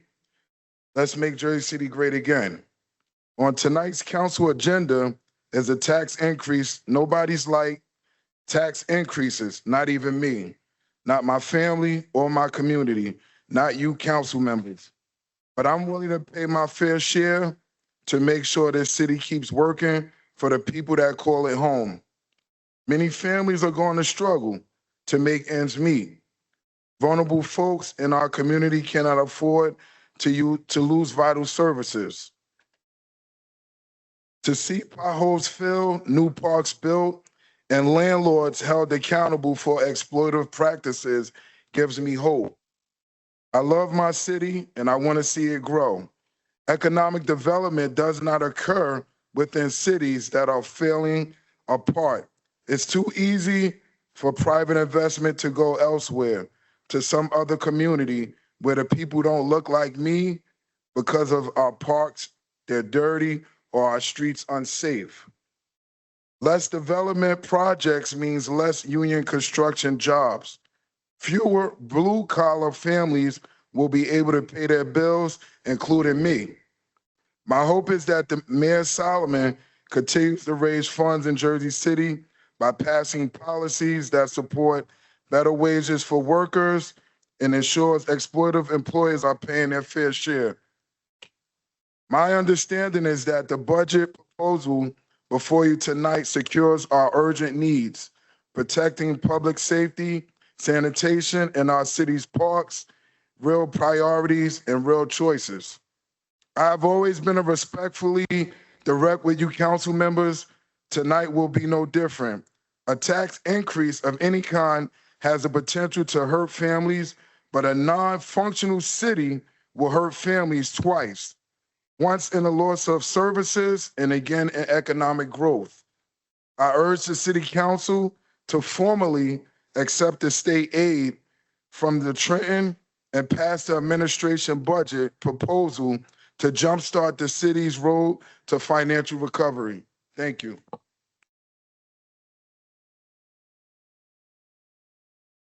Our next speaker, 5.79, Robin. Thank you, Chris, while Robin's coming up. And thank you to the LiUNA Brigade that does so much community service out there for seniors in Ward B, even one in Ward A. Council President isn't here, but anyway, thank you again.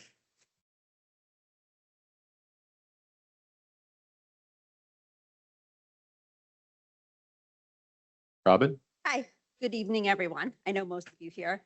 I want to be clear. I'm not saying don't pass the budget or take aid from the state, but before residents are asked to absorb a 15.5% tax increase, every new hire, every new title, every consultant, every contract should all be reviewed. I'd like this council to show us what else can be cut or restructured, cuts that don't cut out of the pockets of people who can afford it the least. A tax increase this high is unacceptable, and even though this is a proposed budget, if this MOU passes tonight, taxpayers and residents will be hurt by a 15 to 20% tax increase. I understand hard decisions need to be made, and I don't envy any of you. But such a large increase that is this sudden doesn't give residents time enough to prepare. To give you some background, my grandmother was born in this city. My father was born here too. He graduated from Dixon High School in 1948. In 1965, he opened our family business, a business that my family still runs today. When it came time to raise my own children, I chose to raise them here because I wanted them to be part of this community the way my family has been for generations. This is about the residents, people who make the city what it is. It's very difficult for me to stand here today. This isn't just about a tax increase. This is about preserving the city I love and protecting the people who make it what it is. There are plenty of people who work hard in the city, who save carefully and now live paycheck to paycheck just to cover the taxes on the home that their grandparents bought. It's about our seniors on fixed incomes. It's about small business owners who already struggle to make rent. It's about small landlords trying to figure out how to absorb an increase this large without passing it on to their tenants who can't afford it either. Affordability is not just a renter's issue. It affects every person in the city. How will residents who are owners who can't afford an increase this high be assisted? Are there any mechanisms in place? The last thing any of us want to see is people's homes who are taken by tax liens, which are in December. I also want a real transparent breakdown of the $58 million in proposed spending cuts. Where are these cuts coming from? Because right now it looks like any savings are being balanced in the backs of the working people after all the layoffs last week. We've been told there are only two options: pass this budget with a 15.5 increase, lay off essential employees, or lose the state aid that will help keep our finances afloat.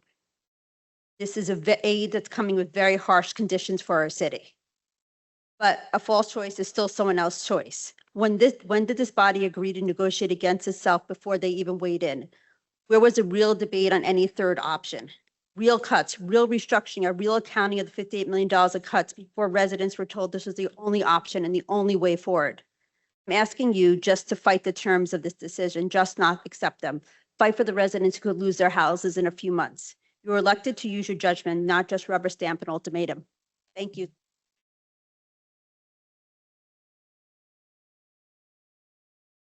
Our next speaker, 5.80, Eric.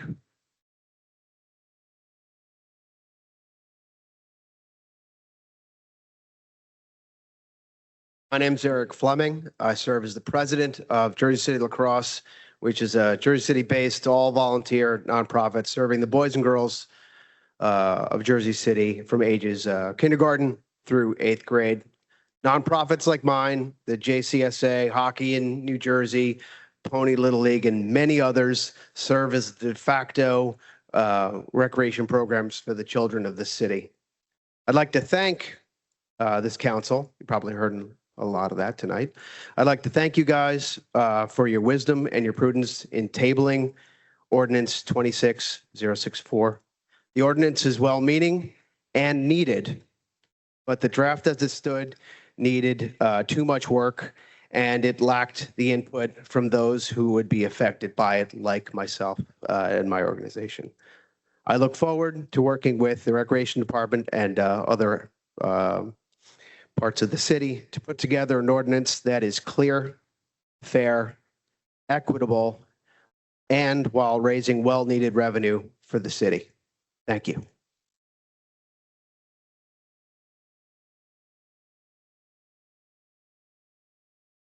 Next speaker, 5.81, Chris.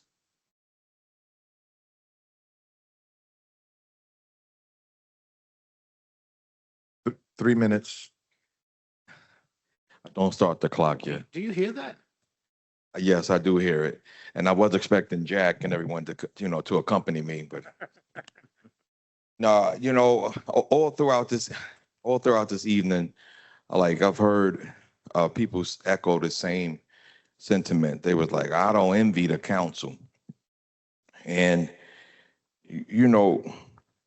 right now, tonight, no one's passing a budget or doing any of that thing tonight. They're actually introducing the budget. But I don't envy the council because you were left out. And I'm gonna say you were left out because throughout this whole process, you weren't informed of the administration going to the state, asking for a loan, the terms and stipulations of a loan, MOU discussion. You wasn't told of any of that. And, a lot of times the residents are going to say, everybody's going to come here and talk about job protection and all the rest of that. The budget is here. The budget was already drafted. The MOU, the state legislators, everybody voted for it. The allocations, the dollars, everything else is here right now. So we really do just have to move forward. I personally work with Councilman Gilmore and Mike Griffin, and moving forward, I think the public should see over the next couple of weeks, maybe you can get Stan ready, but you're going to have meetings and you're going to have these discussions with directors. Those meetings, in the past, those meetings happened like in the spring, and like you had all discussions, talked about what you was going to cut, expectations, and all the rest of that stuff, and then you presented a budget. But now you're kind of like working backwards. So I would propose that every meeting with a department director, all departments inside of the city, are televised.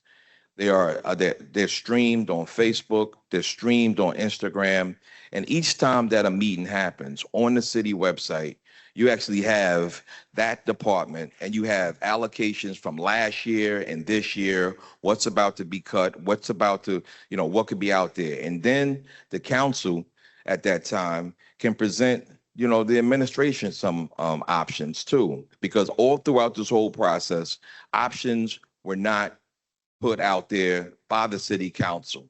So now what the city council can do is look at the budget for 26, 27, make proposed cuts, and have this dialogue within the public so that they can see that there is a city council that is fighting, but they were just left out of the process from the jump, from 250 million all the way up until right now to where we're at right now. Every last city councilman person should have been engaged and not asking the administration for Thank you, additional Chris. paperwork and employment and all the rest of that. Thank you.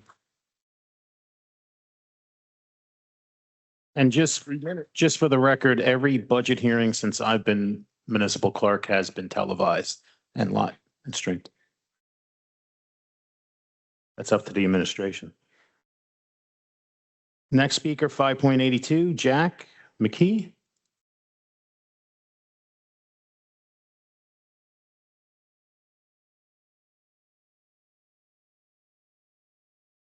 Good evening, council.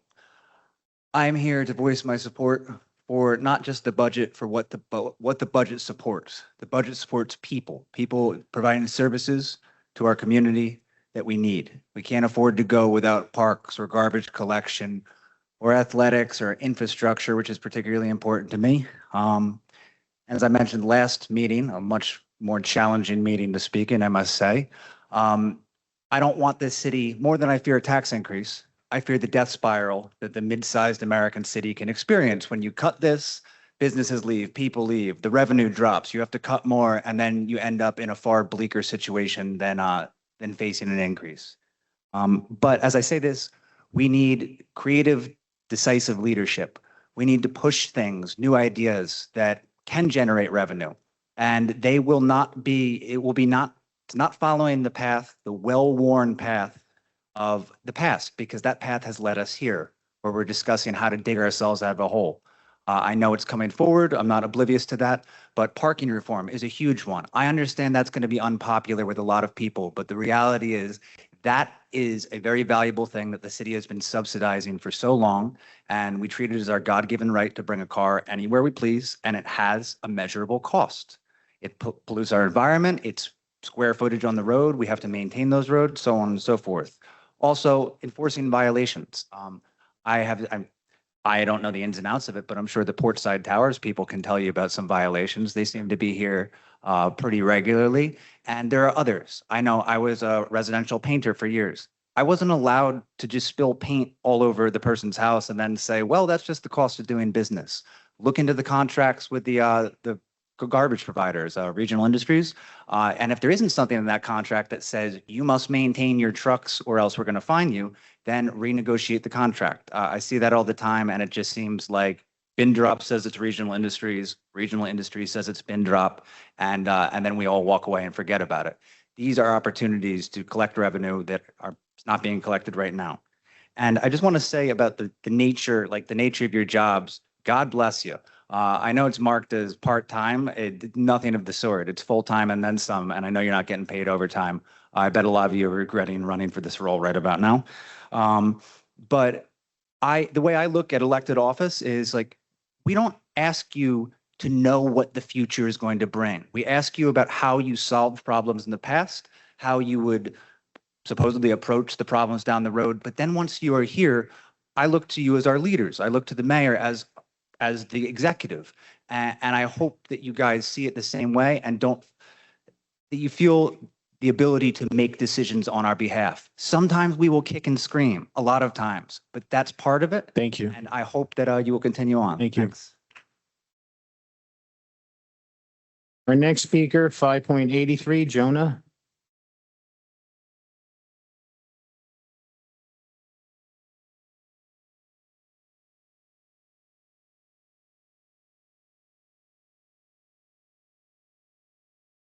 Good evening, Council. My name is Joanna Mikolajczuk. I am one of the board members of Jersey City Soccer Association. And I want to thank you again, on behalf of my other sports colleagues, for tabling the ordinance 2664. When we were presented and found out about it, our first initial reaction to it was, why was nobody consulted? The ordinance essentially would pass forward a set of fees for field rentals. And if you looked at the structure, the way it was written, it could possibly have put some nonprofit sports out of business in the city. I urge whoever is going to be rewriting this to look at the structure of this ordinance, to consider nonprofits, to consider for-profits, to consider adult and youth leagues, and build a structure that is appropriately based and bring the stakeholders to the table. We are all volunteers in these clubs. We spend a ridiculous amount of time, and it's very often our own money, to do something that is obviously not being filled by the city. Jersey City Soccer Association has about 1,200 kids playing soccer. If you look at our sort of the kids who are in our club, they cross every nationality, speak almost every language, and it's almost incredible to watch these kids kind of play on the field. It's an amazing experience. Why do we do it? Because of that. When, no matter how stressful and how frustrating the sort of the organizing 66 rec teams gets, you go out to the field and you see what happens, and it's, why. So again, I want to thank you for tabling it. I want to have us included more in a discussion, especially when it comes to sports in the city. We are always very happy and willing to fill any voids. We have hundreds of volunteers, and anytime there's a need, we are willing to step up. So that's all I wanted to say, and thank you again. Bye. Our next speaker, 5.84, John H. I don't think he's here. 5.85, Robin Stewart. Philip Carrington, 586, not here. Wanda Glover.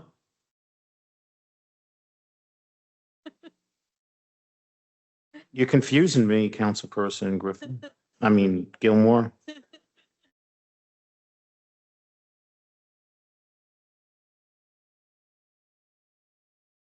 Good evening, Council and Council President, members of the Jersey City Municipal Council. My name is Pilanda Glover, and I'm the founder of Save a Few Nonprofit, an organization serving families, students, and residents throughout the city of Jersey City, especially in the South Side and in our neighborhoods where many families are living below the poverty line. I am speaking today in strong support of Resolution 26-430.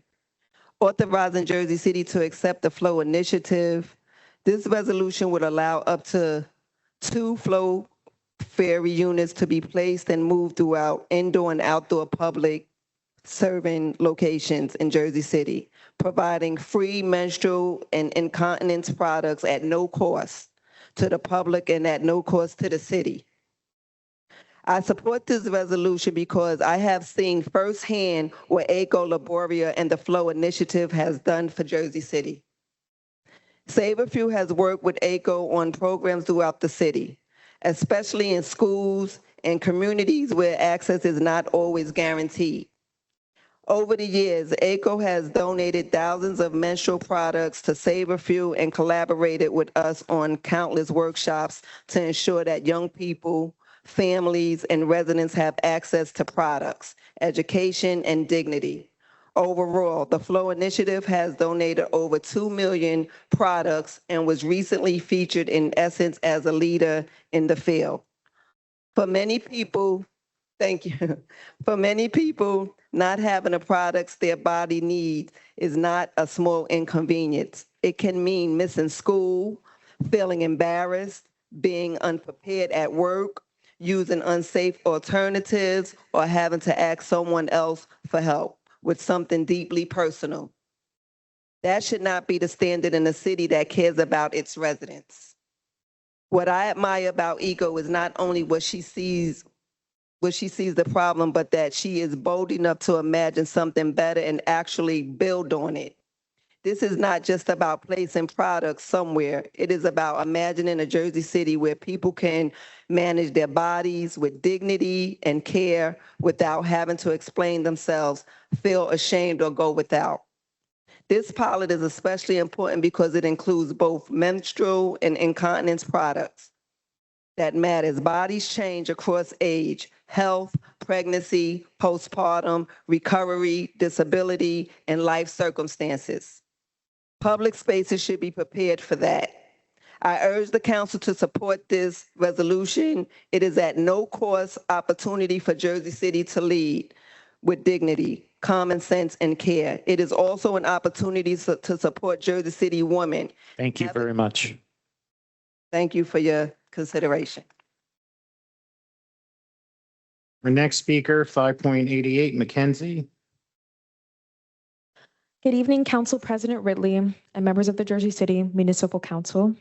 My name is Mackenzie Morant, and I am the Youth Ambassador for the Flow Initiative, and I have been a part of this work since 2018 when I was 12 years old. And I am here today, 18 years old, in strong support of Resolution 26-430, the Flow Ferry Dignity Infrastructure Demonstration. I want to remind everyone that the Flow Initiative has been doing this work in Jersey City for years. The Flow Initiative helped make period poverty a public issue here, not just a product issue, but an issue of a health, dignity, education, and public infrastructure. Its first public convening was held in 2018 at Curriculum Michael Youn's headquarters in the Heights. Since then, the Flow Initiative has distributed between 1.8 and 2 million menstrual products, expanded access through schools, shelters, libraries, and community spaces, and educated more than 30,000 students and community members on menstrual health, stigma reduction, and self-advocacy.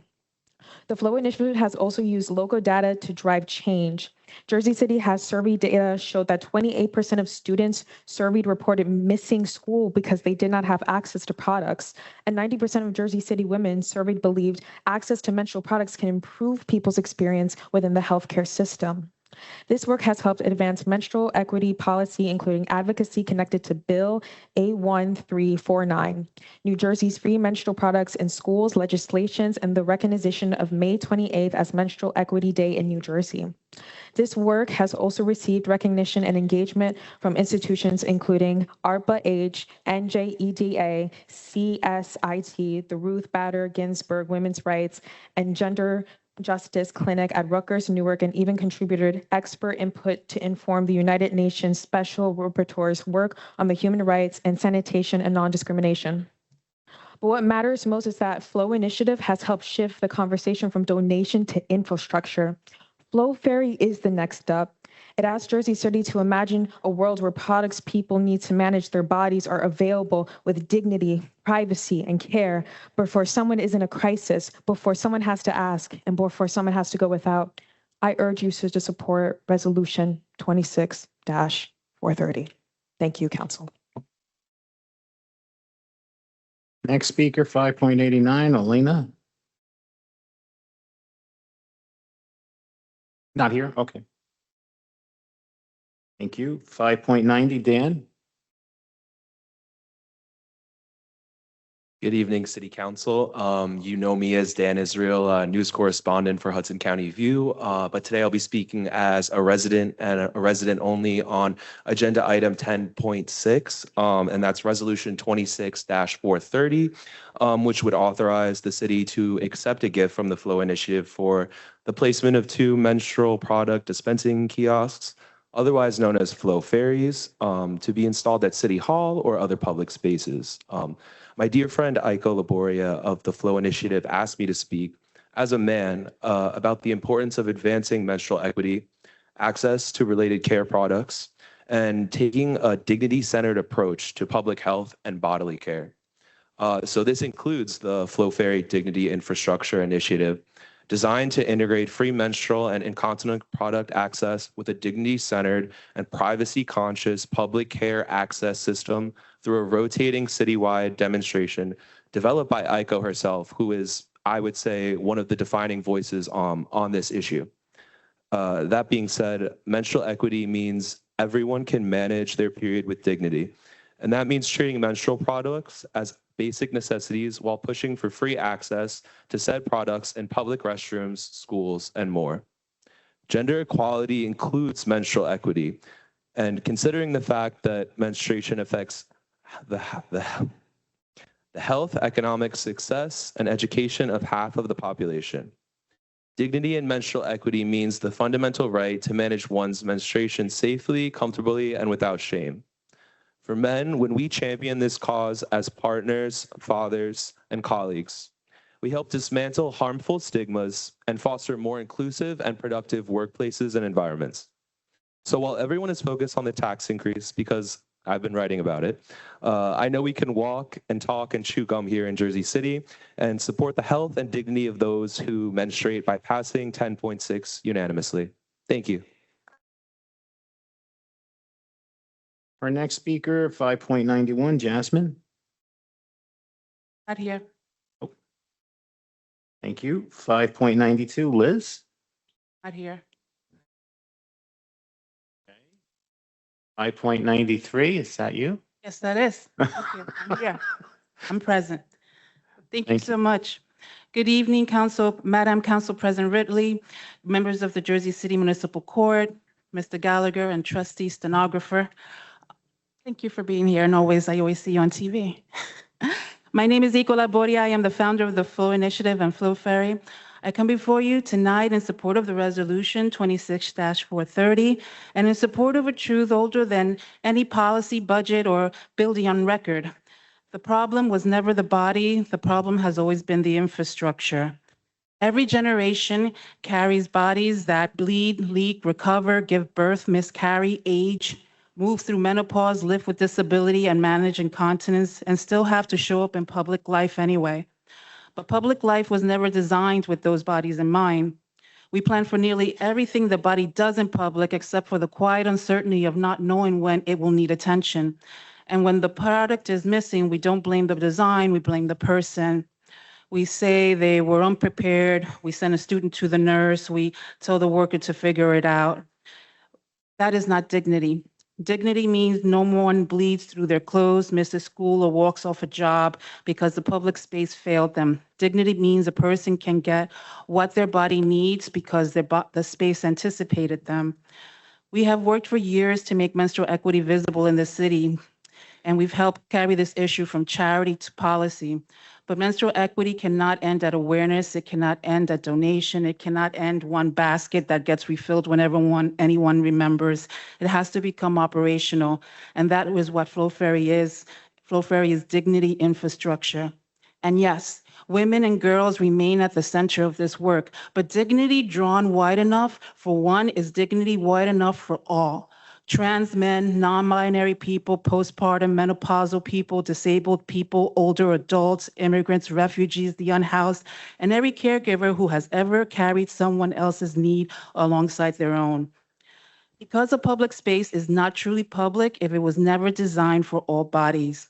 I want to thank Mayor James Solomon for keeping his promise and for refusing to do what so many before him have done, which is shrug and call this a state issue, choosing instead the harder path of vision and empathy.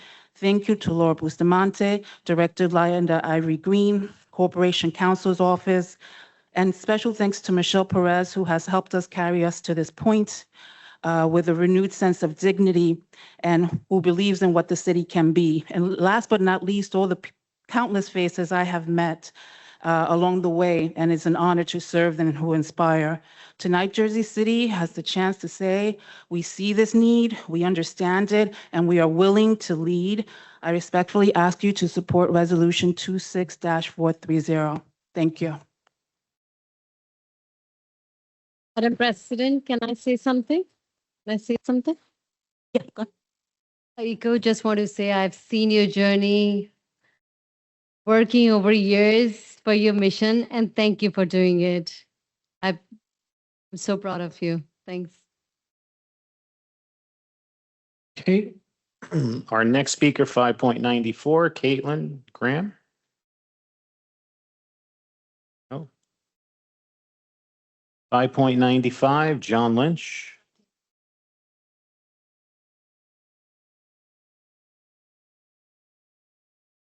Make it Yeah, brief. thanks for having all the patience, everyone. Good evening, City Council President and members of the City Council. Thank you for all your hard work. I know the hard decisions you have to make. I respect that all. I've been a resident of Jersey City for 65 years. I'm an active member of this community, a city employee, and I serve on the board of the management unit. Residents are concerned, employees are worried. Both the council and the administration is under enormous pressure. The city's facing fiscal challenges, and ignoring them, delaying them, any difficult decisions won't make it go away. As a resident, I don't want higher taxes. However, I understand the situation. As a city employee and the union board member, I don't want layoffs, reductions in services, uncertainty for our workforce. Unions will work with the mayor and administration because in reality, that's what we need to we negotiate contracts, address staffing, and we work to maintain services that your residents rely on. That doesn't mean anyone's going to get a blank check. It means choosing to sit at the table, ask tough questions, and help shape the most responsible path forward instead of standing on the sidelines. What I'm asking tonight to the mayor and the administration, continue to be transparent, show the residents and the employees not only the tax increase, and show the numbers behind it, and the alternatives that were made and considered, and the difficult trade-offs that had to be made.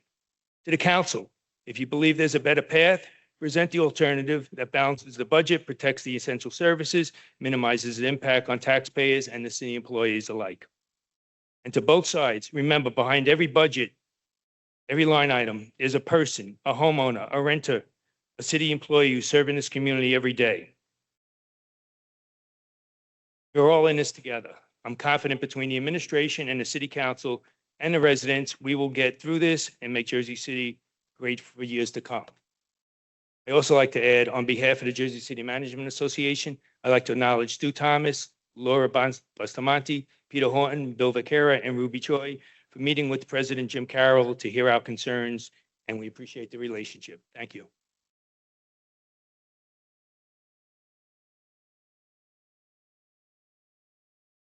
Our next speaker, 5.96, Bhavin R. Patel. I could have sworn we had him before. Anyway, I think he left. Next speaker, 5.97, the great Steve Lipsky.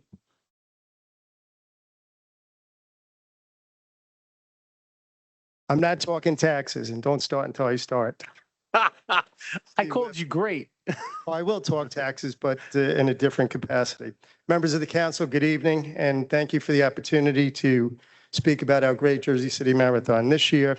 And I'm going to address item 1014, resolution 26 through 438. This year, the Jersey City Marathon had nearly 10,000 runners from 36 countries, all 50 states, and about 1,600 residents from Jersey City. I want to thank Councilwoman Little and Councilman Efros, who braved the rain and the strong winds and cheered on all these great runners, bringing our total of runners and participants from Jersey City to about 6,000. Recently came across my desk two concerns by Council President Ridley and Councilman Efros about the light rail. One constituent complained about not having access. I replied to that resident with 4 specific reasons why the light rail is temporarily suspended for 6 hours and offer to help that person plan an alternative means of travel on race day to include the exact shuttle options and bus detours available. In addition, yesterday, I spoke with representatives from New Jersey Transit who confirmed they will again provide shuttle services on the day of the marathon at the stations being closed. Please keep in mind that the Denver Marathon, the Houston Marathon, each with about 25,000 runners, temporarily suspend their light rail services. Also, major marathons such as the New York City, Chicago, Boston, Marine Corps, and Los Angeles marathons close iconic stretches of surface transportation as well as bridges and tunnels. We are not unique. We are elite. The other concern that came up was a communication I had with Council President Ridley starting yesterday about Port Liberté. And I appreciate your advocacy on this. This year, we met with OEM, police and fire chiefs and traffic officers before and after the marathon, specifically about concerns in this area. Everyone reported that the event went smoothly. In fact, Chief Johnson, who's sitting here, confirmed to me that in his conversations with Deputy Chief Daly, who attends these meetings, reports that it went smooth. In addition, I emailed the property manager at Port Liberté asking how things went, and he responded, "Steve, things went so well this past year that I do not have any notes on this. I would just suggest we take the same steps as we did this past year to ensure things go as smoothly." Let me end on a positive note. We commissioned a $25,000 economic impact study and used the same company as New Jersey City University and the New York City Marathon. And they found that the Jersey City Marathon had an estimated economic impact of $7 million for this great city. The fiscal... Thank you.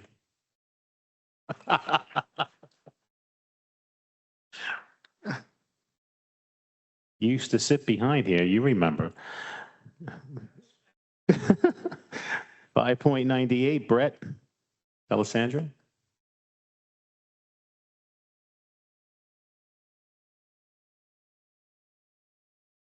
Good evening, Council President and members of the City Council. My name is Brett D'Alessandro. I'm speaking to Resolution 1030. I've been a Jersey City resident for the past 10 years. I've been living in the Lincoln Park area. I'm a United States Marine veteran and the founder of Backpacks for Life, a Jersey City-based nonprofit serving the homeless and at-risk veteran community. I'm here this evening because I strongly support Jamie Morin and Warrior Weed. I truly believe Jamie is a person of integrity, that she genuinely cares about Jersey City, and that Warrior Weed will be a positive addition to our community. Before I explain why I believe that, I'd like to share a little about who I am and the values I live by. Now, our nonprofit has given out over 13,000 backpacks that I developed to help homeless and at-risk veterans get off the street. We've raised millions of dollars. Don't worry, none of it came from the Jersey City budget. And we've helped thousands of veterans get a second chance at life. Specifically in Jersey City, I've housed multiple veterans, gotten veterans off the streets. One veteran was on the streets for 15 years, got him into housing. Not only did we get him into housing, we refurnished their houses. I got 35 pallets of hand sanitizer during the height of COVID for the Board of Education, got a factory to start mass producing PPE for all the veteran homes as well. Countless of other things we've done for Jersey City, especially our VFW, getting a carport, paying off the insurance, paying the insurance yearly for the vans so they could get disabled veterans to appointments. So that's just a little bit about who I am. And I mention all of that because I want to give you the sense of, who I am and who's standing before you. I feel so strongly about supporting Jamie and James Morin. They come from a family of Jersey City firefighters and cops. I've had the opportunity to know them personally, to see how they treat people, and to watch them quietly give back without looking for recognition. Their actions have constantly matched their words, and regardless of tonight's outcome, I know that they'll continue to serve the community because that's simply who they are. So how I got to know them. When I got back from my deployment to Afghanistan, I was really banged up, and somebody called me about a group called Bar X Project that they match you with one of the individuals that you served with. So they sent us on a fly fishing trip to Montana. My buddy, he lost his legs, he lost his eyesight, and he had skin graft on his hands. So I was his battle buddy going on this fly fishing trip. And it was very, very impactful. And that's why I'm up here today, just giving my support to them, because it truly means the world to me to support my brothers and sisters in arms. And I know how impactful this business will be for Jersey City, especially for this budget where we need taxes any which way we can get. And I really appreciate all of your time listening to me. And I hope that you would consider hearing them out and listening to them, as everybody should have a voice, especially people who are trying to have a business in Jersey City. Thank you very much for your time. Our next speaker, 5.99, Carmen. Hey, good night, everyone. I'll be brief. My name is Carmen Brown. I'm a Jersey City resident and a local business owner. We recently opened Able Life Services, and it's a day hab center for adults with autism, Down syndrome, cerebral palsy, any developmental disorder. I'm here to speak on the resolution 26-448, the loading zone for 136 Summit Avenue. When I was looking at the fact sheet, it says that the purpose is to safely accommodate deliveries and loading needs of the building and nearby uses. And I think this minimizes why this resolution is important. This is about people, not packages. Our center transports our individuals. We pick them up and we drop them off. And right now we don't have a safe loading space, so we have to double park on Fairmount. And if you're ever driving by Summit, turning into Fairmount, cars rush and speed past by there. And that is a safety issue for our participants. We have people that need physical assistance. We have people with behavior disorders, or they wander off. So we're not able to pull over in our parking lot because we do have a designated parking space, because we have to cross 2 intersections to get to the entrance of our facility. So I'm asking if you can please support this resolution, because again, it's not about building deliveries. It's about loading and unloading our participants safely and protecting the most vulnerable residents of Jersey City, people with disabilities. Thank you. Our next speaker, 5.100, Ira. While he's coming up, Carmen, thank you for making time, and thank you for opening up your business when you had the open house. Yeah, thanks again for all you do for folks with disabilities in Jersey City. Hey, Ira. How you doing, Sean? Thank you. Council. Tonight, we've heard from residents, workers, advocates, taxpayers, heard frustration, fear, passion. And after hours of testimony, I'm still asking, where is the imagination? So much of the debate seems to revolve around the same variations of choices: raise the taxes, cut the workers, reduce the services. Surely they cannot be the only solutions available to one of the most innovative cities in America. I was born and raised here. I've watched Jersey City transform over the course of my life. So we've built an incredible skyline. I also work in finance, so I know how appearances can be deceiving, how an impressive skyline can mask the bare cupboards in our coffers. Measure of a city's success isn't just what visitors see when they drive through, but more so whether the people who built it can still live and thrive in the city that they built. I've watched lifelong residents get priced out of neighborhoods they helped create. And tonight, we're asking taxpayers to pay more while city workers face losing livelihoods. The real people, not line items on a spreadsheet. Thought about the last conversation I had with Kevin Weller. Last time we spoke, he told me how many consecutive council meetings he had been to. I don't remember the number, but I remember what it represented to me, and that's someone who keeps showing up because he believes the city is worth fighting for. And that's something that I debated myself, because I just came back from my sister's wedding out west, and one of the things I wonder when I travel is why it's worth coming back to a place where it's so hard to exist. But I grew up here and I love my city. I love my town. I'm not going anywhere. And I would love for the council, along with the administration, to be more creative. That said, I know that the council wasn't privy to all of the information when they were presented certain budgets and proposals, but we got to fight. Bring business leaders, labor leaders, financial experts, nonprofits, universities, residents into the conversation in a real way. Not only ask how we close this year's budget, but how we ensure we're not standing having a conversation 5 years from now. Leadership is more than balancing the budget, it's building a future. People of Jersey City deserve solutions that are as ambitious as the city we project ourselves to be. That's all I have to say. Thank you.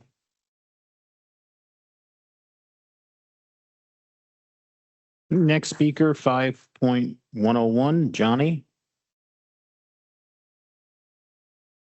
Johnny Miller? No. 5.102, Sky Allen. 5.103, Cecil. 5.104, Carlos. 5.105, Tanya. 5.106, Genevieve.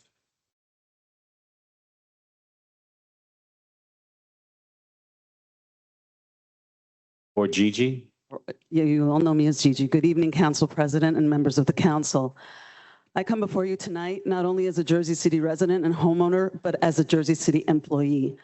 The painful fiscal crisis we find ourselves in will certainly have a crushing impact on my family and my neighbors. And I want to thank all the residents who've come out to speak about their very real fears in the face of a staggering tax increase.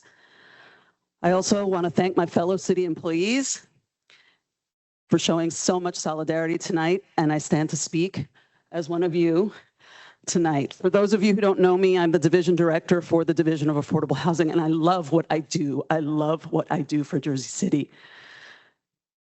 I know that you don't have a direct say in staffing or personnel matters, but you came in with this new administration, one that promised a new level of respect, a new culture of leadership, a new way of engaging with the workforce. At the beginning of his term, Mayor Solomon sent an email to the city workers stating, and I quote, "You keep the city running.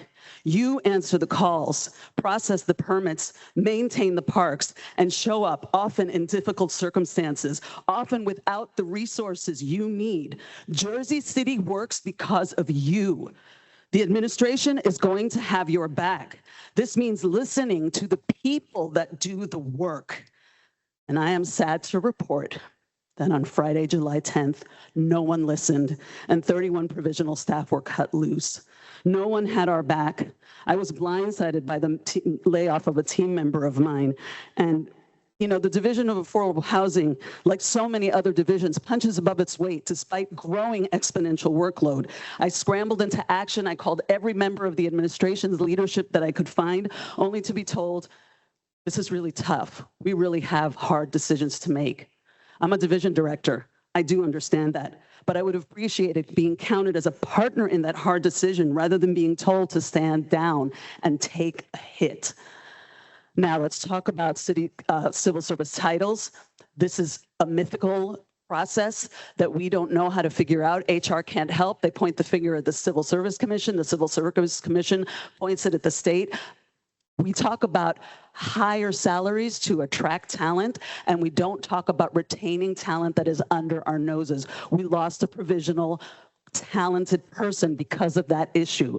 So please hold this administration accountable for the culture that you're creating around city workers you call upon to aid your constituents who are experts in their field. See us as a human being, not as a line item on a spreadsheet, as people who want to contribute and help us help you. Thank you.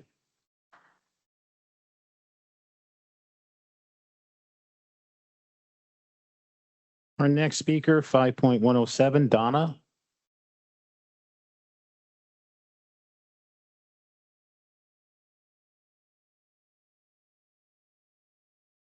Good evening. I just want to express my solidarity with the speaker right before me because she's totally right. And I was very happy to see all the unionists, the trade union people who are here tonight.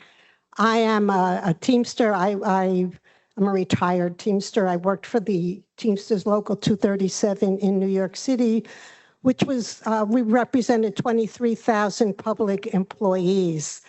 And I worked on the paper in the union. And so I actually interviewed lots of our members and retirees. And I really learned to appreciate public employees, the services that they provide for the, for the city.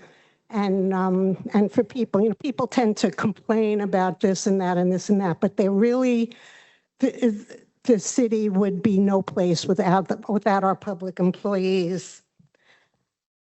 And I think because of so many union members were here and the union said it was a different tone from other meetings that I've gone to, that I've seen. I've been to a lot of, several of the city council meetings, to the meeting at the annex. I've been to a couple of ward meetings, and then I watched some of the live stream of, at the church and at the mosque. And I thought that this was a much more positive, in a way. When our union members, they sometimes, if there was a problem, they'd be blaming the union, which was misdirected. They should have been yelling at the city. And here, and with all our conversations here, I think that there was a lot of misplaced blame and anger here. I mean, Fulop was full of it. But I think that he attended at first to be blaming city council and Mayor Solomon for everything. So, and I didn't think that was, the best thing. I've said before, I really believe that people are not aware of all the state restrictions, the laws, the Constitution, and people need to be much more aware of that. And I've said that before, and I think that we need to be able to mobilize our people to change some of these laws, maybe work with some of the other cities, because the state legislature, we have a lot of rural and suburban areas and representatives, assembly people. They don't understand, or maybe they don't care about cities. We need to change the whole financial structure and the laws so that we're not stuck with something like a take it or leave it. We had two options, and take it or leave it. And I think the city council should have been involved earlier. Okay, thanks. 5.108, Cheryl. Cheryl here? 5.109, Janie. Janine, I'm sorry.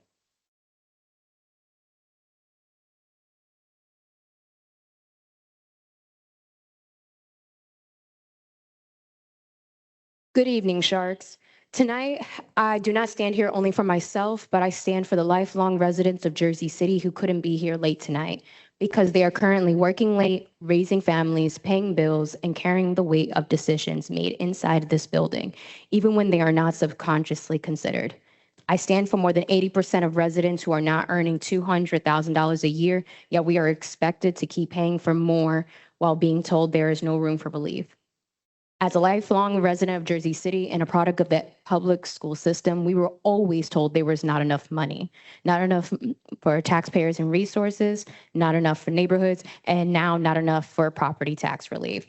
But according to public reported salary information, it's baffling to me that this administration has appointed about 20 senior staff members earning average between $100,000 to $150,000 a year, and including reportedly strangely new positions. That means 6 of the highest paid appointees alone have represented approximately $1.3 to $1.5 million annually before benefits, and with estimates placing the infamous male Solomon, I'm payroll between $3.5 to $3.7 million. And I know I said salmonella by accident, but I know the difference. Salmonella might knock you out for a week, but this administration's decisions could burden taxpayers for a generation. And one requires medicine that you can buy, and the other requires accountability, which you cannot buy. But I am a woman with empathy, so maybe these positions are necessary. Maybe every dollar is justified. And if that's the case, then prove it. Show the people the data. Show the job description, show the qualifications, show us the results and in the language that the people will understand. Because the people who pay the bills deserve more than promises. They deserve clear transparencies. And since you underestimate the people have been doing the math that you won't provide the numbers to us. Accordingly, if $6 million can be saved, that could potentially reduce property taxes by approximately 1.5%. So the question is simple. Why are residents being asked to carry the burden while the government continues to grow? This is not about fear and intimidation, because my father has taught me to never fear politicians who hide in the shadows of their bad decisions. This is about accountability, and the people are waking up. The public records will remain, the budgets will remain, and the payroll records will remain. And remember that history will always remember. Those who sit in these offices should never fear the voices of the people. They should respect them, because public office is not a throne, it is a responsibility. You have asked for our trust in your campaign, so now earn it. Thank you.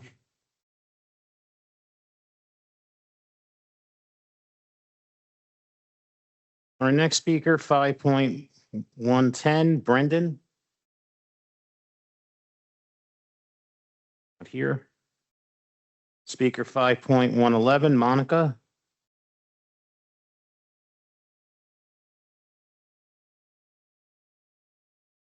So good evening, everyone. I'm here to say, first of all, thank you for voting 20% tax increase. And I'm asking again to vote down 15% tax increase. I'm also asking, as a homeowner, as a resident, to please get your city inspectors, your city sweepers, your ticket maids up and let them do their job. I cannot get a street cleaner or a ticket maid to come down my block for no reason, for any reason, to get my street clean. Our streets are filthy, they're unsafe, they poorly lit, and yet you continue to ask us to pay taxes for a service that we cannot get. I'm asking the city inspectors to go out and look at these store owners, these people that instead of sweeping in front of their street, they blow everything out on the street, and the street cleaner don't come pick it up because it's not running. And then when the street cleaner does run, the ticket maid is not with them, so they don't move their cars. So we got the dirt and the mess blowing all over our neighborhoods. I'm asking, can we please stop with the $30,000 salary increases? Can we stop with the $200,000 salaries and just give the taxpayers what we are already paying for but can't get the service? I'm also asking these high-rise luxury buildings, apartments, take a look into them and see some of these empty units that you can open up for affordable housing, and stop giving these developers all the breaks. I'm asking, I appreciate you all tonight, and have a good one. Thank you. Next speaker, 5.112, Rich.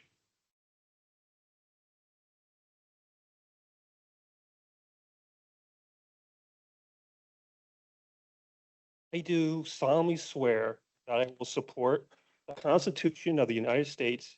Sir, if you could and just speak into the mic, Excuse me? just speak into the mic. Sorry, did you hear any of it? Yeah, sir. Okay. And the Constitution of the State of New Jersey. That I will faithfully, impartially, and justly perform all the duties of the office of councilperson for the city of Jersey City. I think we're about to find out what those words mean and what they're worth.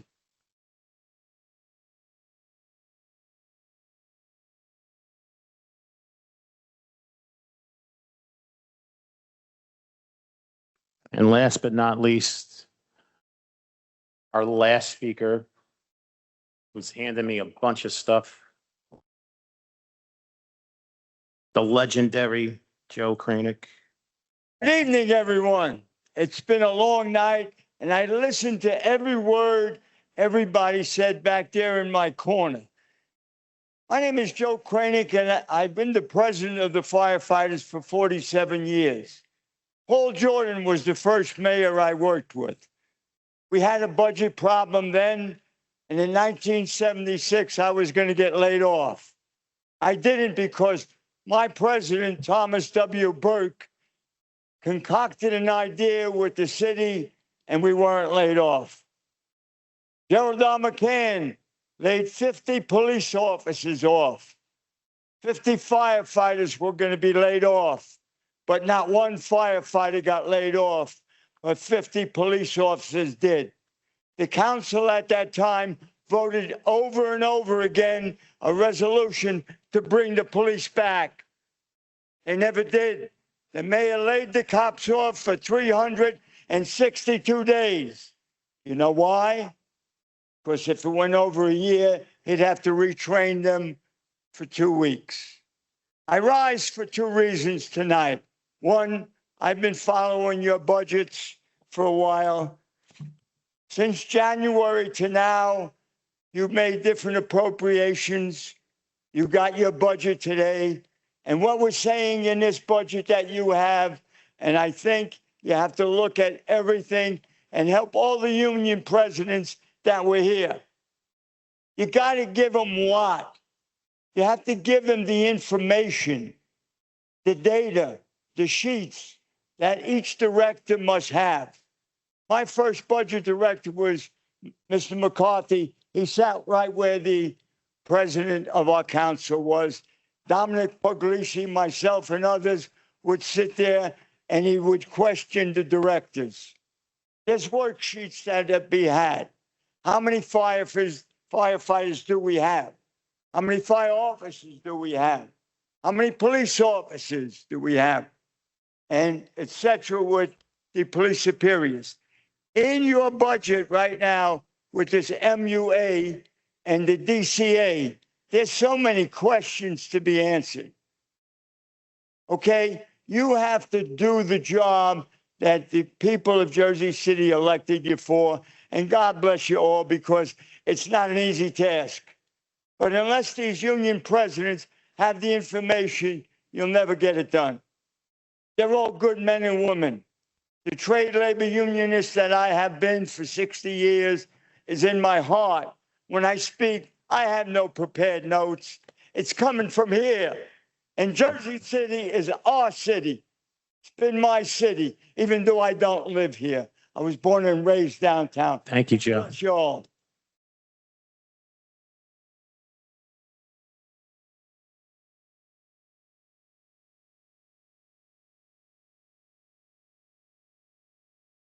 Okay, that will conclude our public speaking portion of the meeting. Council President, I believe you want to address the municipal council and the members of the public? Yes. There is a need to go into an executive session as we have some new details to discuss in terms of the MOU that is on the agenda. So I make a motion to add item 10.50 to the agenda to call for an executive session, and I can read it into the record. Second. So motion was made by Council President Ridley. I'm going to give the second to Brooks, even though there was a tie somewhere. On the motion to add item 10.50, City Resolution 26-474, which is the closed session, to the agenda, Councilperson Brooks. Aye. Councilperson Zupa. Aye. Councilperson Efros. Aye. Councilperson Little. Aye. Councilperson Gilmore. Aye. Councilperson Singh. Aye. Councilperson Griffin. Aye. You can only vote once. Councilperson Lavarro Aye. and Council President Ridley. Aye. Do you need me to read it into the record, Sean, or you're As good? soon as I recap the motion. Okay. So motion carries 9-0 to add item 10.50, City Resolution 26-474. Now the council president will read it into the record, and then we'll make a motion to defer to that item.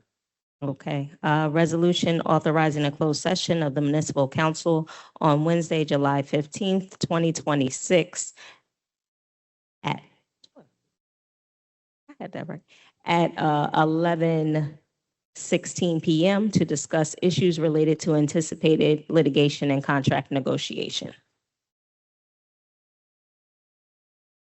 Okay? May I have a motion to defer to item 10.50, Resolution 26-474? Motion. Second. Motion made by Councilperson Gilmore, seconded by Councilperson Zupa. On a motion to defer to item 10.50, City Resolution 26-474, Councilperson Brooks. Aye. Councilperson Zupa. Aye. Councilperson Epros. Councilperson Little. Aye. Councilperson Gilmore.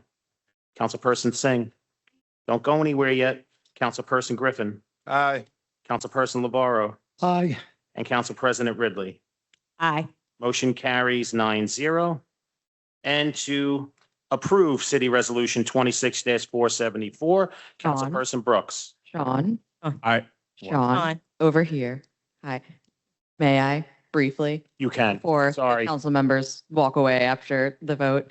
I just want to, for the benefit of the public and also the council, remind everyone that going into closed session is for an extremely limited and specific purpose. This is not a free-for-all for policy discussions or debating how or why you are going to vote. We are going to stay very narrowly focused on contract negotiations to the extent that you need confidential information to receive legal advice from your lawyer. But I've said that up here. I will repeat that downstairs if it bears repeating. We're going to stay laser targeted and make sure that any public discussion about the merits of your votes is happening in the public eye. Okay, with that being said, may I take a vote on City Resolution 26-474, Councilperson Brooks? Aye. Councilperson Zupa? Aye. Councilperson Epros? Aye. Councilperson Little? Aye. Councilperson Gilmore? Councilperson Singh? Councilperson Griffin? Aye. Councilperson LeBarrow? Aye. And Council President Ridley? Aye. City Resolution 26-474 is approved unanimously 9-0. Members of the public who are here, you can feel free to wait in the room. We are going to go downstairs to the caucus room, hold our closed session, and come right back up as soon as possible. Do we have an estimated time of our closed session? So We that the do public- not have an estimated time because we don't know what's actually going to be discussed. We do not have an estimated time, but I'm asking all of the council members to please keep it as concise as possible. Okay.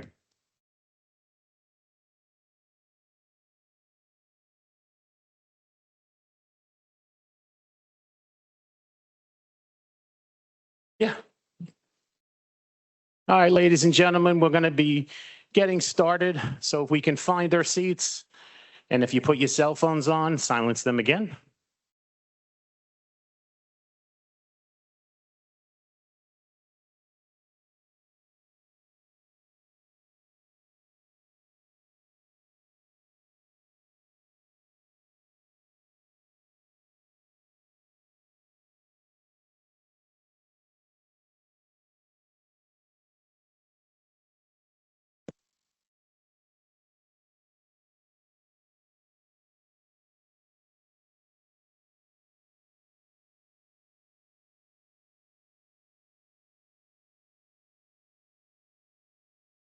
All right. We're back on the record. So with that being said, I think the council president would just like to address the members of the public and people who are watching at home. Okay, we had our executive session. We did get new information in regards to the MOU that is before us. I did step out earlier. I took a call and I wanted to discuss the details of that conversation in executive session with our attorney to be sure that any new terms of this MOU, et cetera, what our legal standing was. And at this point where we are is I did have a conversation today with our Senator Mukherjee, and he is, along with our other state elected officials, willing to continue to advocate for more favorable terms for this MOU. He stated that he is confident that he can be a productive advocate in getting a few more changes, along with working with our other elected officials. He is confident that he can get some changes. Unfortunately, I do not have those changes tonight. So the MOU that is before us tonight is before us, and we did speak with our corporation counsel to see that if those terms change, or if the state is willing to change those terms, are we able to amend that regardless of tonight's vote? If we vote for this MOU, are we still within our rights to go back and amend that? And our corporation counsel did say that is accurate. I just don't want to quote her word for word, so I'll let her respond to that question. Yes, the only thing that I'll clarify is the MOU is a contract like any other. So if we are able to negotiate amendments that the state would agree to, then procedurally the council can vote on those amendments and incorporate them into any MOU.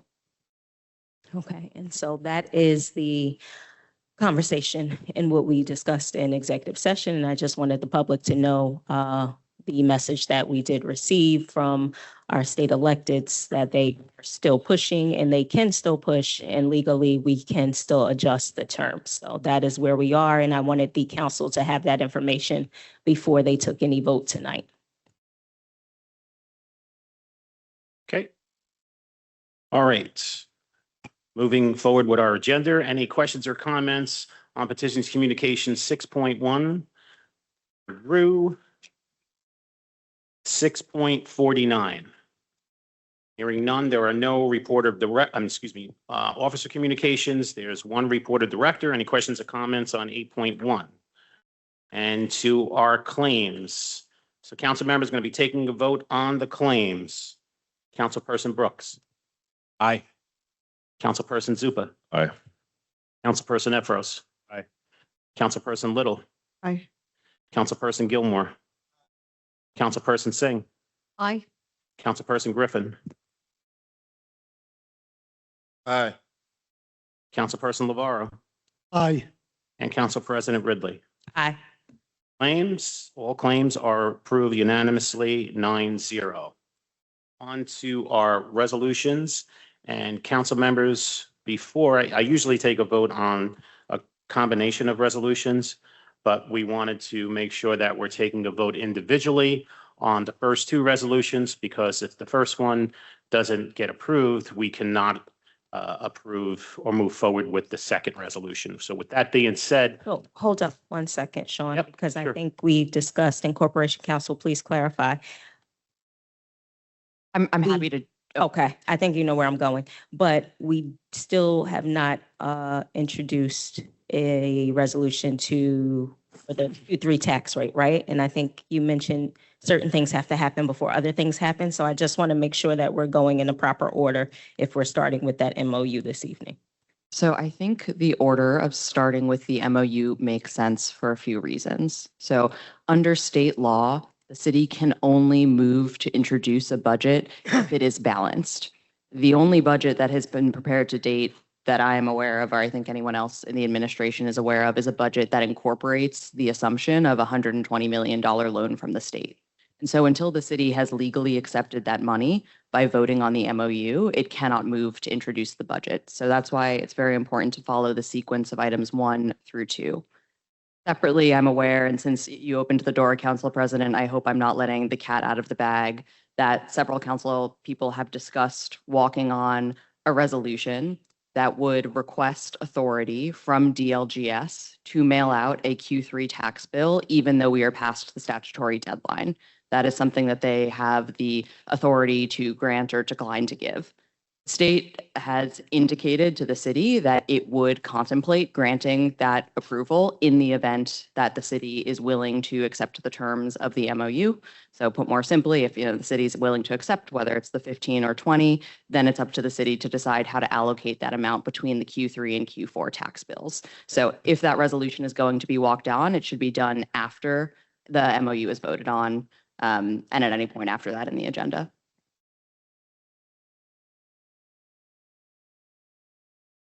So I have a question. So if they vote on the MOU, then they should add the walk-on, or vote on the budget, then add the walk-on?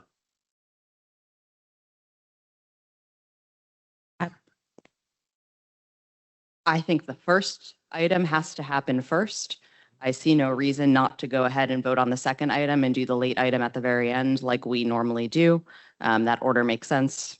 Arguably, you could switch 2 and 3. I don't think it makes a big difference legally or in terms of the decision-making of the council. Okay. Thank you very much.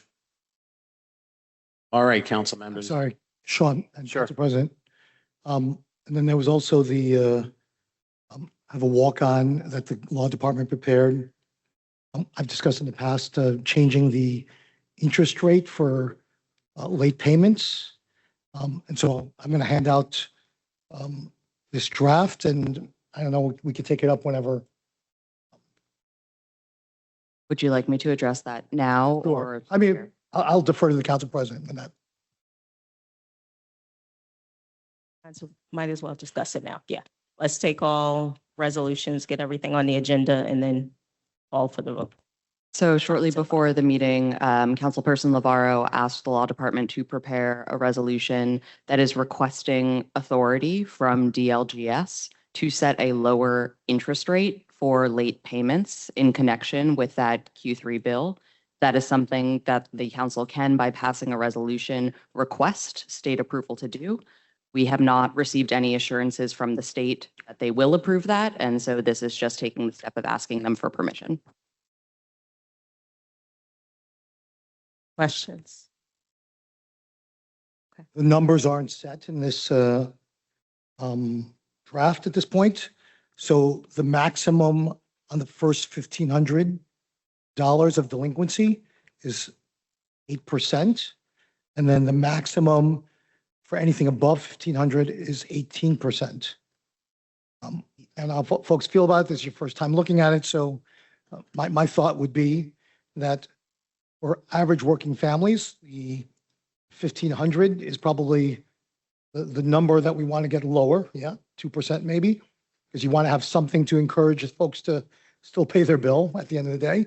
And then the number in excess of 1,500, when you talk about the large buildings and corporate interests and so forth around that, can set that number a little higher, set it higher, frankly, to ensure that they pay their fair share, that they pay their bills on time.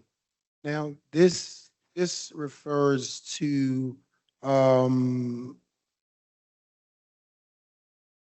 until the deadline in November? No, well, the idea would be the next third quarter is August 1st, right? Deadline. And so they would have a 10-day grace period from August 1st. Unfortunately, the bills will be coming out this week, so they'll probably get it sometime next week, and they'll probably have less than a week at that point around a week to meet their August 1st deadline with additional 10 days for the grace period. And then they get hit with delinquency charges as a result. And could we also ask for maybe 5 more days on that grace period? You got to speak a little more into the mic. Are we able to ask for 5 more days for the grace period?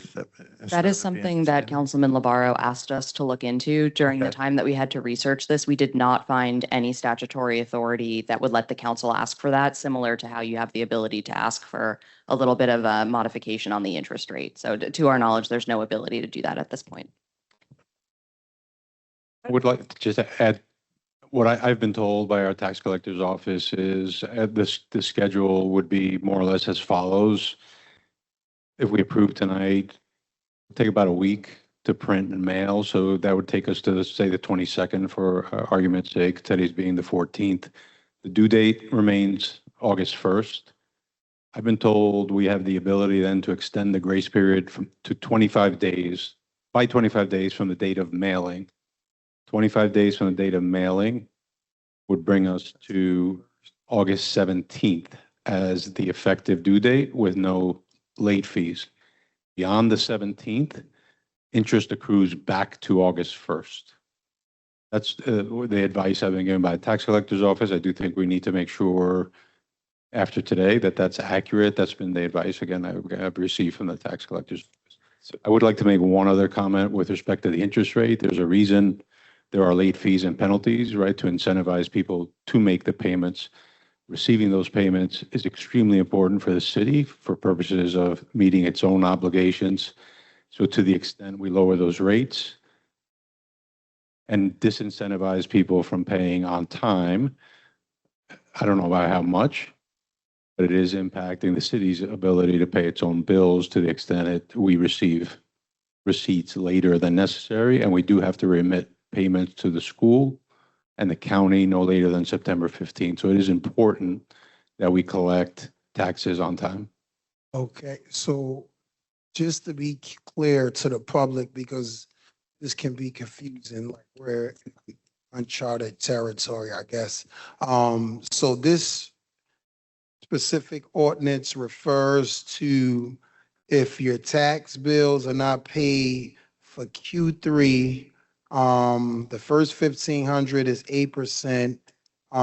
Subsequently, anything after that is 18%, but only as it relates to it before it goes to lien, right?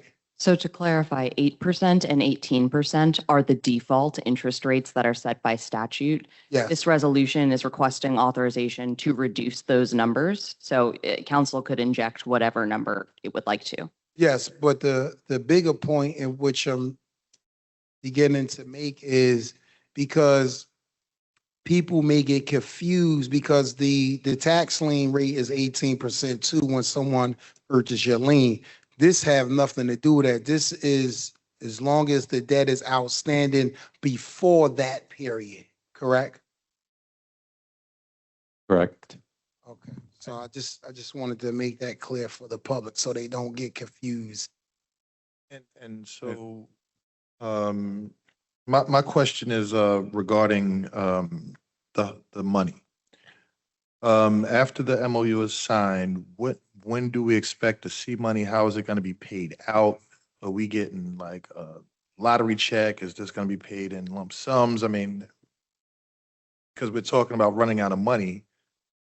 But if we're gonna receive this money before that happens, you know, I don't think we should have an issue with, you know, lowering the, Sure. basically paying out bills. Councilman, I've been told by DCA that we would receive the $105 million in loan proceeds relatively quickly. I have not given a specific date, but I would anticipate that would be within a week or two.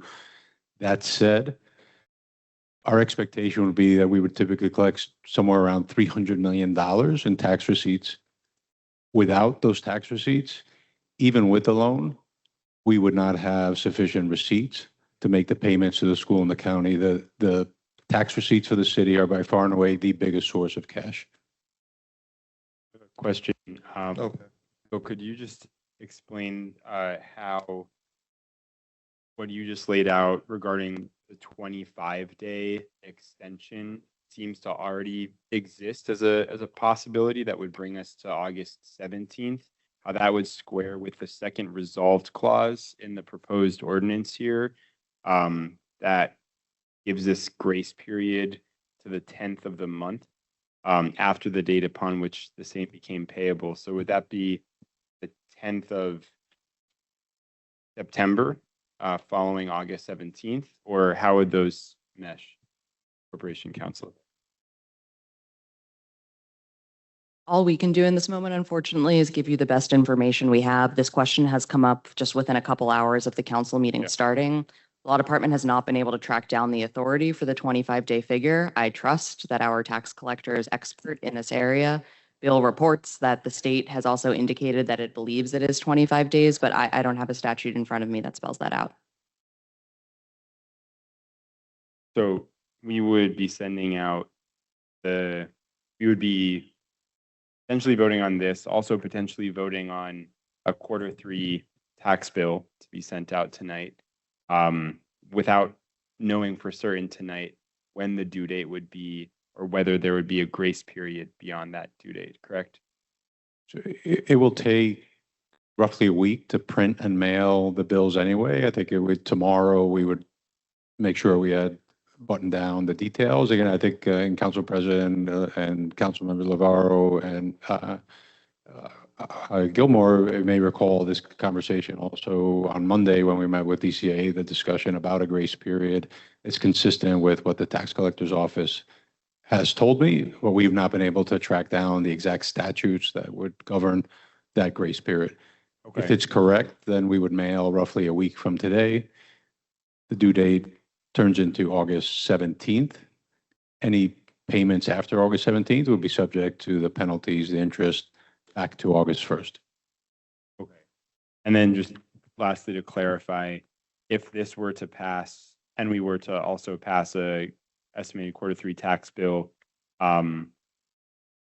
we still need approval from DCA for both of those items. Is that correct? We need approval from DCA for both of those items, correct? I believe so.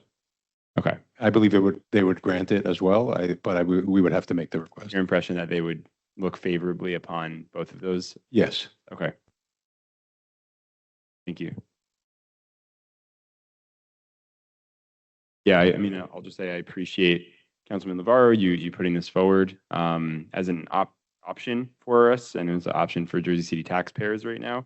I'm interested in this. I would want to make sure that we do not set the first 1,500 interest rate so low that we're too steeply disincentivizing. But I appreciate that I'm open to the number that is lower than 8 to try and spare some of the pain.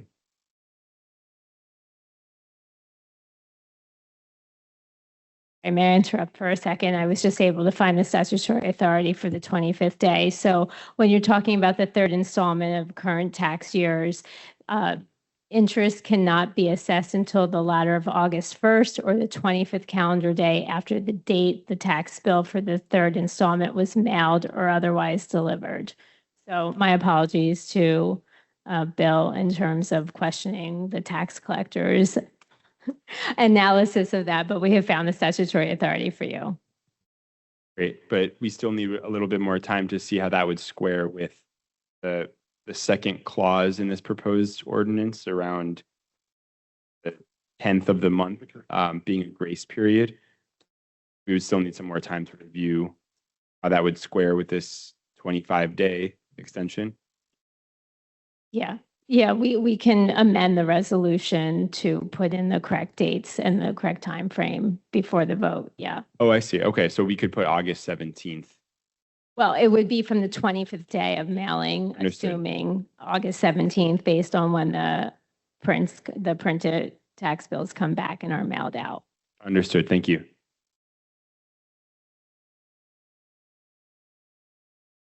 So Sean, given all of this, my recommendation would be to go through the first 2 items. And then once we've gone through everything else, handle the 2 walk-ons. And there's still some decisions that the council needs to make about the specifics of those walk-ons. We'll make the edits to the resolution we just talked about. We will need to know what number interest rate the council would like to inject.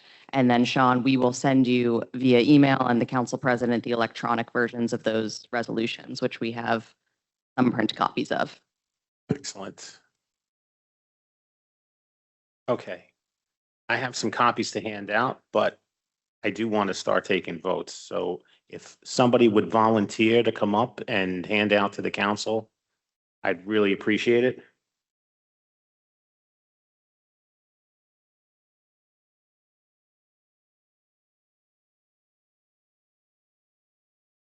Okay. Thank you, Stuart.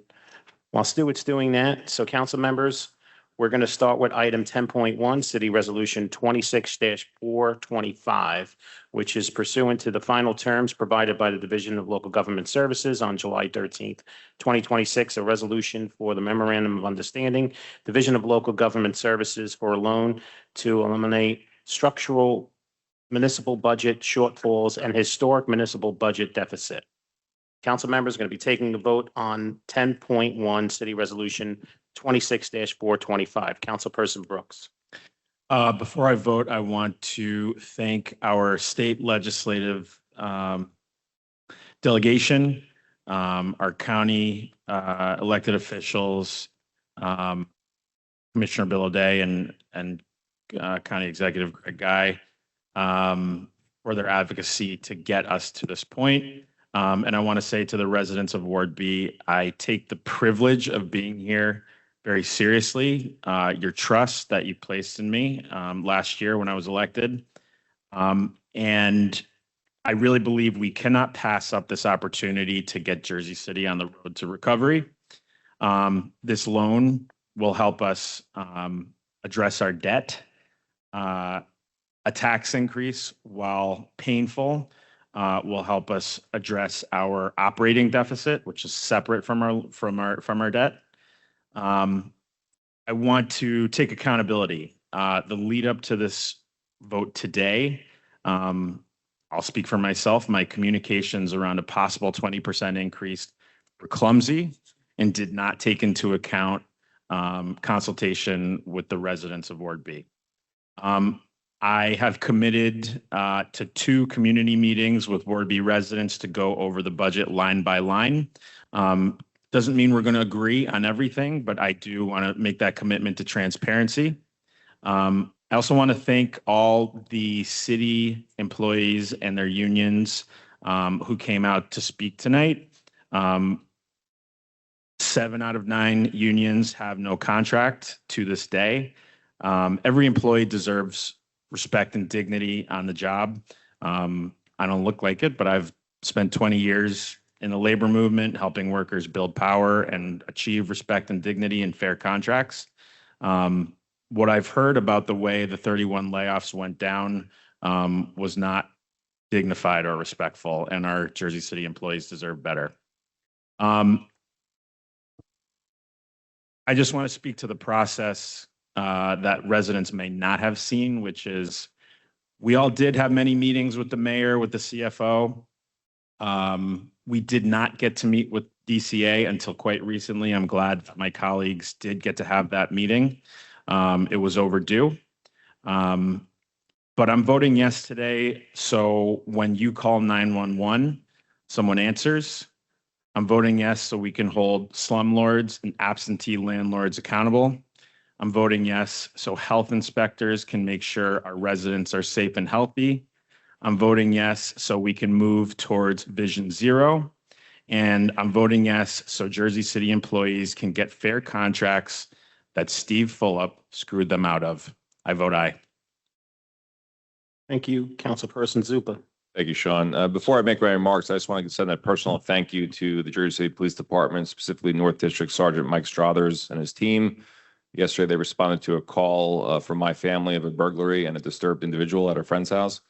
The caller did not identify themselves, so you didn't know you were responding to a Zupa family member, but you responded quickly and professionally, as we have all come to expect. So I thank you specifically, but also all members of our police department and the fire department who put it on the line day in and day out. So thank you. It's obviously late in the evening, so I do apologize. I do have a lot to say about this resolution and the MOU. I told all of you and our residents in Ward C that at some point a tax increase would be necessary purely due to the structural deficit that we have. Now, whether you voted for me or not, I was elected not to be a rubber stamp. But I'll also never vote a certain way just because it may be politically popular or easy for me. I could vote knowing I could vote no, knowing that this would still pass, and let you blame my council colleagues while I take a victory lap. That'll leave us with a full $200 million deficit and no tax revenue coming in. I'll always do what I think is the most responsible thing to do for our residents. Now's the time we need to come together as a city. I'm tired of the blame game and the finger pointing that has been going on between this council and the administration. I know you as residents are as well. We didn't create the mess we're in, but we're here now. It's not all a bad dream. We won, we're here, and it's now on us to get the job done. And we must do better. Doing better means no more attacks by the administration on this council for doing its job of asking questions, demanding transparency, and disagreeing when we believe the approach you're taking is wrong. Doing better means no more misleading social media posts or the nonsense and untrue scare tactics that were sent to our union leaders and our employees. Voting blindly without independent opinions is exactly what got us into this position that we're in now as a city. Our employees deserve better. Our residents deserve better. To our employees who spoke today and who reached out to me privately, I'm sorry that you were not afforded the respect that you all deserve. You should not be pawns in a budget dispute or rallied here by false information and the fear of losing your jobs. Not a single council person advocated for layoffs. Not a single council person said we should cut public safety or DPW and let our city descend into lawlessness. But you wouldn't know that based on the talking points that you were given by the administration. Facts matter. The council has no authority to hire or fire anyone. We were not consulted on who was laid off this past Friday. Now, speaking for myself, at no time in my advocating for transparency or cutting of spending did I suggest firing the people who are making the least and doing the most. In case I was not clear before, let me be clear now. I am available to the administration to consult with and will always be a partner. I propose bonding the $13 million in tax appeals, which would represent a 3% tax decrease because this council has been trying to do whatever we could to lower the expected tax increase. That was rejected, and I understand the reasons why. I propose budgeting less for contingencies, which is not money that we owe currently, but money that we want to have on hand for this year and for next year. That meant no layoffs, no service cuts. Those ideas were also rejected, and I respect the reasoning behind them. But instead, we've been presented with this MOU mandating a 15% tax increase in exchange for the $105 million loan. Until today, we were given zero flexibility to decide our own fate, which means to bond or to make cuts where appropriate. And a bad deal ended up being negotiated for us. That does not mean that this council has not tried to do what we can.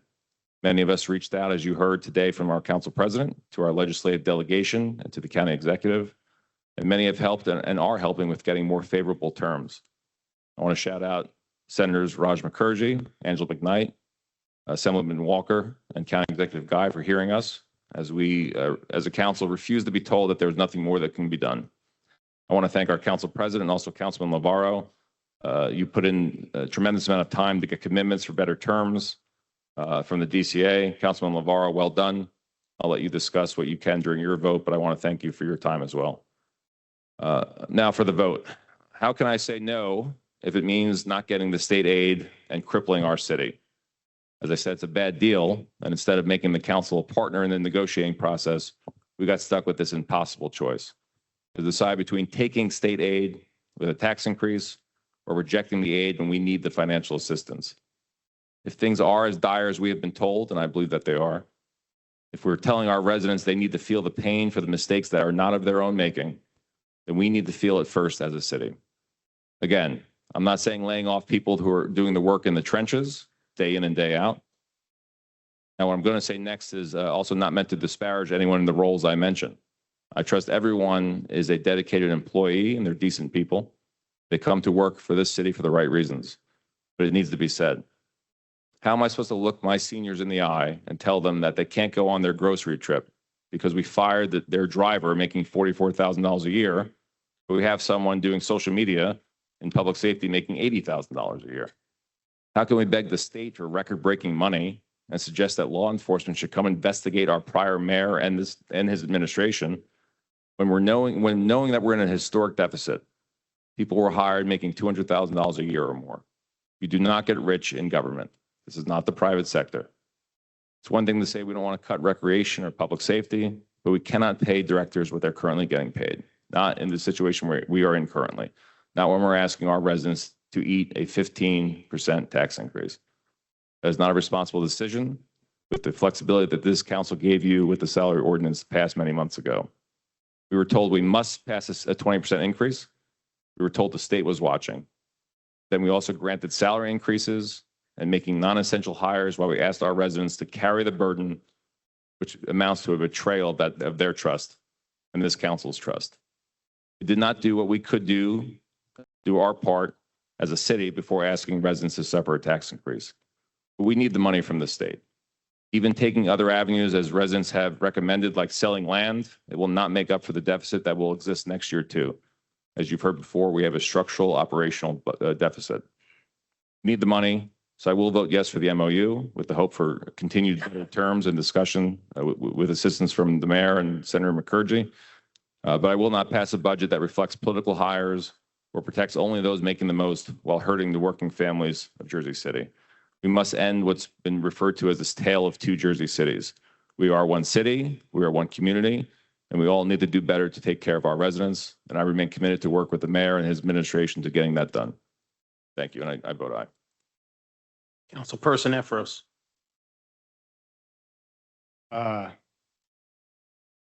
Long night, everybody. We're getting there. I'm also going to be voting in support of this MOU.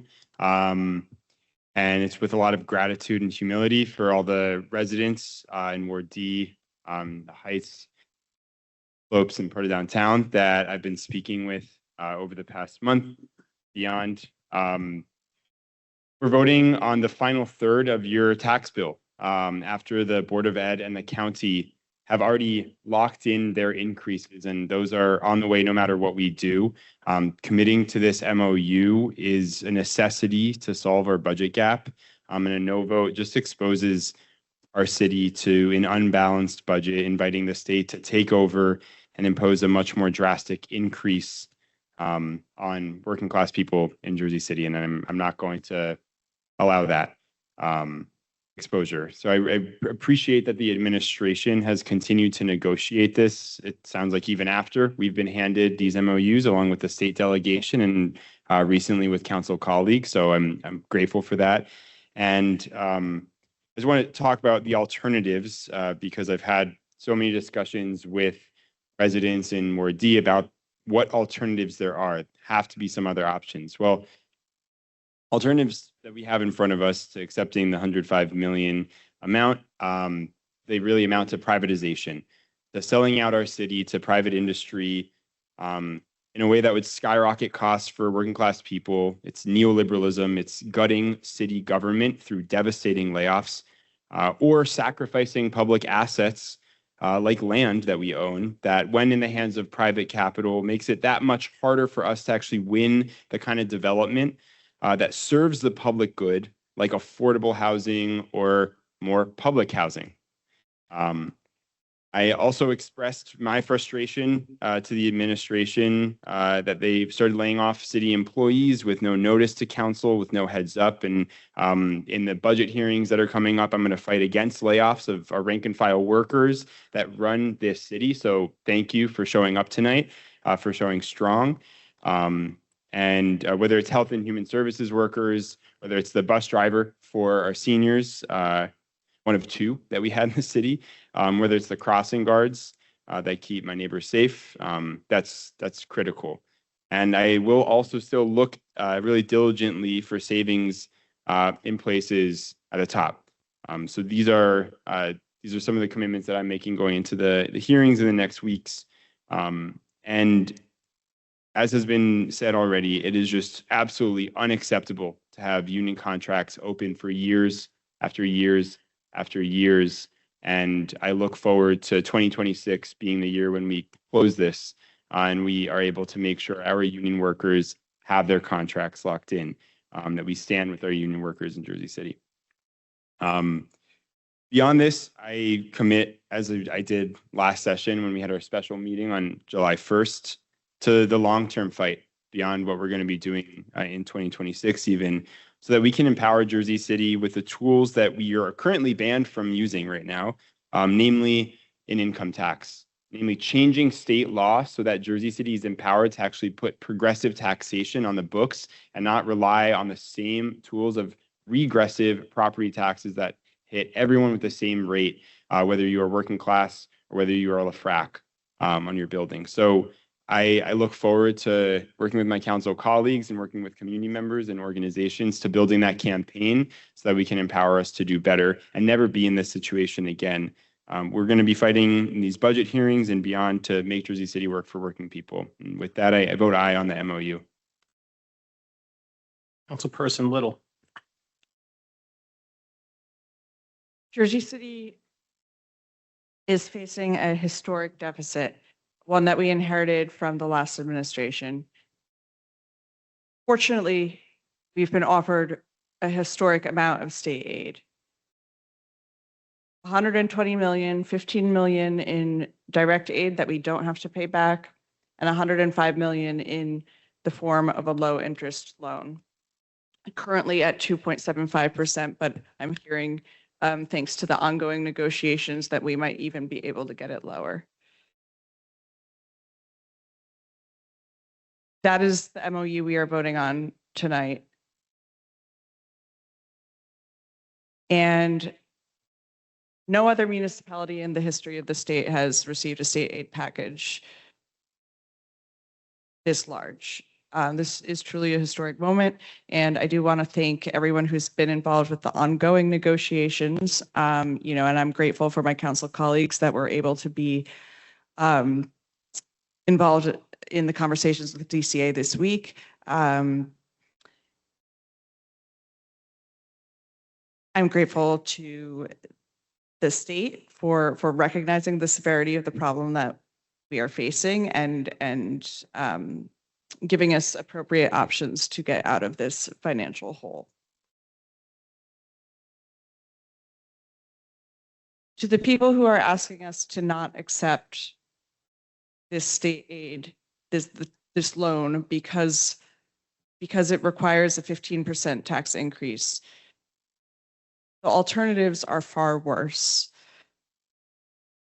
We do not have $105 million sitting around that we can magically pull out of the couch cushions. We need that money now. And, I've heard some people say, why don't you take out a loan from the private sector? Why does it have to be from the state? We would be paying at least double the interest if we got a loan from the private sector. This low interest loan is a helping hand. It's a way out of this hole for Jersey City. If we were to reject this state aid, which I'm thankful that my council colleagues so far seem not inclined to do, we would not only have a tax increase much higher than 15%, we would have to gut essential city services to the bone, meaning your potholes would not get filled, the garbage in the parks would not get picked up. You would call when your house is on fire and you would not know when someone would come. That is unacceptable. And I want to thank all the unionists who showed out today and made their case. We see you, we see the people keeping Jersey City running. And we are going to fight to maintain our essential city services at a high standard and maintain our workforce. There's also the very real chance, if we were to reject this state aid, that we would not be able to pass a balanced budget. In fact, that's the most likely scenario. When this happened to Hoboken in the aughts, when they were unable to pass a city budget, the state completely took over. And they can raise your taxes however much they want to at that point. They are not capped at 31% like Jersey City is. They can bypass that. They can raise your taxes even 70%. And that is a nightmare scenario that I cannot in good faith play Russian roulette with. I cannot gamble with the future of Jersey City. So while I hear the people who are concerned about a 15% increase, and none of us came into office wanting to raise your taxes 15%, that is certainly, it was not on any of our minds, but given the magnitude of the situation and given what we are hearing from the state and the terms of the loan from the state, the only responsible decision is to pass to vote aye on this memorandum of understanding. And I'm committed to working with my colleagues to looking for cost savings, looking for other paths of revenue generation. Our office is currently working with a few others on a parking reform ordinance, like some people brought up. Making sure that that our municipal prosecutor and our our backlog is cleared and our fines on bad actor landlords are being collected to the fullest extent. We are committed to looking and, traffic enforcement. We have already seen great strides in that, but, there's more work to be done. So we are committed at looking at all forms of revenue generation. We are that can help balance the city budget in future years without overburdening the small homeowner, the small taxpayer. And we are committed to looking for cost savings this year, but it would be staggeringly irresponsible to turn down this state loan. And so with resolution, I vote aye. Councilperson Gilmore. This is very trying time for us here in Jersey City. I take issue with the fact that the last administration left this huge deficit. I also take issue with the current administration knowing when they came in, we were in financial turmoil. They knew when they ran the numbers, they knew that we were in a deficit. Yet we brung people in at high salaries. I would much rather have seen us be proactive from that point on. As soon as we looked and seen a deficit, we should have begun to address the deficit right then and there. I'm going to tell you this now. This is not what I think. This is not what I hope. This is what I know. This is going to push Jersey City residents out. How do you know that, Councilman Gilmore? How do you speak so confident? Because I know people can't survive now. I know that there's people who at wits end, there's people on two people on two salaries and they're struggling to live. And then to add insult to injury, we're constantly going back to ask the same people to cover for mistakes that the municipal government made. So while I'm mad at the old administration, I take issue with this administration as well. I also take issue with the fact that police were present when individuals were getting laid off. These are the same people who have sweat equity in this city. These are the same people that worked on a national health pandemic. These are the same people who have blood, sweat, and tears and roots in Jersey City. To engage them in that manner is a bad precedent set by this administration. Under no circumstance should that have been done, because you're treating them like they've done something wrong. So I take issue with that. I take issue with the fact that the council wasn't a part of the game in the beginning. The council didn't have say in the negotiation. The council didn't know exactly what were going on. The council just voted 0 to 9 to the 15% proposal.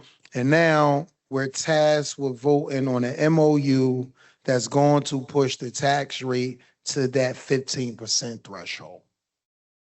And as a council, I hate to be in this type of position, because on one end, you don't want to vote for the MOU because the way things were done and the ultimate harm is going to do everyday Jersey residents.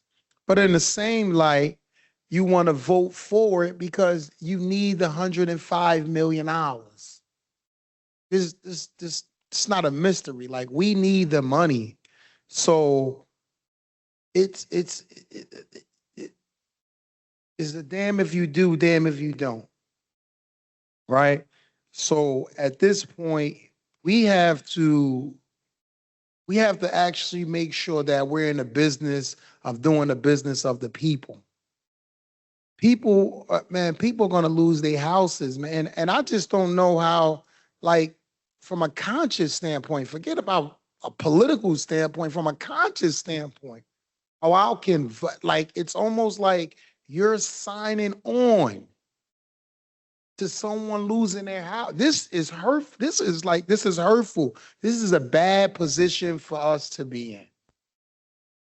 All these meetings the administration have done in the last, I don't know, since the inauguration, these are the conversations that should have been transpiring. We should have been looking for a proactive implementation of trying to save the taxpayers' money. You keep going to the same bank to get money and misappropriating that money and spending that money. I'm going to say it as I said it before. I don't know how somebody is not in jail with this stuff right here. I don't know how you leave a municipality $200 and something million. $200 and something million in the red. And then, and like nothing happens. That is crazy. So here we have it. You're almost forced to vote on this MOU, but if I'm the administration, I'm not taking the victory lap here. I'm not taking the victory lap because this administration had the opportunity to right the prior administration wrong. This administration had a chance to set a precedent for people to say, you know what, these people care about us. So the mayor took $1 salary, but everybody in there getting 100 and some thousand. Like, I don't, that is mind boggling. If I know I'm in a deficit and I'm asking everybody else to compromise, I'm going to compromise too. Do we need to attract the best talent? Yes, we do. We also we need to make sure that people stay in their houses. We also need to make sure people got jobs to feed their family. So I hope this administration look at this as something they can learn from, something they can grow from. And we got to be more in unison as a team, right? It can't be hundreds of union workers coming down here as if the council is to blame for layoffs, as if the council somehow hired people at these astronomical salaries. The record is clear. The council don't have the jurisdiction to say who's hired and who's fired. So we have to get away. We have to get out of this business of, you know, pointing the finger. When you point one, three is back at you. What are we going to do as a whole to ensure that people can stay in their house, that people have their jobs? And that's what we tasked with doing. So this is a sad yes vote for me. This is a sad day for me because there's no winners in this. There's no victory laps.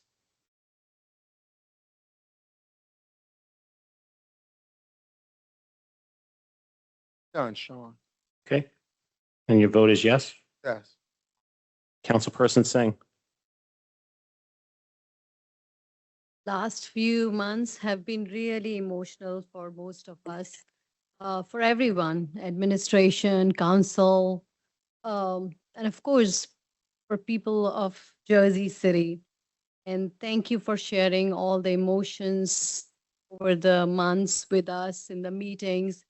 Some of them literally said they cannot afford to live in Jersey City anymore. You know, we have been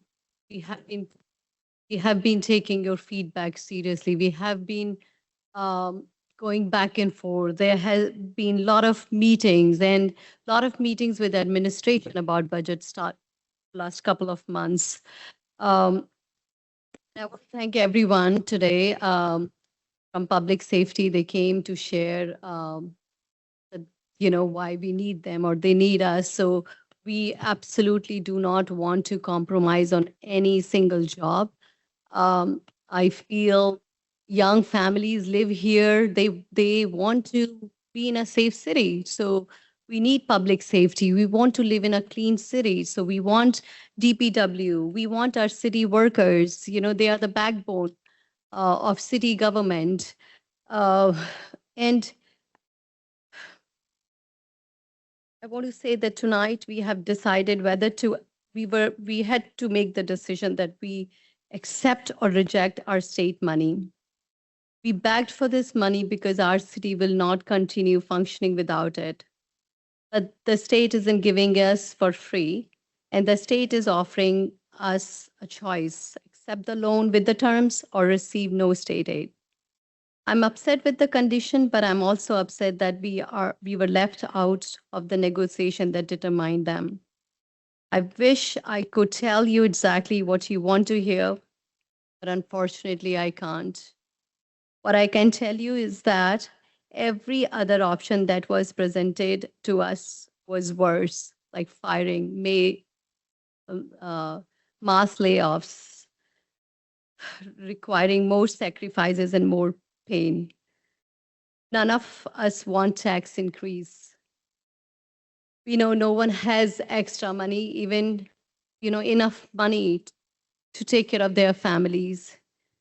We do not want to lose any single job. So it's very hard to vote yes today, but I guess this is the only option we have for now. But as I've been telling for months, and with my office, I'm working on it, we have to think about ideas to generate revenues regularly. Um, you know, the ideas people have been giving in these community meetings, and some of them are great actually. So going forward, I think we council should take this responsibility that we have to work on these ideas. We can generate some revenue for cities so that we are not relying just on taxes. I want to thank our county for negotiation, administration for negotiation, senator for negotiation, and my council colleague. I'm hoping for better days ahead, and my vote is yes. Councilperson Griffin. On July 1st, the council voted unanimously against raising taxes in the third quarter. Myself and other council members urged the public to prepare for a tax hike. We know what this is going to do to people. We know what it's going to do to seniors who are not paying their mortgages through a bank where the bank doesn't reset until January, and they're going to have to pay this right away. Now we're back here voting on an MUA, and shout out to our state and county legislation for advocating and helping us renegotiate terms. Thank you, Councilman Bavaro, Council President Ridley. But we're in a situation that we got to take control of, right? But we have to work together. Instead of having conversations, members of the administration attended a union meeting to discredit 5 out of the 9 council members. Some people that spoke tonight were unfortunately misinformed. And then July 10th, 2026, the day before my birthday, 31 people were laid off without us seeing a budget. The council didn't see a budget, right? And some of those people that were laid off, their salaries and their benefits were through grants. They were through grants. Like, how does that work?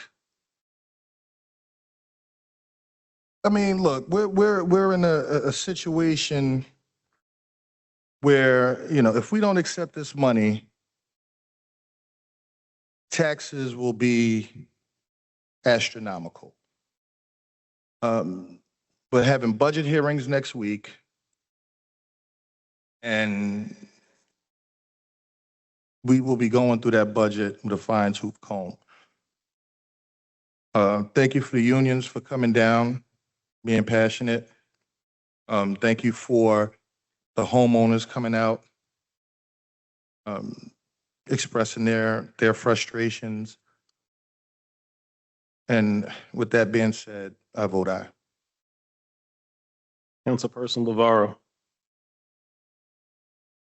So I'm going to begin with gratitude because it's deserved. To our partners at the state, to our delegation who went to bat for the people of Jersey City, particularly Senator Raj Mukherjee, Senator Angela McKnight, Assemblyman Jerry Walker, County Executive Craig Guy, and Commissioner Bill O'Day, thank you. They listened, they advocated, and the state is willing to work with us. That is what partnership looks like. It is why we are in a better place, hopefully tonight, than we were a week ago. Because of that partnership, there was a high likelihood that there will be a change in the loan terms that will be favorable to the city, more favorable than we have today. But given the sensitivity of the discussions, I can't disclose those potential terms at this time. But I will say that it means we may not be punished for trying to protect our residents with a lower tax rate increase. So I'm grateful that the state heard us, and I want them to know we will be good stewards of that relationship going forward. So I'm casting my vote tonight on the strength of that commitment and our partnership with the state. So now let me be clear about what my vote tonight is and what it is not. My vote is to accept this aid on fair terms so that Jersey City has the resources it needs. I feel hopeful that we will have a partner in the state moving forward. So knowing this, I vote yes. But my vote tonight is not, and let no one suggest otherwise, an endorsement of a 15% tax increase on the working families of this city. I've always said this, a budget is a statement of priorities. I've not yet reviewed this budget thoroughly, and until I do, I cannot tell you that its priorities are the right ones. What I can tell you is what I will be looking for when we get to those budget hearings.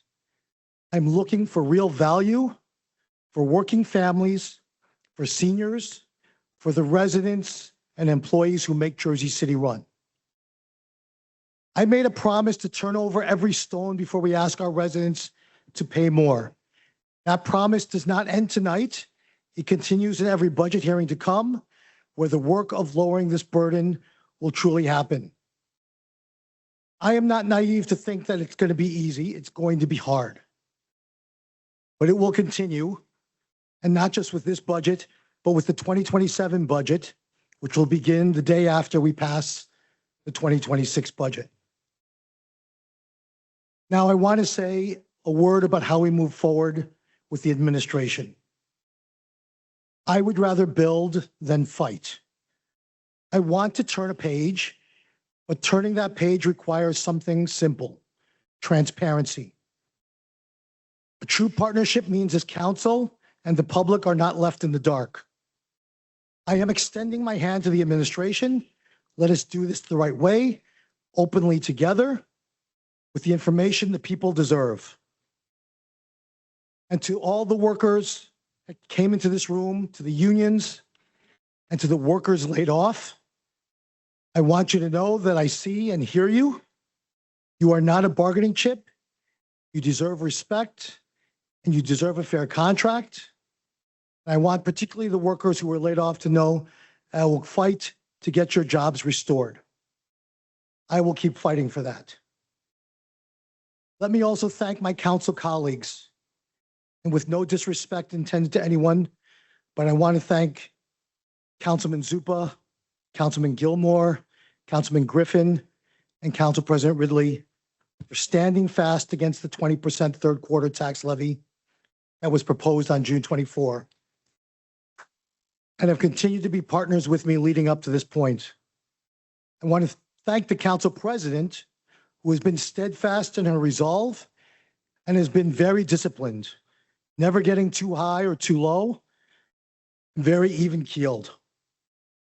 After proposing a 12% third quarter tax levy compromise on July 1, which couldn't get done, I want to thank all 9 council members who voted no on the 15% third quarter tax levy.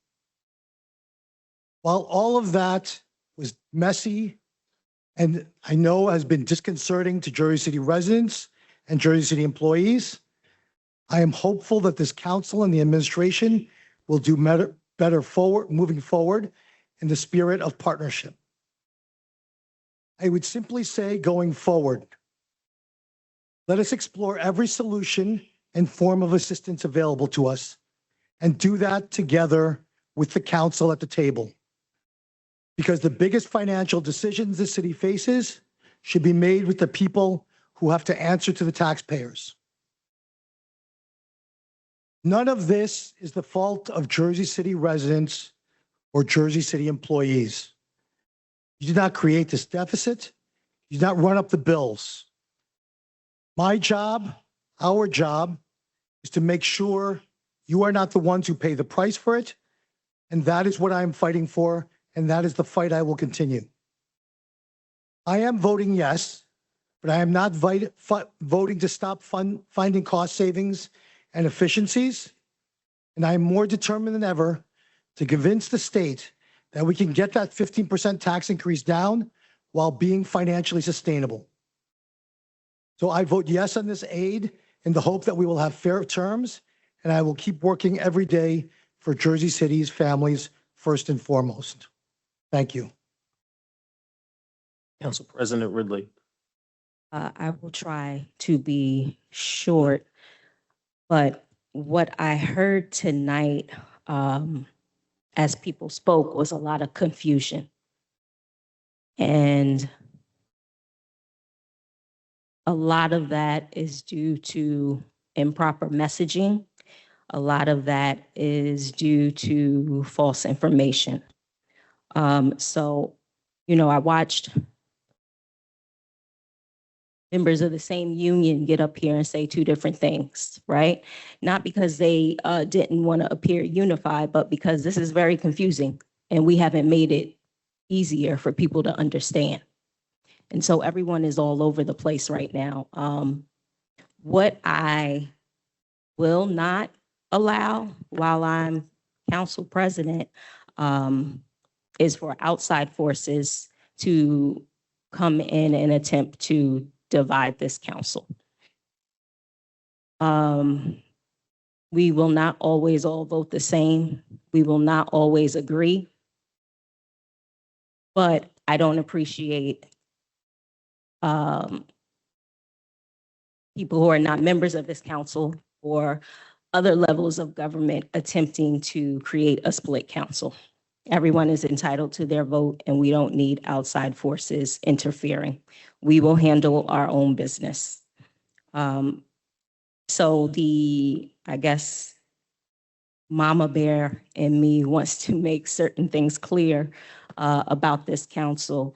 The council, as was stated earlier, is not responsible for hiring and firing of city employees. We were not involved in the 31 layoffs. We had no information prior to that. We learned when you learned. We did not approve any of that. And I have made the commitment to the members of the unions who have reached out to me and to the employees that were laid off that have reached out, that I will look into making sure that everything was done above board, legally, fairly. You have my commitment to look into that and to do whatever in my power to make sure that that was done properly. The other thing that I keep hearing people say is, tonight's approval of the budget. There is no resolution or vote tonight to approve the budget. What we are doing tonight is voting to introduce a budget. That begins the budget process. Then we will have budget hearings, and those hearings are open to the public. We meet with each director. We go through line by line. All of that information is available. We will not be voting on a final budget tonight. We are voting to start the budget process officially. The other thing is no one from this council was involved in negotiations with getting this funding from the state in the beginning. Our first meeting with the state was Monday. So I just want to make that clear to everyone. I also want to make clear that this council led from the front. I hear a lot of people say that we increased our budget, we increased our staff. This council is legally allotted to a certain amount of funding for their offices by state, city mandates. Legally, there's a certain amount that we can use to staff our offices. The council came in expecting to be able to use what they were legally obligated or legally allowed to do. When we were told that there was a budget crisis, we decided that we would not use our full office budget. We led from the front, and we said that we were not going to do that, and we still have not done that. So I want to thank this council for doing that, because we did put the people first in the council office, contrary to whatever is out there. The other thing I want to encourage residents to do is to go on the city's website and use the tax calculator. Because I know that while, yes, this is a significant increase, as was displayed here tonight, some residents are calculating that incorrectly.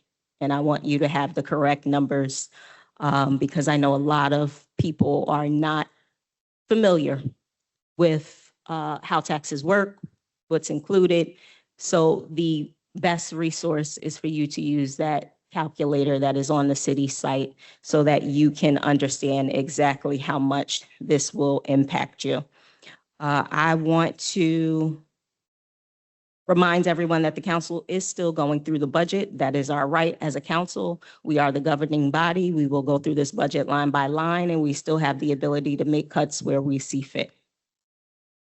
I want to thank the council for their work through this process. I want to thank Councilman Lavaro for advocating. I want to thank, there were advocates on, I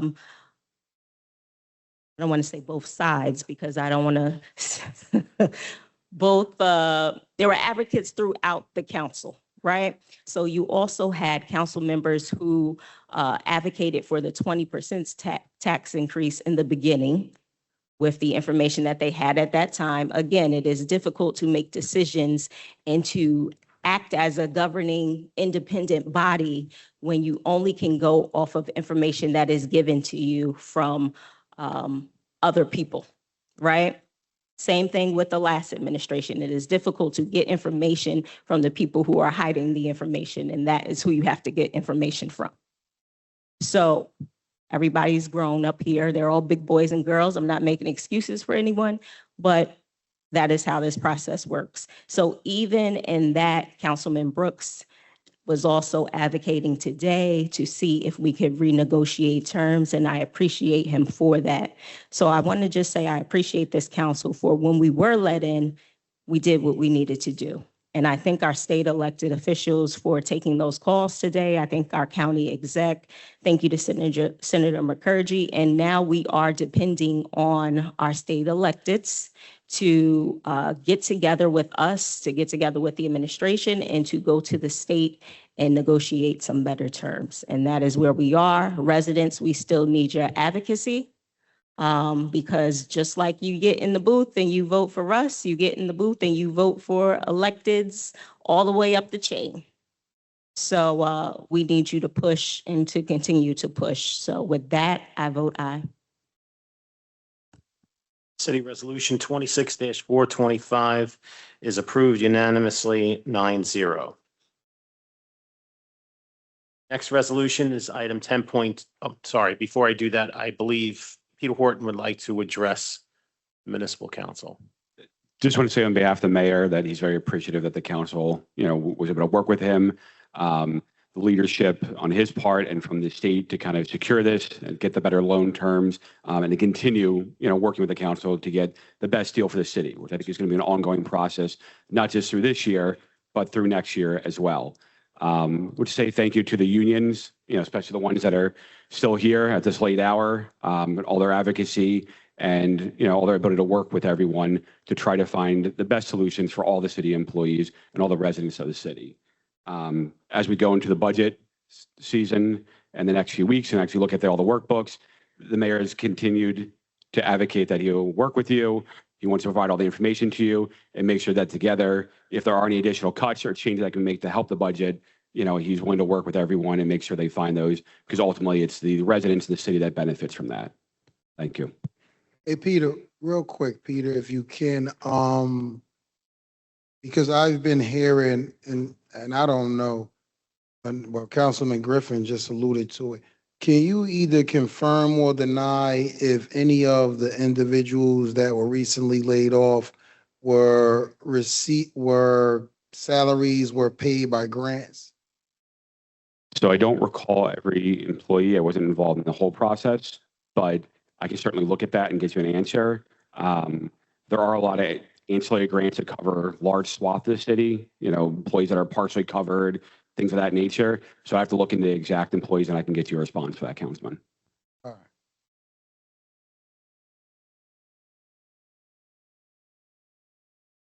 Say, okay, next resolution is item 10.2, City Resolution 26-426 is a resolution introducing the calendar year 2026 municipal budget.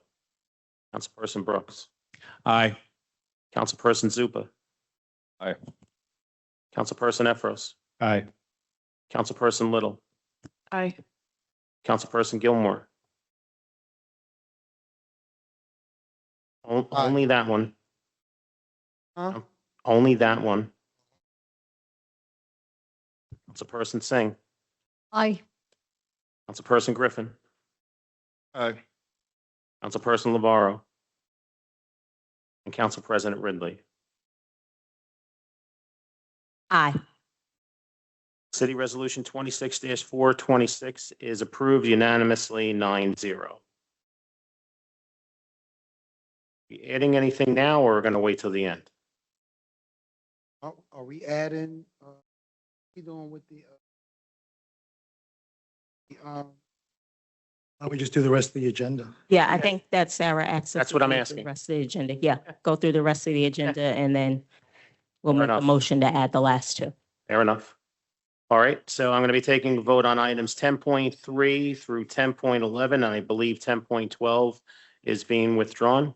Is that correct?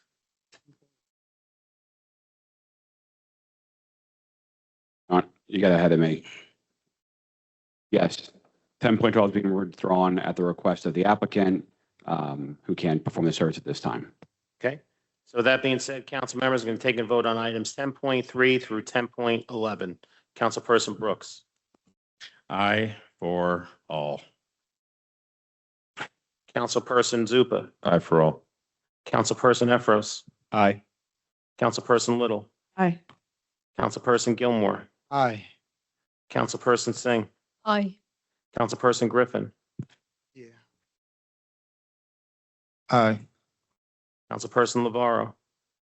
Just thanks to ACO and the Flow Initiative for your work and your advocacy.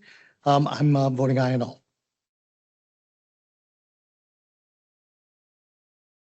And Council President Ridley.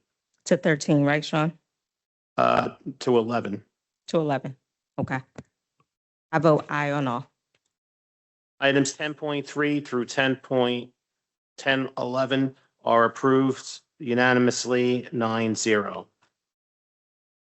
On to our next set of resolutions, which includes 10.13. What I'm going to be doing, council members, I'm going to be taking a vote on items 10.13 through 10.20. and 10.22. 10.21, I'm going to take a separate vote on because we have a couple of council members who are going to recuse themselves from the vote. So with that being said, we're taking a vote on items 10.13 through 10.20 and 10.22. Councilperson Brooks. Aye for all. Councilperson Zupa. Aye for all. Councilperson Epros. I vote aye. Councilperson Little. Councilperson Gilmore. Aye. Councilperson Singh. Aye. Councilperson Griffin. Aye for all. Councilperson Lavaro. Aye. And Council President Ridley. On 1014, I am going to abstain. I think that the points that Steve Lipsky made are good, and I think he puts on a good event. But each year, my residents in Port Lib are trapped at the end of their block. If you are familiar with that area of the city, Chapel Avenue after Caven Point Road is one way in and one way out. And during the marathon, there is nowhere for them to go, to exit, or to enter. Steve has set up a ferry service during the last marathon where they can exit by ferry to get where they need to go. But year after year, my residents on Chapel, not just Port Lib, now the Oliver, because we've added more residents down there, are trapped, and I get all those emails after the marathon all the time. So not to any discredit to Steve Lipsky, but I think the route is something that public safety really needs to examine. So I'm going to abstain on that vote. And aye for the rest. Okay. So if I can just recap the vote, item 10.13 is approved unanimously 9-0. Item 10.14 is approved 8-0-1 with Council President Ridley abstaining. Items 10.15 through 10.20 are approved 9-0, and item 10.22 is also approved 9-0. Now, this would be the time, if they already did it, Councilperson Brooks and Councilperson Little, if you want to just leave the room for 1 minute. Themselves, recruit themselves. Mm. Can't even hear. Okay. With that being said, council members are going to be taking a vote on resolution 26-445, which is item 10.21. Councilperson Zupa. Not used to voting first, vote aye. Councilperson Efros. Aye. Councilperson Gilmore. Aye, Sarah, just for, Sarah, point, just for clarification, when council members recuse themselves, they have to remove from the meeting to do it? This is a judgment call. Oh, okay. Technically, when you're recusing yourself, you're fully removing yourself from the deliberative process. And so to avoid any appearance that you could be impacting how your peers are voting, you can fully leave the room during deliberations at caucus and a council meeting. But again, these are really hard judgment calls about interpretation of our local ethics code. No hard and fast rules. Aye, Sean. Thank you. Councilperson Singh. Aye. Councilperson Griffin. Aye. Councilperson Lavaro. Aye. And Council President Ridley. City Resolution 26-445 is approved 7-0 with council members Brooks and Little absent. Please get them. They can come back in. They're gone home. Councilperson Brooks and Little, I think they can hear me. They can come back in. I have the speaker on in the lobby. It's echoing through the whole building. Sean, the heat, is the AC down again? So I don't control the AC. That's like 100th time I've answered the question. However, I think it's on a timer, and because of the time we are in these chambers, I think it's on a timer, so it's not running constantly.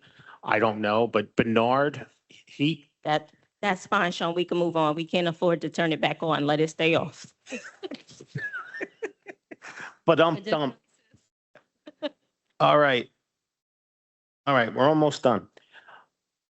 I'm going to be taking a vote on items 10.23 through 10.36. Sean, I'm very sorry to say I'm about to become the least popular person in chambers. However, there are 6 items on the agenda, 10.30 through 10.35, that are various resolutions concerning cannabis businesses. As we have discussed at length with the council, due to recent legal developments, it is essential, especially if any council persons are declined to vote no on those resolutions, that you give an explanation of your reasons on the record, however brief it may be. So if we could treat those differently, Sean, just to make sure we give council that opportunity, I would be grateful. Sure. So I'll be taking a vote on items 10.23 through 10.29 and 10.36. Councilperson Brooks. So just so we're clear, we're leaving out for the time being 10.30 through 10.35. Did we do 10.22, Sean? Did that? Yes. Okay. Hey, Peter, no, what you guys doing with 29, Peter? Are we, 'cause I know they said they were, I don't know, table or pulling it. If the council feels strongly that they'd like to withdraw it, we have no attachment to it, so we're fine with doing that if you would recommend it, Councilman. I'm gonna 29, and just so the public know, there's been like extensive conversation going back and forth as it relates to, the type of development for this area. I know they did have a meeting recently, I think this week. But I still was in conversation with the developers as it relates to this project. And I was gonna get back, I was in the process of getting back with them, while they had that meeting. So just to clear up any, uncertainty or causing any confusion or anything, I'm gonna motion to, Councilman, I can do you a favor and just withdraw it. You don't have to motion if you don't want. oh, okay. Peter, okay. So make sure I heard right where we are withdrawing item 10.29. Yes. Resolution 26-453. Okay.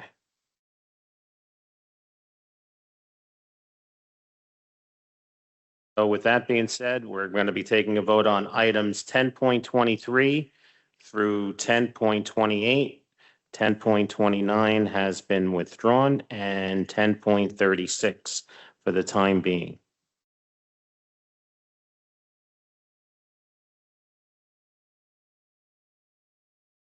Sorry. Councilperson Brooks. 10.36, air conditioning is good. I vote aye on all. Councilperson Zupa. Aye. Councilperson Efros. Aye. Councilperson Little. Aye. Councilperson Gilmore. Aye. Councilperson Singh. Aye. One second, I think Councilman Lavaro has a question. Aren't people supposed to talk about? We're not there? Are we gonna do those individually? Sean, just repeat what we're voting on, please. Okay, again, we're voting on items 10.23 through 10.28 and 10.36. Item 10.29 was withdrawn. We will be taking a vote on items 10.30 through 10.35 after this vote. Okay, my apologies. Okay, Councilperson Griffin, Aye. Councilperson Lavaro, Aye. and Council President Ridley. Aye. Just to recap, items 10.23 through 10.28 and 10.36 is approved unanimously 9-0. And item 10.29 has been withdrawn. So now on items, do we have to take them individually? Sorry, Sean. Okay.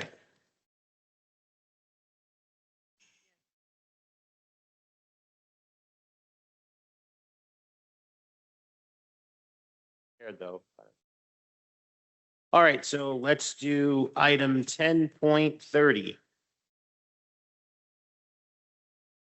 Don't know if this night's ever going to end. Which is the warrior weed. Resolution 26-454. Councilperson Brooks. I can't in good faith vote for a resolution for local support to a business that is closed and owes back taxes and to my knowledge has not made any attempt to make the city whole. So I vote no. Didn't it? Councilperson Zupa. All right, so this obviously came up before for us, but we're having an opportunity to give some reasoning. I just want to say I have a lot of respect for Mr. D'Alessandro, who came by before and appreciate his work. But I recall months ago seeing petitions from the residents of downtown.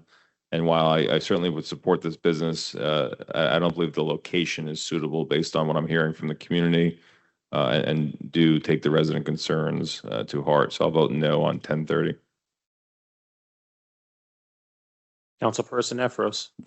I will vote no based on what seemed to be outstanding community dissent against opening this door or bringing public support for it. Councilperson Little. To vote no based on the amount of concerns from the community that I heard and community feedback. Councilperson Gilmore. No, in light of all of the issues that was brought forth by the community. Councilperson Singh. I'll vote no because the dispensary faced significant community opposition, including 200 people signed the petition for, and they were all living in the area. So I'll vote no. Councilperson Griffin. Residents, I've heard a lot of, I've heard a lot from residents, I'm sorry. It's a long night. And they're not in support of this. They feel it would have a negative impact on their community. So I'm going to vote no. Councilperson Lavaro. So since I've been on the council, returned to the council, been a number of applications for new cannabis dispensaries. I've generally abstained on them because I feel that the market is oversaturated in Jersey City. But that, and coupled with the idea that in all those instances, it's not personal, just my feeling is that the market is oversaturated. And knowing the complaints that generally just kind of get from residents about cannabis dispensaries citywide. But in all those other cases, the neighborhood was generally supportive, as well as the ward council persons. And so I just abstained in those cases. But in this case, there's a strong opposition from the neighborhood. And so I voted no then, and I will vote no today. Council President Ridley. I vote no based on the strong opposition from the community and the petitions and number of complaints we received. Sean, before you record the vote, it's very late. And I mistook this particular business for a different business.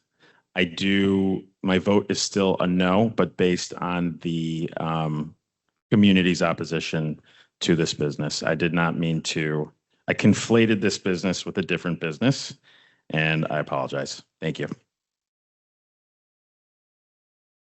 City Resolution 26-454, item 10.30 is defeated 0-9 with all council members voting no.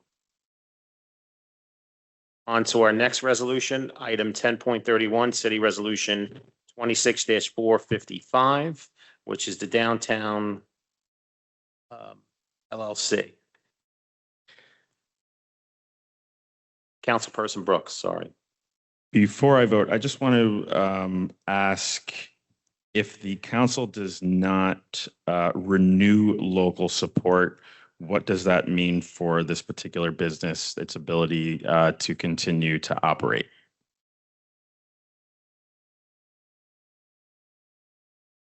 These renewals are required under state law. I can't speak to the particular timeline of any consequences that would flow from that. That's something we can look into and report to the council on. Okay. I am going to motion to carry this. I think I'd like to hear more about this particular business. I can only speak for myself, so I don't know if that's out of order. Second. On. We don't carry the resolutions. We don't carry So, resolutions. Would the administration like to withdraw this one as well?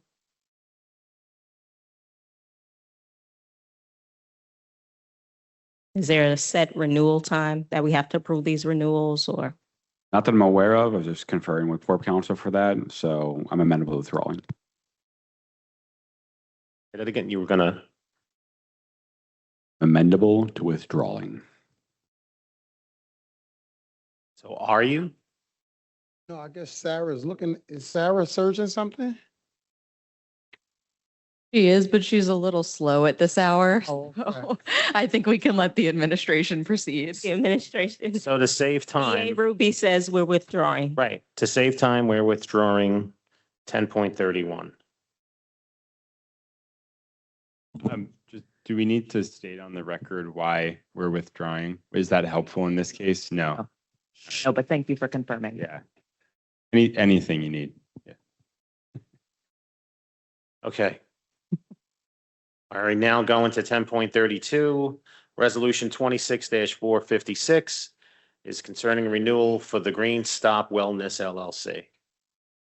Councilperson Brooks. I vote aye to renew local support. We need continued revenue from cannabis business in Jersey City. Councilperson Zupa. Vote aye. Councilperson Efros. Vote aye for local support. Councilperson Little. Aye. Councilperson Gilmore. Aye. Aye. Sorry. Councilperson Singh. Aye. Sorry. That's okay. Councilperson Griffin. Aye. Councilperson Lavarro. Aye. And Council President Ridley. Aye.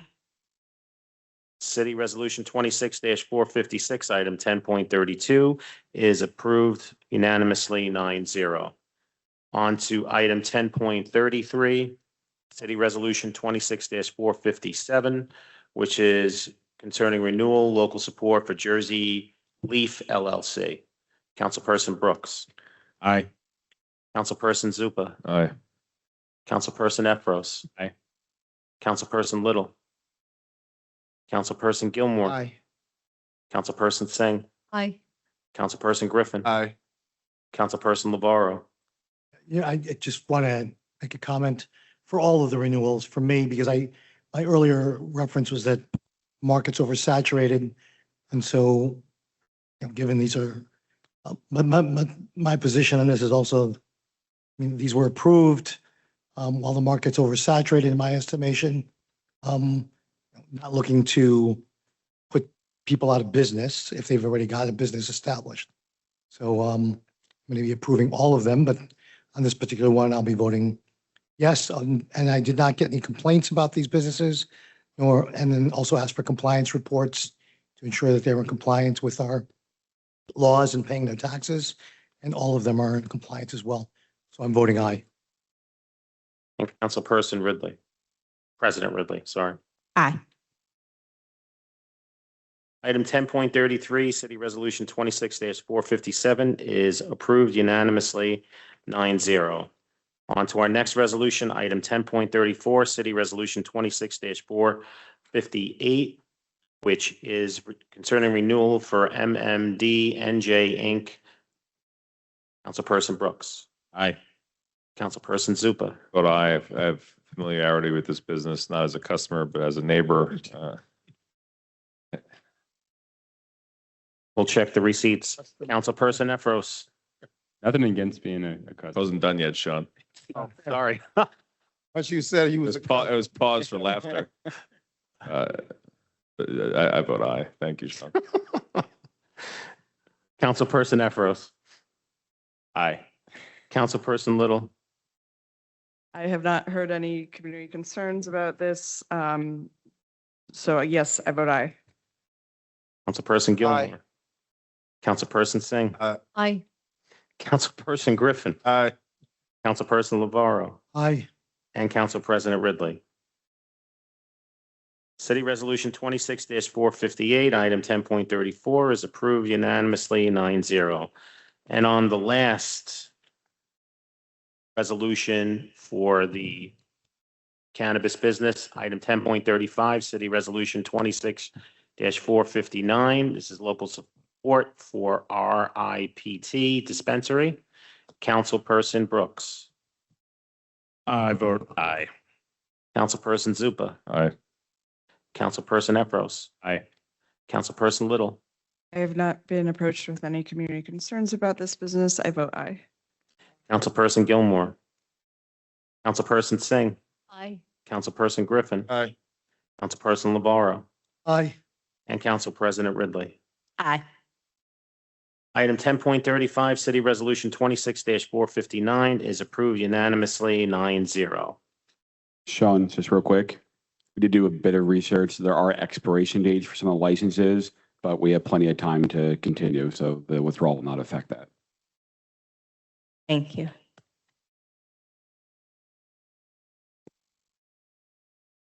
Okay. Now, I usually take a vote on the balance, but because we're adding a few, I'll ask for that motion now. Motion. But before I ask for it, I need to know what we're adding. I need to know what we are adding, what items. Okay. So the first one is a resolution authorizing the city of Jersey City Chief Financial Officer or Tax Collector to request approval from the Director of Local Government Services to exceed the 105% calculation of estimated billing and to prepare and mail estimated tax bills. Every council member has two versions of this resolution. One establishes a tax rate of increasing the tax rate by 12%, and another one increases the tax rate by 15% for the third quarter bill. As you remember, on July 1st, it was introduced with the 15% increase, and then the council sought to do a 12%. Both are being proposed because now we have an MOU that sets a minimum of 15%. So just putting it out to folks at the city council, which option you would like to consider adopting. Even though it's I mean, I think in light of, it's gonna be changed, but I mean, in light of trying to provide as much relief as possible, I think we should motion to do the 12%, but just to be clear to the public, based on the MOU that we voted on, it has to be at 15. So while I don't want to confuse anyone, I do want to try to lessen a burden as much as possible. So I think at this time, the 12% will be good versus the 15th at this juncture. Okay. Any other comments or not, then? Well, let me take that motion first. So that would be item, I have to do it individually. Item 10.51 at the 12%. Motion was made by Councilperson Gilmore. May I have a second? Second. Second by Councilperson Lavaro. On the motion to add item 10.51 at 12%, Councilperson Brooks. Just confirming that this is not in contradiction to the MOU. So the MOU sets the overall tax rate for the year at 15%. This resolution is requesting state approval to set the rate for Q3 bills that will be mailed out. It is not impacting the annual tax rate overall. Thank you. Okay, so I vote aye to add this. Thank you. Councilperson Zupa. Aye. Councilperson Efros. Aye. Councilperson Little. Councilperson Gilmore. Aye. Councilperson Singh. Aye. Councilperson Griffin.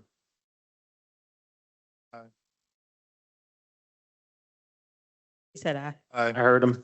Councilperson LeVar, I was just switching the camera. Aye. And Council President Ridley. Aye. Item 10.51 at 12%. Add to the agenda is approved 9-0. The other item that we're adding is item 10.52. Councilperson Lavaro, is that also the one fixing the interest rate on delinquent taxes, assessments, or other municipal liens or charges? Correct. So as I said earlier, the rate, the maximum rate for the first 1,500 is 8% and then 18% for anything in excess of $1,500 delinquency. Could I ask the administration, well, what is the current rate? Do you know offhand?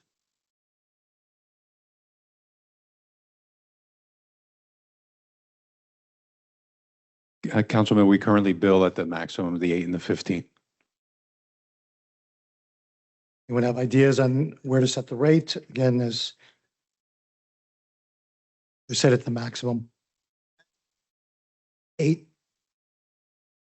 for the first 1,500. 8 and 18, I'm sorry, I misspoke. 8 and 18 are the maximum. And that's how we bill. We use the maximum. Can't hear you. Guess in light of that, guess the middle mark would be, 4 and 9. That way you don't want to incentivize people not to pay it. You also don't want to burden people in the same light, who can't pay it. So I think you split the difference 4 and 9. It's fine with me. Want to hear from others. Could we just get some analysis, Bill, if you will? I know it's hard to anticipate, but just anticipating if we send out a Q3 bill and these are the interest rates, do we think that we would see a really serious cash flow issue? I understand that might be hard to speculate here. Councilman, I really have no way to guess at that. I really couldn't even take a stab at it. And so as I said earlier, I think we should bear in mind the less incentive people have to pay, more likely is people will not do so. And that's why those rates are set where they are. But I really have no mathematical way of estimating what that might be. The one thing I'll say is in our budget, the collection rate, if I recall, is over 98%. That was correct. That's the current collection rate is at 90%. Or 98. In 2025. Okay. So that means when you say the collection rate is at 90 what? 98. It was almost 99% in 2025. So what happens to the other percent? Well, people pay, right? So it is collected, whether it's late or not, it's still collected. We also do the accelerated tax sales. Well, that's what I was about to say. So that still is recorded as, because I can't imagine any properties going to lien and not being sold at the lien. Correct. In December, typically Jersey City does the tax sale and sells nearly every single lien in the one-day tax sale. Jesus.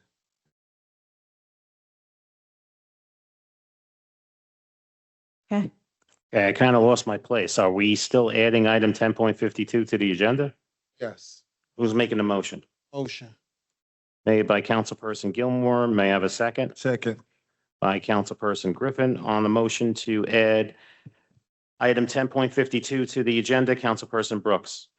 Sean, just before we vote, it's not clear, I think, for the record, what resolution is being voted on. Are we proceeding with the proposal to go with half, 4% and 9%? Yes. Okay, we'll update that and I'll circulate to the BA, the council president and the clerk, the updated version of that resolution.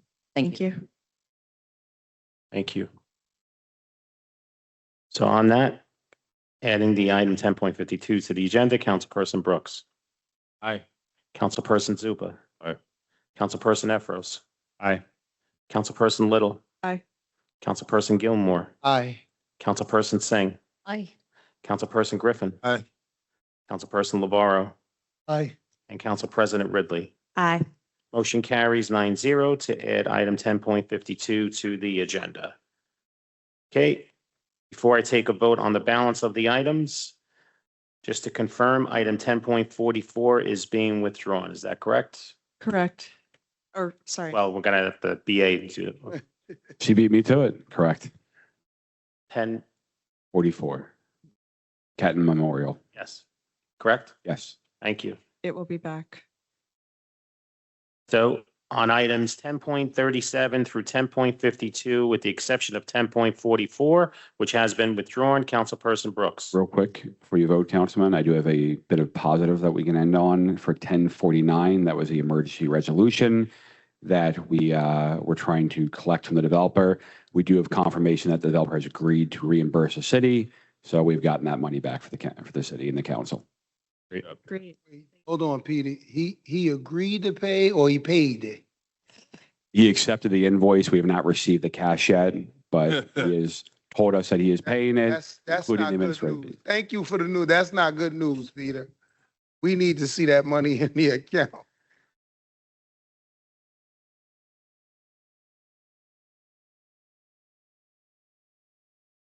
On items 10.37 through 10.52, with the exception of 10.44, which has been withdrawn, Councilperson Brooks. Aye for all. Councilperson Zupa. Aye for all, just on 1040, credit where credit's due to the administration for modernizing the overtime payment process for public safety, specifically the police department. That's a big concern for our residents. So thank you for getting that into the 21st century. And like I said, aye on the rest. Councilperson Efros. Aye on all and looking forward to item 10.41 and the RFP that comes out of it to get our enforcement in line. These civil offenses. Councilperson Little. Aye for all, and I echo my colleagues' statements. I'm hopeful that bringing overtime scheduling into an electronic system instead of a paper system will result in cost savings, like we discussed in this. And 10.41, I'm hopeful that this will enable the city to collect more revenue from, from bad actor landlords and other city code violators. So, we're tackling both ends, the cost savings and the revenue generation. So, yeah, aye for all. Councilperson Gilmore. Gonna vote aye for all. I'm keeping my eyes on 49. If we don't receive that payment, I think we should look to start the lane process. I vote aye. Councilperson Singh. Aye. Councilperson Griffin. Aye.